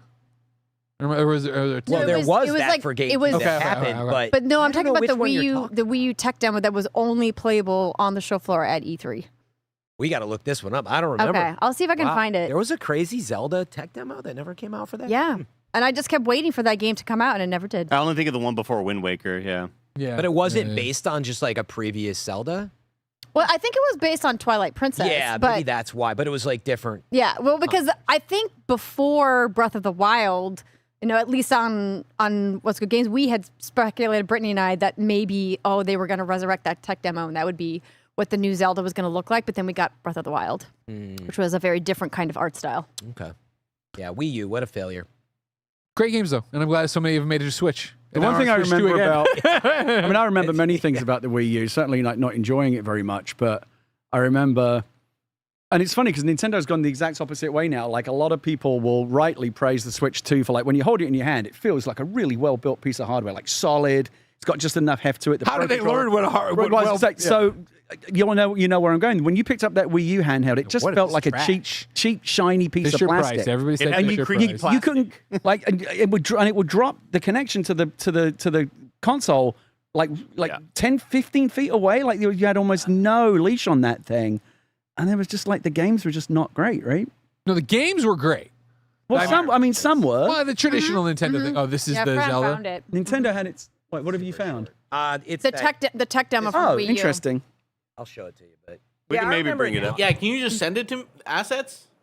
Look up the Zelda HD You think so, no? experience Wii U. Thank you to chat for that. I don't think he knows how to do that. I don't think he knows how to do that. Text it to me and I'll put it in assets if you want. Text it to Fran. Text it to Greg. Zelda, what is it? Wii U, what? I'll send it to you. I didn't he's asking me to send him a clip. That's fine. Well, I mean, the clip that you're showing everyone on the damn Bro, set. do you want me to Slack it to you right now? Yes, Like, Slack it assets. He doesn't know how. Andrea, he's on Slack.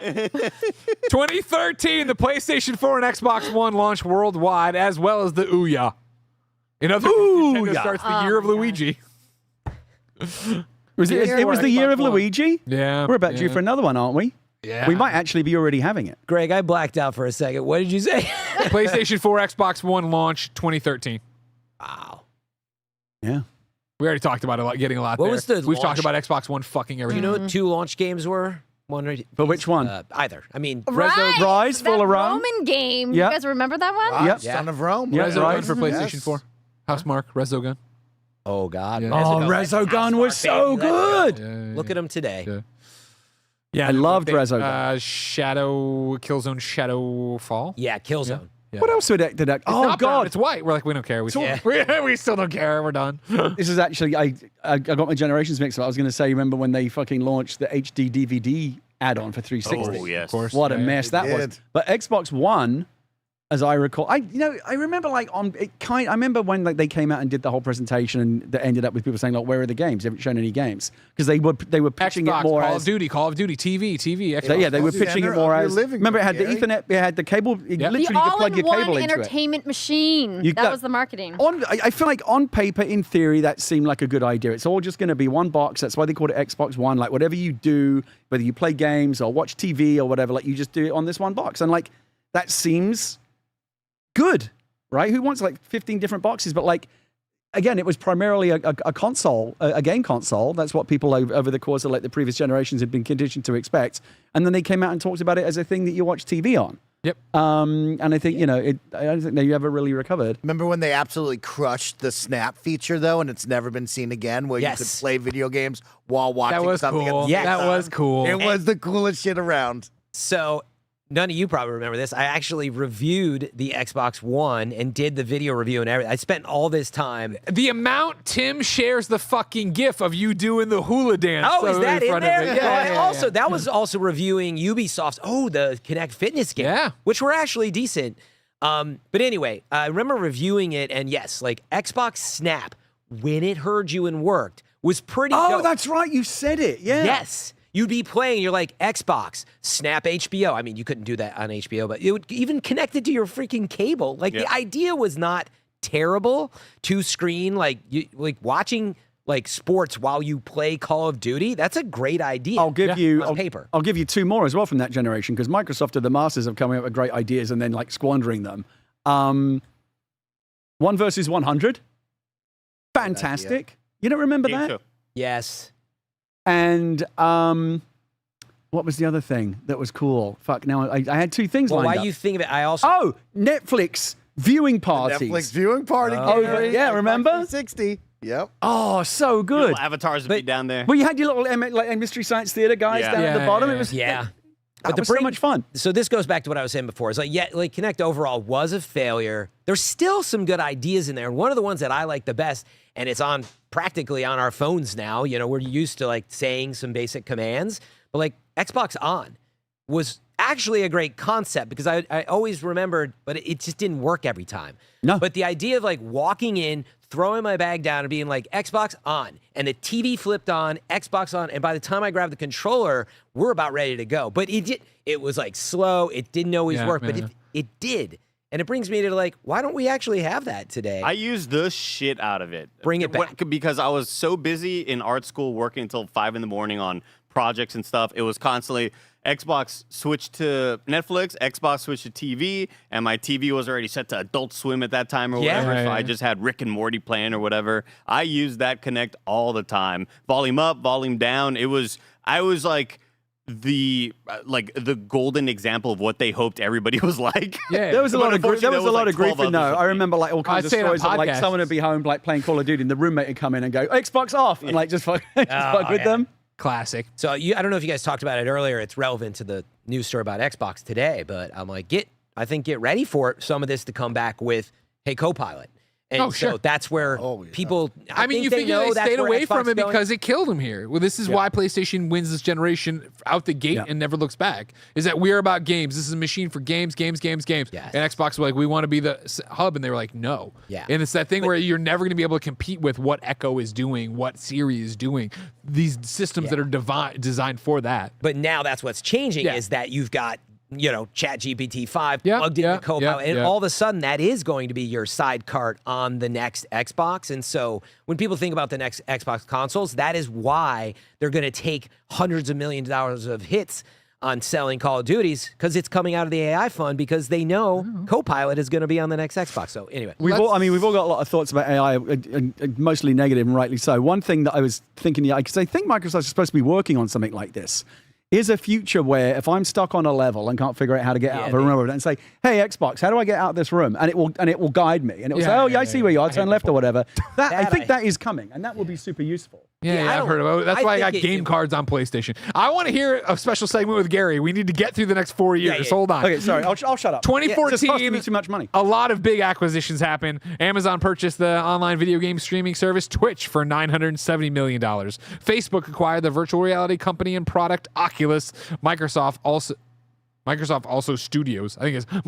Studios also acquired Minecraft developer Mojang for $2.5 billion. That to me was like a historic moment, that Minecraft story. I remember that number coming out and us all being like, that is an unfathomable amount of money and yet still good value. I mean, a humongous value. You know, I think we were all like bending over backwards trying to figure out how is Microsoft going to make that money back, and here we are. And they said Jack Black. You know, 10 years later, and they're like, ooh. Yeah, but then they blew it all on Activision. So, but I think again, this is like one of those turning points of, and I guess not 100% true, right? As we are talking about Rare. Is it and Mojang? I've been saying Mojang. It is Mojang. Oh, okay. Yeah. Well, there was one Xbox presentation where they came out like, and our friends at Mojang, and we all went, oh fuck. Oh no. Anyways, but I feel like that's such a turning point in terms of these giant acquisitions starting to happen. Yeah, huge. Yeah. 2015, Satoru Iwata, president and CEO of Nintendo, died at the age of 55. This is Kyle at Game Informer, Nintendo's president and CEO, Nintendo's president and CEO. And I think Nintendo Direct host is probably what it's supposed to be. There it is. Iwata has passed away, unexpectedly passed away. Nintendo issued a brief notice on its website regarding Iwata's death. The notice reads, Nintendo Co. Limited deeply regrets to announce that President Satoru Iwata passed away on July 11th, 2015 due to a bile duct growth. This is a heartbreaking surprise, as Iwata was more than just a high-ranking Nintendo executive. He was a personality and representative for the company and has a long history of programming and hands-on game development for many of Nintendo's biggest games. Our condolences go out to all of his friends and family, as well as his many fans. Nintendo won't be the same without him, and I think 100% it never was. Yeah. Iwata, I mean, and that's not to say Nintendo's good, bad, or otherwise, but Iwata was so synonymous with Nintendo Directs and what that was, and his friendship with Reggie and what that whole system was. Like, to lose him even is, I've never been the Nintendo guy. Can you imagine when Miyamoto goes? Oh, no, I don't like to think about that either. It's going to be like any of them. When you start thinking about flags at half mast. How many, Kojima games are left, but you digress. Yeah, I was going to say one thing that was really important about that moment. First of all, yeah, he was this amazing guy that came out of development that broke through, like you were saying, that he kind of bridged that between, if you remember, it was Yamauchi, like really old school Nintendo leadership, but Miyamoto was more like the face, but Iwata was, to your point, able to break through. But secondly, the thing that we kind of lost there was there normally was that leadership handoff, right? Iwata would still be there, but there would have been the next moment when Iwata chose the successor. And so since then, that's not how it's really quite happened. I feel like it's kind of gotten tossed around a bit since then. And we can see, quite frankly, with Switch 2, things have changed quite a bit. Yeah. Andrea adds, deservedly so, 2015 also sees the release of Witcher 3, Grand Theft Auto 5, and Fallout 4. Jesus. What a year. That's what a the year big for Three big games, but only one of those is like all-time legendary, I would say. Gonna get your wig out? No, this is we're charging you for this one. One of those three? I've got the money. Definitely two. I think Fallout is debatable, but I have a vivid memory. Blessing comes in to say GTA 5 was 2013. Todd Howard being on stage, I think at what the time was the Kodak Theater, where they have the Oscars every year. Bethesda did their press conference like in Hollywood. It was this big thing, them renting out this giant theater for us all to go to. And it had been, the next thing in Fallout had been rumored for years at that point. And then they kind of like shadow dropped it. They announced it and then said it's coming this November. Yeah. And that had never really been done up until that point, that they announced a major AAA franchise installment from one of the biggest publishers and said, just like 4 months later, you're going to be able to buy it. Like it was wild. Yeah. But it's not your contention that Witcher 3 could be placed in the same category of like legendariness as GTA 5. Yes. Almost nothing can be.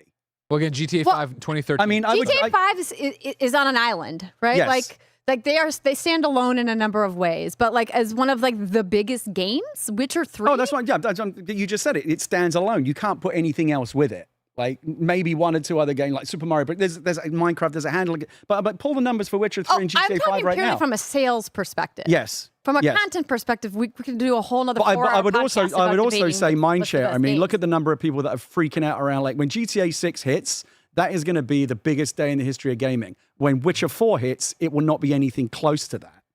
Well, I don't agree. I don't disagree with that. For what, I'm just saying of the three games that you mentioned. Speaking of something humongous, 2016, Pokemon Go launched and took over the world. The closest we've ever been to world peace. Wait, what did Pokemon Go? Pokemon Go. Oh, God. I remember walking out of the old spare bedroom because this is kind of funny being super independent, right? And you'd get out there on the street and people in my weird sleepy neighborhood in the sunset out there chasing Charmanders. Like, what the fuck is happening? I remember you could see people like all congregating. Oh, that must be a gym. Yeah, like, exactly. I was in Delois Park for a Pokemon Go event that I was covering for Gamer Next Door Weekly, and there was 4,000 people in Dolores Park. Yeah. And it was a crawl through San Francisco of people going and playing Pokemon Go together. Yeah.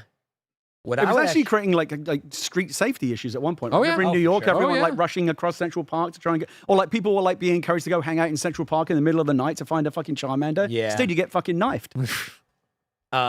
It's super effective. Actually, I have to wonder, was that actually like the biggest phone gaming moment that happened by far? Like, what was a big phone game at that time? I mean, nothing like this. Angry Birds. No, I think Candy Crush, Angry Birds. Plants vs. Yeah, but those are all games that you just play on your own. These games actually, like, it was weird because it was the first game that was like noticeable out in the real world. Yeah, that normal people were playing when I'd walk past. Absolutely. I don't think Like any of the examples we come up are going to touch what this was. And then, of course, 2017, Kind of Funny launches Kind of Funny Games Daily. Woo-woo! A short 2,000 episodes ago, everybody. If you can. Do you have do you still have? You must have it, right? Like your very first show somewhere. What does that? Oh look yeah, I don't like? get any of. I don't get rid of any of them. I got them all. I mean, like, what is it? I mean, have you ever gone back and looked at that? Like, No, but I can pull it in this next break if you want me to. Yeah, let's have a look. But you're on the hot seat for the next seat. That's right. Whatever.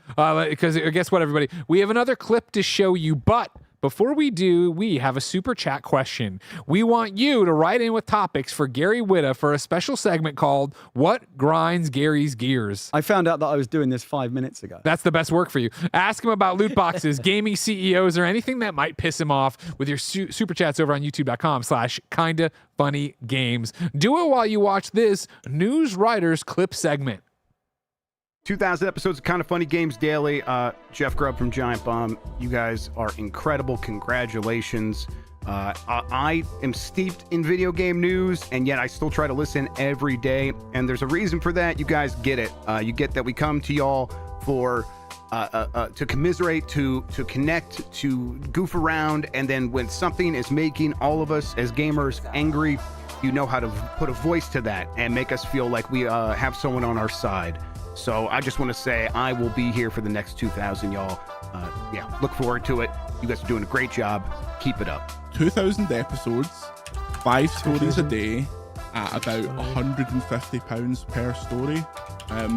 So what does that That is 1.5 million. It's pounds, but let's call it dollars because they're our friends. So $1.5 million you owe us Kind of Funny Games. Pay up, Miller. My favourite moment of Kind of Funny Games Daily was the episode that I got to host with the wonderful Mr. Midas while I was in the midst of a massive bout of food poisoning. Chris, your favourite moment? It's not so much a single moment as multiple moments. I like every time Blessing tries to pronounce my name and gets it wrong every time. I think Scullion is the one he settles on. It is Scullion. Tim gets it right 100% of the time. Well, we were going to end this with thank you for all the support, but it's really been us propping you up for all this time like we do with every other gaming podcast. We'll continue to provide you award-winning games journalism and wish you well on 2,000 more episodes. Love you all. See you next time. Hi, Kinda Funny. It's me, Rebecca Valentine. Hey, congrats on 2,000 episodes of Games Daily. That's freaking incredible. You guys are really awesome. One of the things that I've come to appreciate about Kind of Funny Games Daily is the way that it's taken a lot of my more businessy, industry insider kind of pieces and helped make them a little more digestible for just, regular everyday gamers. And you guys do that with my pieces. You do that with a whole lot of other really great writers who write about industry topics. And it's just really awesome that you do that. You asked me to share one of my favorite pieces, and I actually wanted to share this one. I wrote this one a couple years ago, and I actually feel like not very many people picked it up, but it's genuinely one of my favorite things that I've ever written. It's about this game called Spin Tires and the weird back and forth argument over who actually owned this little driving simulation game. It's really detailed. It took some very bizarre twists and turns, and I really, really enjoyed reporting on it just because of the multitude of skills that I had to use to sort of get to the bottom of what was really happening here. So that's an article from me, but you guys are freaking incredible, and I appreciate everything about you. I love listening to Games Daily, and I hope you guys have an amazing 2,000 episode and 2,000 and many more episodes to come. Bye! What's up, Kind of Funny? Wesley here from Game Informer. Congrats on 2,000 episodes of Kind of Funny Games Daily. That is incredible, and I'm so thankful to have been a small part of that show each time my stories are read on the air. And it means the world that Kind of Funny supports journalists like us all around the world by reading our stories and making sure our news and our reports and our features are out there for people to hear about on the show. I remember the first time Greg read one of my stories on the air, he didn't actually mention my name because he wasn't reading the author bylines at that point. And so I messaged him and said, yo, you should absolutely be reading the bylines selfishly because I just wanted to hear my name on the show, but also because it's a good thing to do. And he started doing that, but not without calling me Wesley LeBlanc, that motherfucker, every single time he read one of my stories, and I loved it, and it made me laugh every time. Fast forward a few years later, and now I'm a Game Informer, and my stories still get read on the air sometimes, and it makes my day every single time, and I love it. 2,000 episodes, that's truly nuts. I've been on the show twice, once when I got laid off a couple years ago from Game Informer. Not so fun. The second time was with Blessing earlier this year to help bring back Game Informer's new era of our magazine. It's been with Blessing both times, and I've loved that, but it is kind of concerning with me that Greg continues to avoid hosting the show with me. I know he's scared. I know he's terrified of my knowledge, and I would absolutely school him on Kind of Funny Game Showdown and end Blue Team Streak. It is what it is. It's not up for debate. It's not a question. Everybody knows that. I get why he doesn't host with me, but one day we'll make it happen. Congrats on 2,000 Kind of Funny Games Daily. Hey, what's up, Kinda Funny crew? Newble here. I want to congratulate you guys on 2000 episodes of Kinda Funny Games Daily. You guys are doing an amazing job covering the industry, and personally I have to thank you because without you I wouldn't probably do that stuff anymore I do on my account. So thank you so much.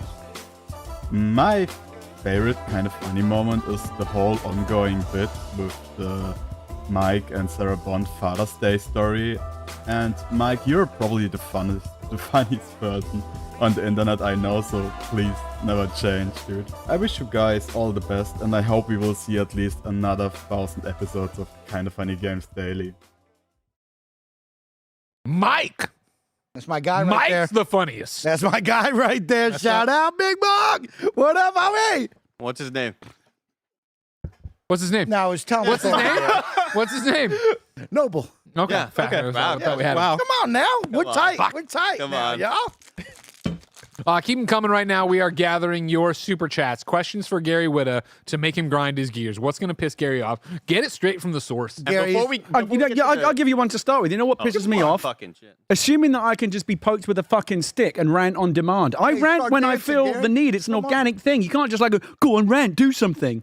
Say something. Be angry. I feel like you say that, but you pull rants out of thin air, Gary. Well, again, out of thin air, not because I was poked with a stick. Arturotron Robo Bartender super chats and says, Gary, people mad at Bad Bunny headlining the Super Bowl. Thoughts?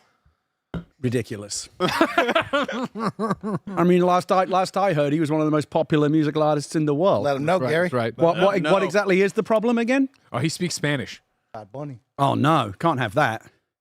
Puerto Rican. No Always one in the reminds- United States speaks Spanish, right? Always reminds me of that So line Puerto in, Rico is line in United Contact States when they're like, territory. well, why didn't the aliens just speak English? And she's like, well, maybe because like 90% of the world speaks other languages. No. Yeah. Contact. What a good movie. We don't talk about This Great- doesn't great have movie. anything to do with here we go. Gary ranting, but I want to thank Ken G with a $50 super chat and Karen Lidner with another $50 super chat in addition to Flip the USB twice. It says, longtime fan since IGN days. Just want to say thanks for all the vids and good vibes. Got my first KFGD shirt, and it's arriving today. Here's to another 2K. Hell yeah. Thank you, everybody. Gary, isn't it crazy that we went through 10 years plus of news and they didn't bring up World of Warcraft once? I mean, Unbelievable. 2004, That's the crazy. launch of That- what now could that you be the mention it. biggest game in video game history. And that game fucking dominated my life. News that was missed. To be clear, I tried Yeah. not to add video game releases because that would have made the segment last too long. Because every Put year has Pokemon big Go video in. game releases. Wilfredo Pokemon Go was super chat. that was a trend, you know? That was like, Wilfredo super chat says, Gary. World of Warcraft was and remains a big fucking deal. Big fucking huge Last deal. time you booted up World of Warcraft, Gary. Well, I mean, look. I'm not. No, this isn't. I'm not trying. I'm not arguing. This is. I had my time with World of Warcraft during the first few years. I played from the beta. I maxed out level 39 Paladin in the beta, all the way up to Cataclysm. I think was where I stopped. Did you ever say beta? Oh yeah, I used to say beta. I used to say root. I mean, I never Lucy actually said. James says Well, I never beta all said. the time. I I'm never like, said. shut your I used to say fucking face. beta. I never used to say router because routers only became a thing after I came to America. I've been to America now almost 30 years. So certain things I've only ever learned the American way to say. But I used to say, yeah, I still say tomato. Okay. Sometimes I say tomato. I'm sorry. Back to your World of Warcraft. You had your thing. You did your run. You're great. Yeah. So yeah, I was in a hardcore raiding guild. We did everything there was to do in that game. I still have some of my fondest memories ever. And every now and again, I've toyed with the idea of going back. But I've said before, nostalgia ain't what it used to be. You try to recreate something. You go, I felt that this game made me feel a certain way. Like to me, it never works. It always just kind of like, it's not how I remember it. Leave it alone. If you have great memories of a game from like 20 years ago, leave them crystallized in amber. You don't have to go back and poke at them. Wilfredo super chats and says, Gary, talk about modern video game story writing. Sorry, say again? Talk about modern video game story writing. I think Come on, you can do a better question than that. I mean, you're not going to get a rant out of me that way. No. What I said, what I mean, when I say better, I mean like that's the biggest umbrella question. Like, what's like the more granular way to ask something? Gary, as an about what you accomplished writer and a winner of 2 BAFTAs, how do you currently feel about video game story writing? I think it's in the best shape it's ever been. Thank you very much. There you go. I remember when, damn it.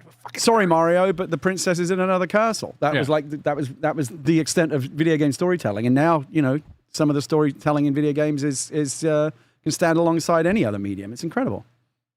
Amazing time to be a gamer. Can I bring in one from KH Cloud who writes in and says, Gary, what are your favorite things about microtransactions and live service games? I'm sorry, say again? What are your favorite things about microtransactions and live service games? My favorite thing, you know what I'm going to do? I'm going to fuck you all up. I'm just going to say nice, positive, happy things about everything. Card I'm gonna do an collecting and anti-rant. FIFA Ultimate Team is so lit, Gary. Listen, Skate Battle Pass tomorrow. My two most played games of the last 12 months, and arguably, Can I guess? ever. Are they Dune Awakening and Rematch? No. Helldivers. Rematch is a distant third. Helldivers 2, which I currently have more than 2,500 hours in. And Dune Awakening, which I didn't think I was going to get into, but these jabronis convinced me to play it and then immediately fucked off. Left me on my own. Yeah. But now me and Adam fucking run that server. We're the Spice Barons. We're like the fucking Harkonnens swimming around in all that shit and go, "Bleh, give me more spice, my Arrakis." I'm that guy. Shit was lit. Yeah. So, no, it's great. I haven't played for about a week, but like, man, I was like I have been and continue to be hardcore into Dune Awakening. I've said this to a few people a few times now. Even Adam, who didn't want to play it, fucking loves it now. I think people are sleeping on that game. It's probably since I've been looking to scratch the MMO itch since World of Warcraft. I can't go back to World of Warcraft because again, that's its own thing. And I've tried other games. This is the first one that came along that's like, man, I've said it all the time. Like, for me, the really best live service games are not, or just games in general, are not a game that you play, but a place that you go. Like when I play Mass Effect, I'm fucking in that world. If they released a Mass Effect MMO, you would never see me again. Same like, I love that shit. And Dune Awakening, it does such a good job of, it actually got me more into, I read the book years ago and I enjoyed the movies, but like that game got me into like the Dune lore and the world of Dune more than anything else that's come along. And so it's so fascinating. Like I could tell you all about like the water conservation on Arrakis, and you get into it. Like it's a really, really fun game. The combat's really fun. It's fun to build and customize your base. It's a beautiful world. The graphics are phenomenal. I kind of feel like people are sleeping on this game. Will not even be mentioned when it comes to Game of the Year, which but is it's sad. a really fucking good game. I think what really is going to happen is when it comes to console. Yeah, that's next year, and I think it'll get its it'll get its roses then. I have 140 hours in Dune Awakening, my most played game this year. Yeah, but on the flip side of that, I'm like, okay, let's be honest. So 90 hours is probably just me building 7 different bases where I would like always the building in that game is just so freaking fun. But Gary, we need aliens to shoot at. I couldn't do it. I couldn't just shoot dudes anymore. No, I need like big raid bosses. And that's not part of the Dune world, but no, it's not. You know, like I mean, there's the worms, but the whole point is you can't kill them. No? I need something more than just like a guy with. Do you think, like, they'll ever do like a raid boss where you can like fight a worm or something? It would be awesome. I'll tell you this, and it's not just me. A lot of people have said this. The only time that because the cost, if it gets you, is so severe.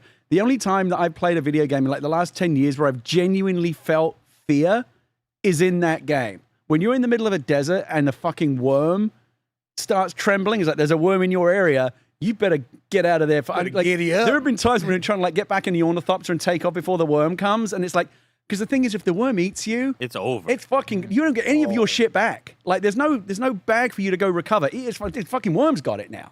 I've been eaten by a worm twice, and it set me all the way back to the beginning. Since then, once you get in the air with an ornithopter, you're fine. But like again, sometimes you got to land in a spice field. And you're walking around trying to be really careful, and like you'll hear that, you go, well, there's a worm, and like literally, it's fucking. The effects on it are really good when the big sandworm comes out. It's like, oh shit, that's epic and terrifying. And those are the little worms. Then you go to the deep desert, and they're fucking 50 times bigger. I didn't know that was a bigger worm. Oh, had no idea. You haven't seen the fucking Shai Hulud yet, my friend. This thing is huge. Yeah. The desert takes. Let me say, so basically, like you go out to the deep desert, right, where they have these massive spice fields, and the spice field is probably like 10 times the size of this studio in terms of like real space. When the big worm comes up, it eats the entire field in one bite. Like it's, oh my God, it's mental. Big worm.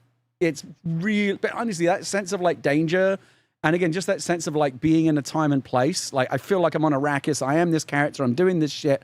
It's really, really good. It's my recommendation. You've like sold me so hard because I'm a diehard Dune fan, and I had the pleasure of seeing the multiple Funcom presentations. He walked by a TV and heard Dune Awakening. Here comes Nick. And before Nick says, I think maybe some people don't realize that Funcom worked really closely with the movie's art team. Oh yeah, I mean it looks just like the world of the movie. Yeah, to make it really cohesive, which I think is important. all of the aesthetic you is get the from the legendary logo. Yeah, all of the aesthetic is from the Yeah. Villeneuve movie. The first time you go to Arakeen, it's like shit. That's the Arakeen from the movie, right? All of the aesthetic, they did a really good job with all of that stuff.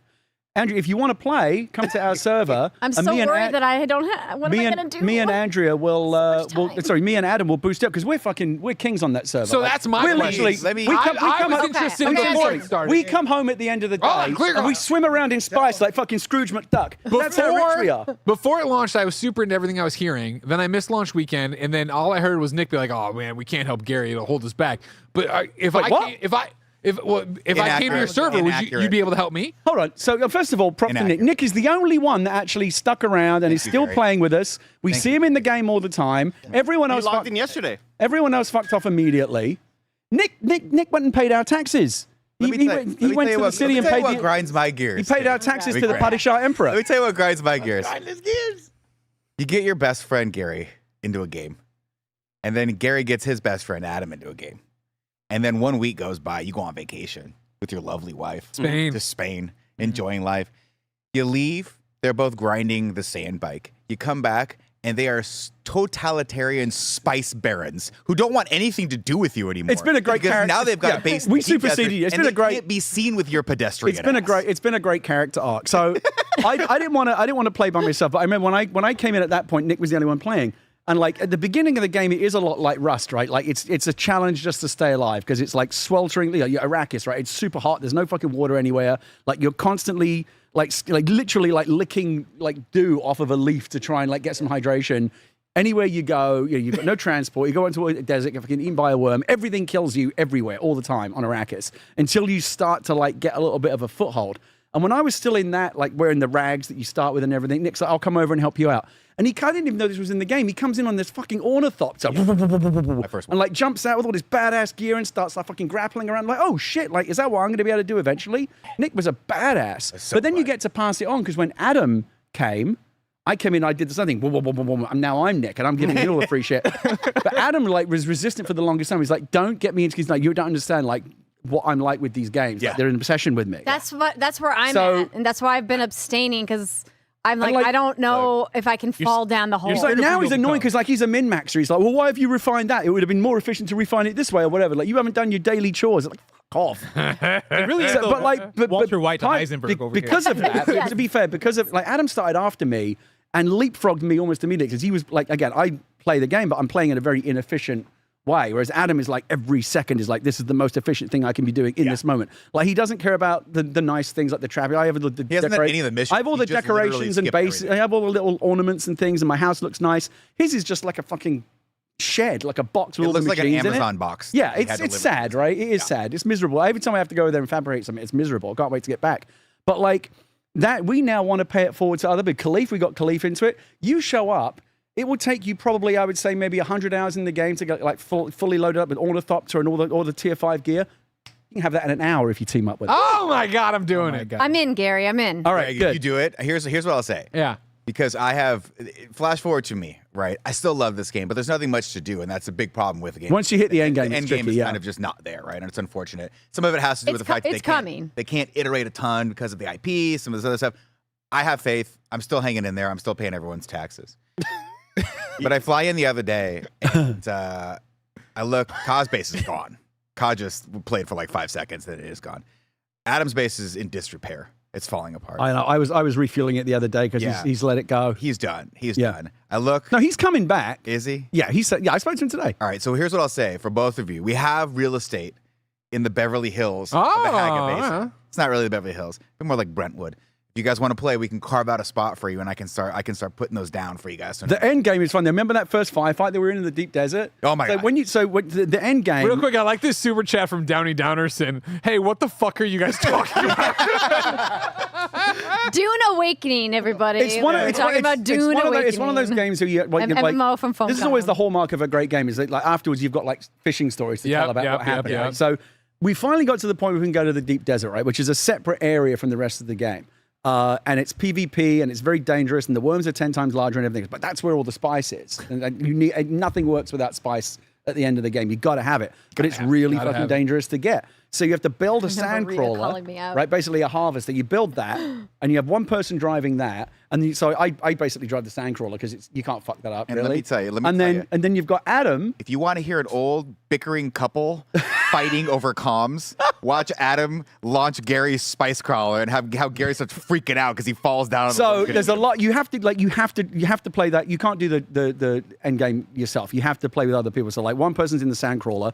You've got Adam in the carrier, like the carry-all above me, hovering. Like anytime there's like any worm sign, it's his job to like grab me and pick me up, or the crawler's gonna get eaten, and I'm gonna lose all my shit. And the mind you, it's PvP, so at any and point, it's PvP, so it's like we can only go now with an arm. So like, Adam, you want to get some spice? Yeah, we need an escort. Like we need a couple of like tough guys. So we get like Nick and some of Adam's friends like get loaded up with the weapons. They contracted me. Yeah, we paid for you a very unfair rate. No, that was a generous rate. It was muscle.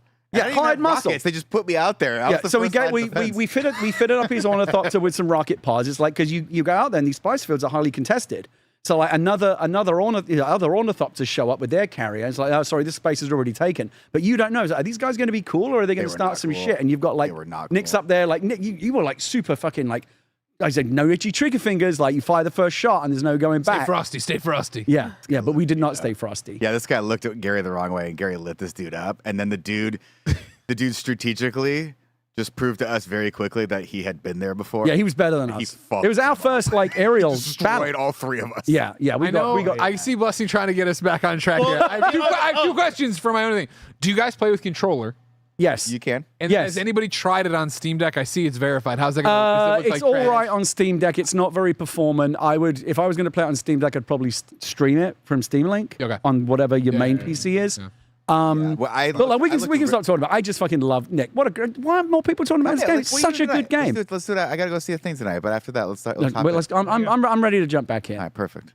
Too Blessing, because you were playing for like 5 seconds. I was playing for 5 seconds. I could be down to come back. Hot damn! It's on NVIDIA GeForce Now too. Hell yeah. Ooh, that would be. I think the play right there. the nice thing of playing it on controller, which is it works totally well. It's totally primed for that console release. I think they knew they had to make the console. This had to work with the controller because they wanted to do these console versions. Yeah, it's gonna be good. So fun.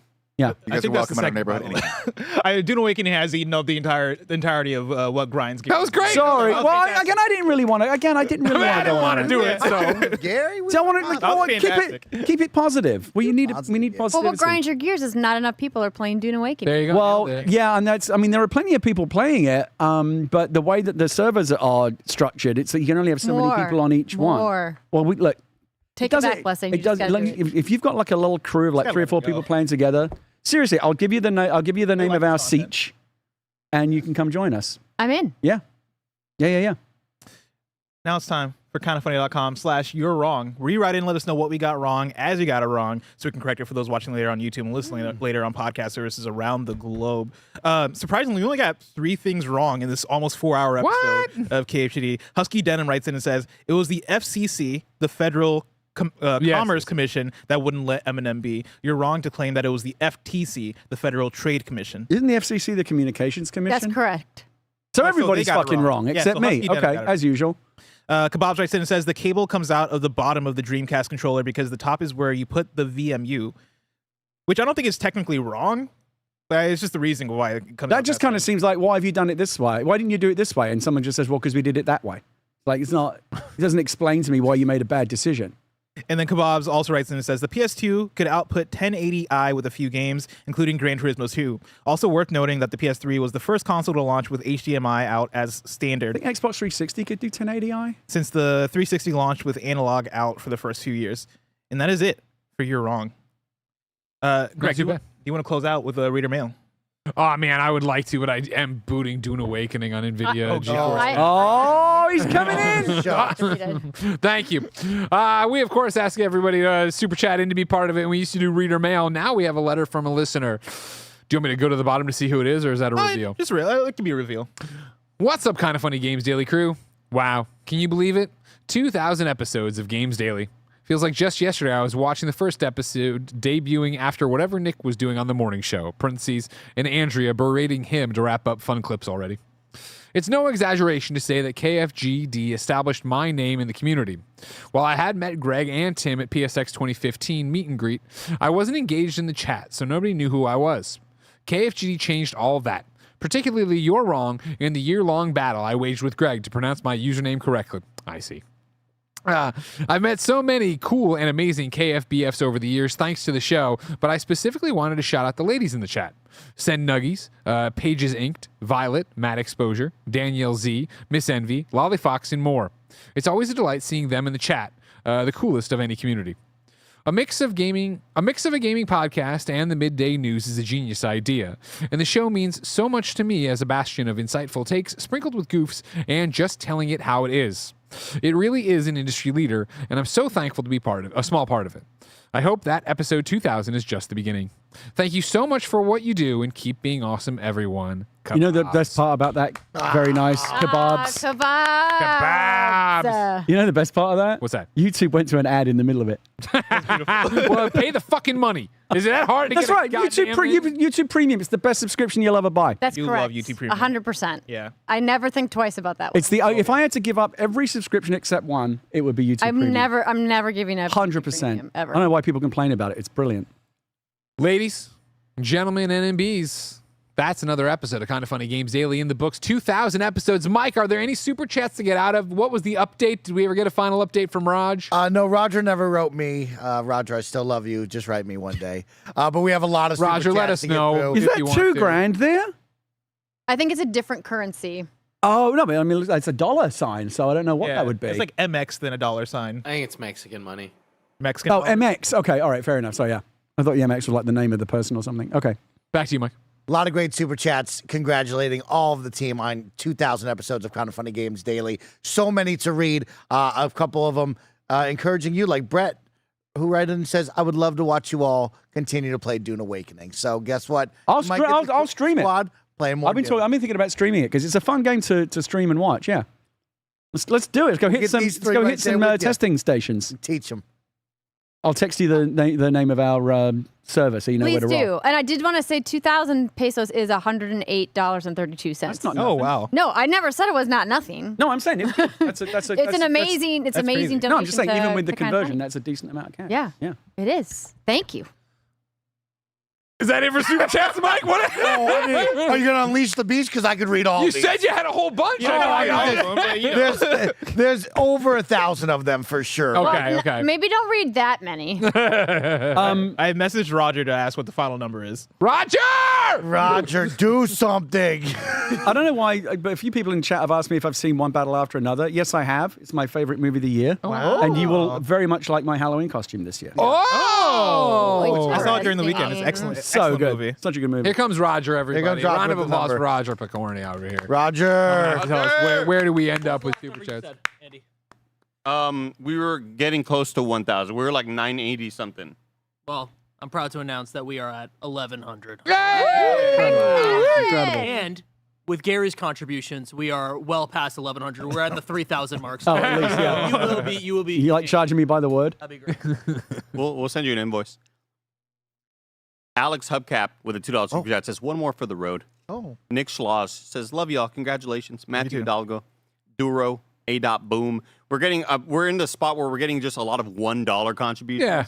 Because people wanted that number to go up. $20 from Brent McCaleb talking about Dune Awakening, sleeper hit of the year.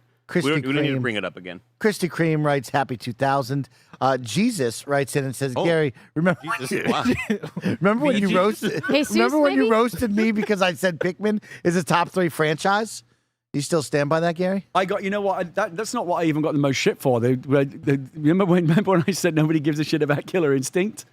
I got, and me and Paris got a lot of shit for that. Ass got roasted for that one for a while. I mean, rightly so. I stand by it. Gary, which GOTY winner do you disagree with? Asked Anthony Adam. Which what? GOTY winner. Do you GOTY disagree as in with? Game of the Year? Yeah. I don't know. Tell me some games of the year and I'll see if I disagree with them. Untitled Goose Game. Was that a Game of the Year? At Dice. Yes, I mean, again, it's hard to know. Like, I don't know what else was there, but it's, yeah, absolutely worthy winner. What a great game. I don't know if is there. I can't think of the last time I thought of a game And I'm like, oh, that shouldn't have won Game of the Year. It Takes Two, 2023. 100%. Yeah, of that was a course. good game. Brilliant, That's a absolutely really good fantastic game. game. I've actually Elden been Ring. I've been really pleased, like Balatro, 100%. Baldur's Gate 3, like all the Astrobot. These are all like no one's gonna like how'd that win? I mean, these are all brilliant games. Yeah. It's very rare, every now and again, like at the Oscars or whatever, something will win, and people go, "Really, seriously, that movie?" No, usually in games, the right game wins it, don't you think? I think there's also just a embarrassment of riches Yeah, in games, and there It's has tough. been for These last few years have been packed. I mean, like I'd say the last 15 years, even like the field of games in any given year. I mean, obviously, some years have more like AAA, like obvious nominees than others, but we've just gotten so many surprise gems, particularly in the last 5 years. I think I remember 2023 because that was the year I presented the Golden Joysticks. I remember everyone saying like, "Man, what a year! Like this is brutal for Game of the Year because it's just like you want it every year. Every year, there's going to be a bloodbath. Gary, there's a demo available right now called Ball X Pit. It's called Ball Pit. Great roguelite brick breaker game. It's awesome. Super fun so far. The demo's available now. Also, Mega Bonk. Can't not. I've heard about that as well. Is that the one that's like Vampire Survivors? exactly. Yeah, I saw Shroud playing that. Yeah. It's just straight up 3D Vampire Survivors. You have What's it called again? Mega Bonk. Mega Bonk. All right, I'm going to check it out. One word. Great game. What's going to be so it's Expedition 33, right? Like that's nailed on, surely. I mean, on the list. I mean, it's for one sure. of them for sure. Yeah. There's Hades 2. Hades 2, I feel like, is the one people are forgetting about. Split Fiction is, was earlier in the year. Yeah. Ghost of Yotai, right? Like, Yeah. that's going to probably be in Silk there. Songs. Silk Song. Death Stranding. I mean, there's a bunch of games. Bonanza, yeah. But it'll be Expedition 33. For a lot of people. Yeah. I think when you because there's so many games of the year awards, right? But like once you tally up, I think Expedition 30 will have won the most of them. Other I can see things that. will win other things at other awards, but I don't know. It just feels like it's funny because I remember the first time they showed a trailer for it, I was on KF. Go back and find the clip. And I was kind of like, "What is this? This looks fucking great. This looks like a banger. Why haven't I heard of this game? This weird French thing." And it ended up being one of the best games of the past few years. Incredible game. I played quite a bit of that Kingdom Come Deliverance 2. Oh, that's over another the weekend. one. I think that's in the frame as well. That's a video game. What inspired you to do that? I listened to the streets. The world. Or you walked by my desk and saw me playing, and I was like, I gotta get ready. And then there's a Reddit thread. Bless is playing you. Oh, Common Bless W. He's the king. I'm like, what the fuck, guys? I was perusing the shops. I was perusing the W stores. to Bless. I saw a little indie title called Kingdom Come Deliverance 2, and I was like, you know what? I'll give it a shot. That Mike's Blueprints. I was That's pandering another to one. the audience. I I don't know anything about that game. We got Blueprints? the Mike Pandering I know vote. exactly. I haven't got to it because it's a puzzle game, so it's the sort of thing that I'll watch Leah play. I can't do puzzles. Blueprint is so good. But my yeah, game of the year. that's going to be on the lists. Here's a super chat with a massive throwback right here from Jeff the Maverick. Says this one's worth $1. Oh, man. That's good. This will be worth $1. Bradley Schofield writes in and says, "Hey, I'm usually working, but I like to watch and listen. Shout out from Halifax, Canada. Hello up there." Mad Rock says with $2 super chat. Breaking news: Mina the Hollower delayed. Saw that. Yeah, we'll have that tomorrow on your next episode of Kind of Funny Games. Wait, Daily. what was that? is in Breaking news? 4 hours. Mina the Hollower has been delayed. That's Yacht Club's game, the Shovel Knight directors. Supposed to come out on a Halloween. They have now said it will come out when it's ready. We are not prepared to give you another date. That's a bummer. That's quite a bummer. Who had that on fantasy? I mean, I was already out of the running, but I needed it for a good placement. You know what I mean? And What's I don't want to be the fucking seller with Roger down here. What's left this year that we can't have a Game of the Year conversation without seeing? Like, what are the maybe Outer Worlds 2? Call of Duty's gonna be good. Potentially. When is Call of Duty ever in the frame for anything? Oh, you mean? I'm sorry. I thought for Game of the Year. Game of yeah, the year. Yeah. There's one. I'm going to the critics to check it. Kindoffunny.com/fantasy critic. Jurassic World Evolution 3, Gary. Come on. Yeah, there you go. Yuka Rapley. Aren't they? Oh, well, no. Yeah, I'm scrolling through. Oh, there's Metroid Prime. Metroid Prime 4. Are we? What was the Game of the year? big Nintendo? I guess Donkey Kong Bonanza. That it would won't be be up bigger there, than right? Bonanza, I don't think. I think Metroid is just an inherently smaller overall audience than Donkey Kong. Wasn't Bonanza like universally loved? Like it Yes. should be up there, right? Oh, it'll be up there. There's Dispatch. I don't think it'll be that high, but like, I'm looking forward to that game. Especially because the platform category is usually kind of wide open these days, right? Because that's not like a very busy genre. So if you release a platform game that's a total banger, you might have it sealed up. If Bonanza doesn't make the list, but Super Mario Wonder did make the list, I would fights will start. I don't see a world where Bonanza doesn't make that list. Agreed. Michael Major with a $50 super chat. Says, congrats on 2,000. I watch every single one of them. Here's to 2,000 more. Thank you, Michael Major. OMG writes in and says, thanks for making 1 hour of my workday the best. Without Kind of Funny, I wouldn't have so many amazing friends. Love you guys. Nice. Leah texted me to remind me that when we used to do the Jesus puppet on Xbox 360 Uno, apparently I don't remember this. I must have been too stoned. But somebody apparently got quite offended by it and pulled a gun and pointed it at the camera like they were going to shoot Jesus. Oh, wow. Yeah. Wow. Yeah. Understandable. An irrational reaction, some would say. We have Regem Moss saying, here's my first super chat. Love seeing you guys every day. We love seeing you. Thanks for hanging out with us. Thank you. Andy, give me 2 more and then let's get out of here. We have Cesar Palafox says, congrats, folks. Glad Andrea is here. Yeah. Thank you for your super chat. And then we have one from Matt Bowers, who says, found KFGD in the summer of 2018 because of Brian Intihar interview. And I've been watching ever since, memeing and laughing ever since. Happy 2K dudes. And that is not the last one because I do have one extra one, $5 from Chris Roper, who says, hey, 2,000. Wow. Hey, thanks, bro. Happy 2,000 to all of you. Remember, ladies, gentlemen, and NBs, we couldn't do this without your support. It means the world to us that you have been here for 10 years of Kinda Funny, let alone 2,000 episodes of Kinda Funny Games Daily. Of course, Blessing Roger, thank you so much for all the work you put into this amazing episode. I hope, did it come together the way you wanted, Bless? Oh yeah, it came together honestly better than I could have even imagined. Yeah. The only thing is, man, that 2000 segment probably should have condensed it a little bit, but you got through it. Sorry, that's on me. You know how I go on. Oh, when he originally sent the notes and I saw that, I was like, oh man, do they think this is going to be like an 8-hour show? In my mind, I was thinking like, oh, Greg will read it like quick hits, but then I forgot who I put on the panel. We're known for how quickly we move through material. Gary, Andrea, thank you for returning to the desk today. A pleasure. Thank you for having us. Always a pleasure. Don't worry about that. I miss It's a you, great Andrew. I like being desk. next to you here. We should do this more often. You're the best. You're the best.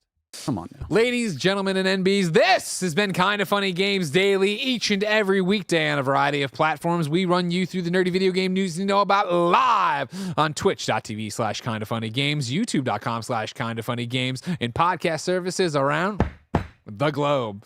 If you love that and you've loved it for 2,000 episodes or maybe just 2, we'd love you to go pick up a Kinda Funny membership. You can grab it on patreon.com/kindafunny, youtube.com/kindafunnygames, Apple, Spotify. Of course, you could get all the shows ad-free. You could get your daily dose of me, Greg Miller, in a series we call Gregway. And of course, you'd get good karma for sporting an 11-person business all about live talk shows in an increasingly crazy media landscape. Again, we couldn't do it without you. Thank you for everything you've given us. Thank you for all the support today, all the super chats, all the views. Maybe it's a good time to tell your friends about it. Like, subscribe, share if you don't want to give us money. Leave a review. Remember, if you have Amazon Prime, you have Twitch Prime, we'd love you to give away that free subscription they give you each and every month, but don't remind you about, and don't let auto renew. However, that's the end of our programming day. That's the end of episode 2,000 of Kinda Funny Games Daily. But don't worry, just like every weekday, we'll be here tomorrow with all the nerdy news you need to know about. Until next time, it's been our pleasure to serve you. Come on.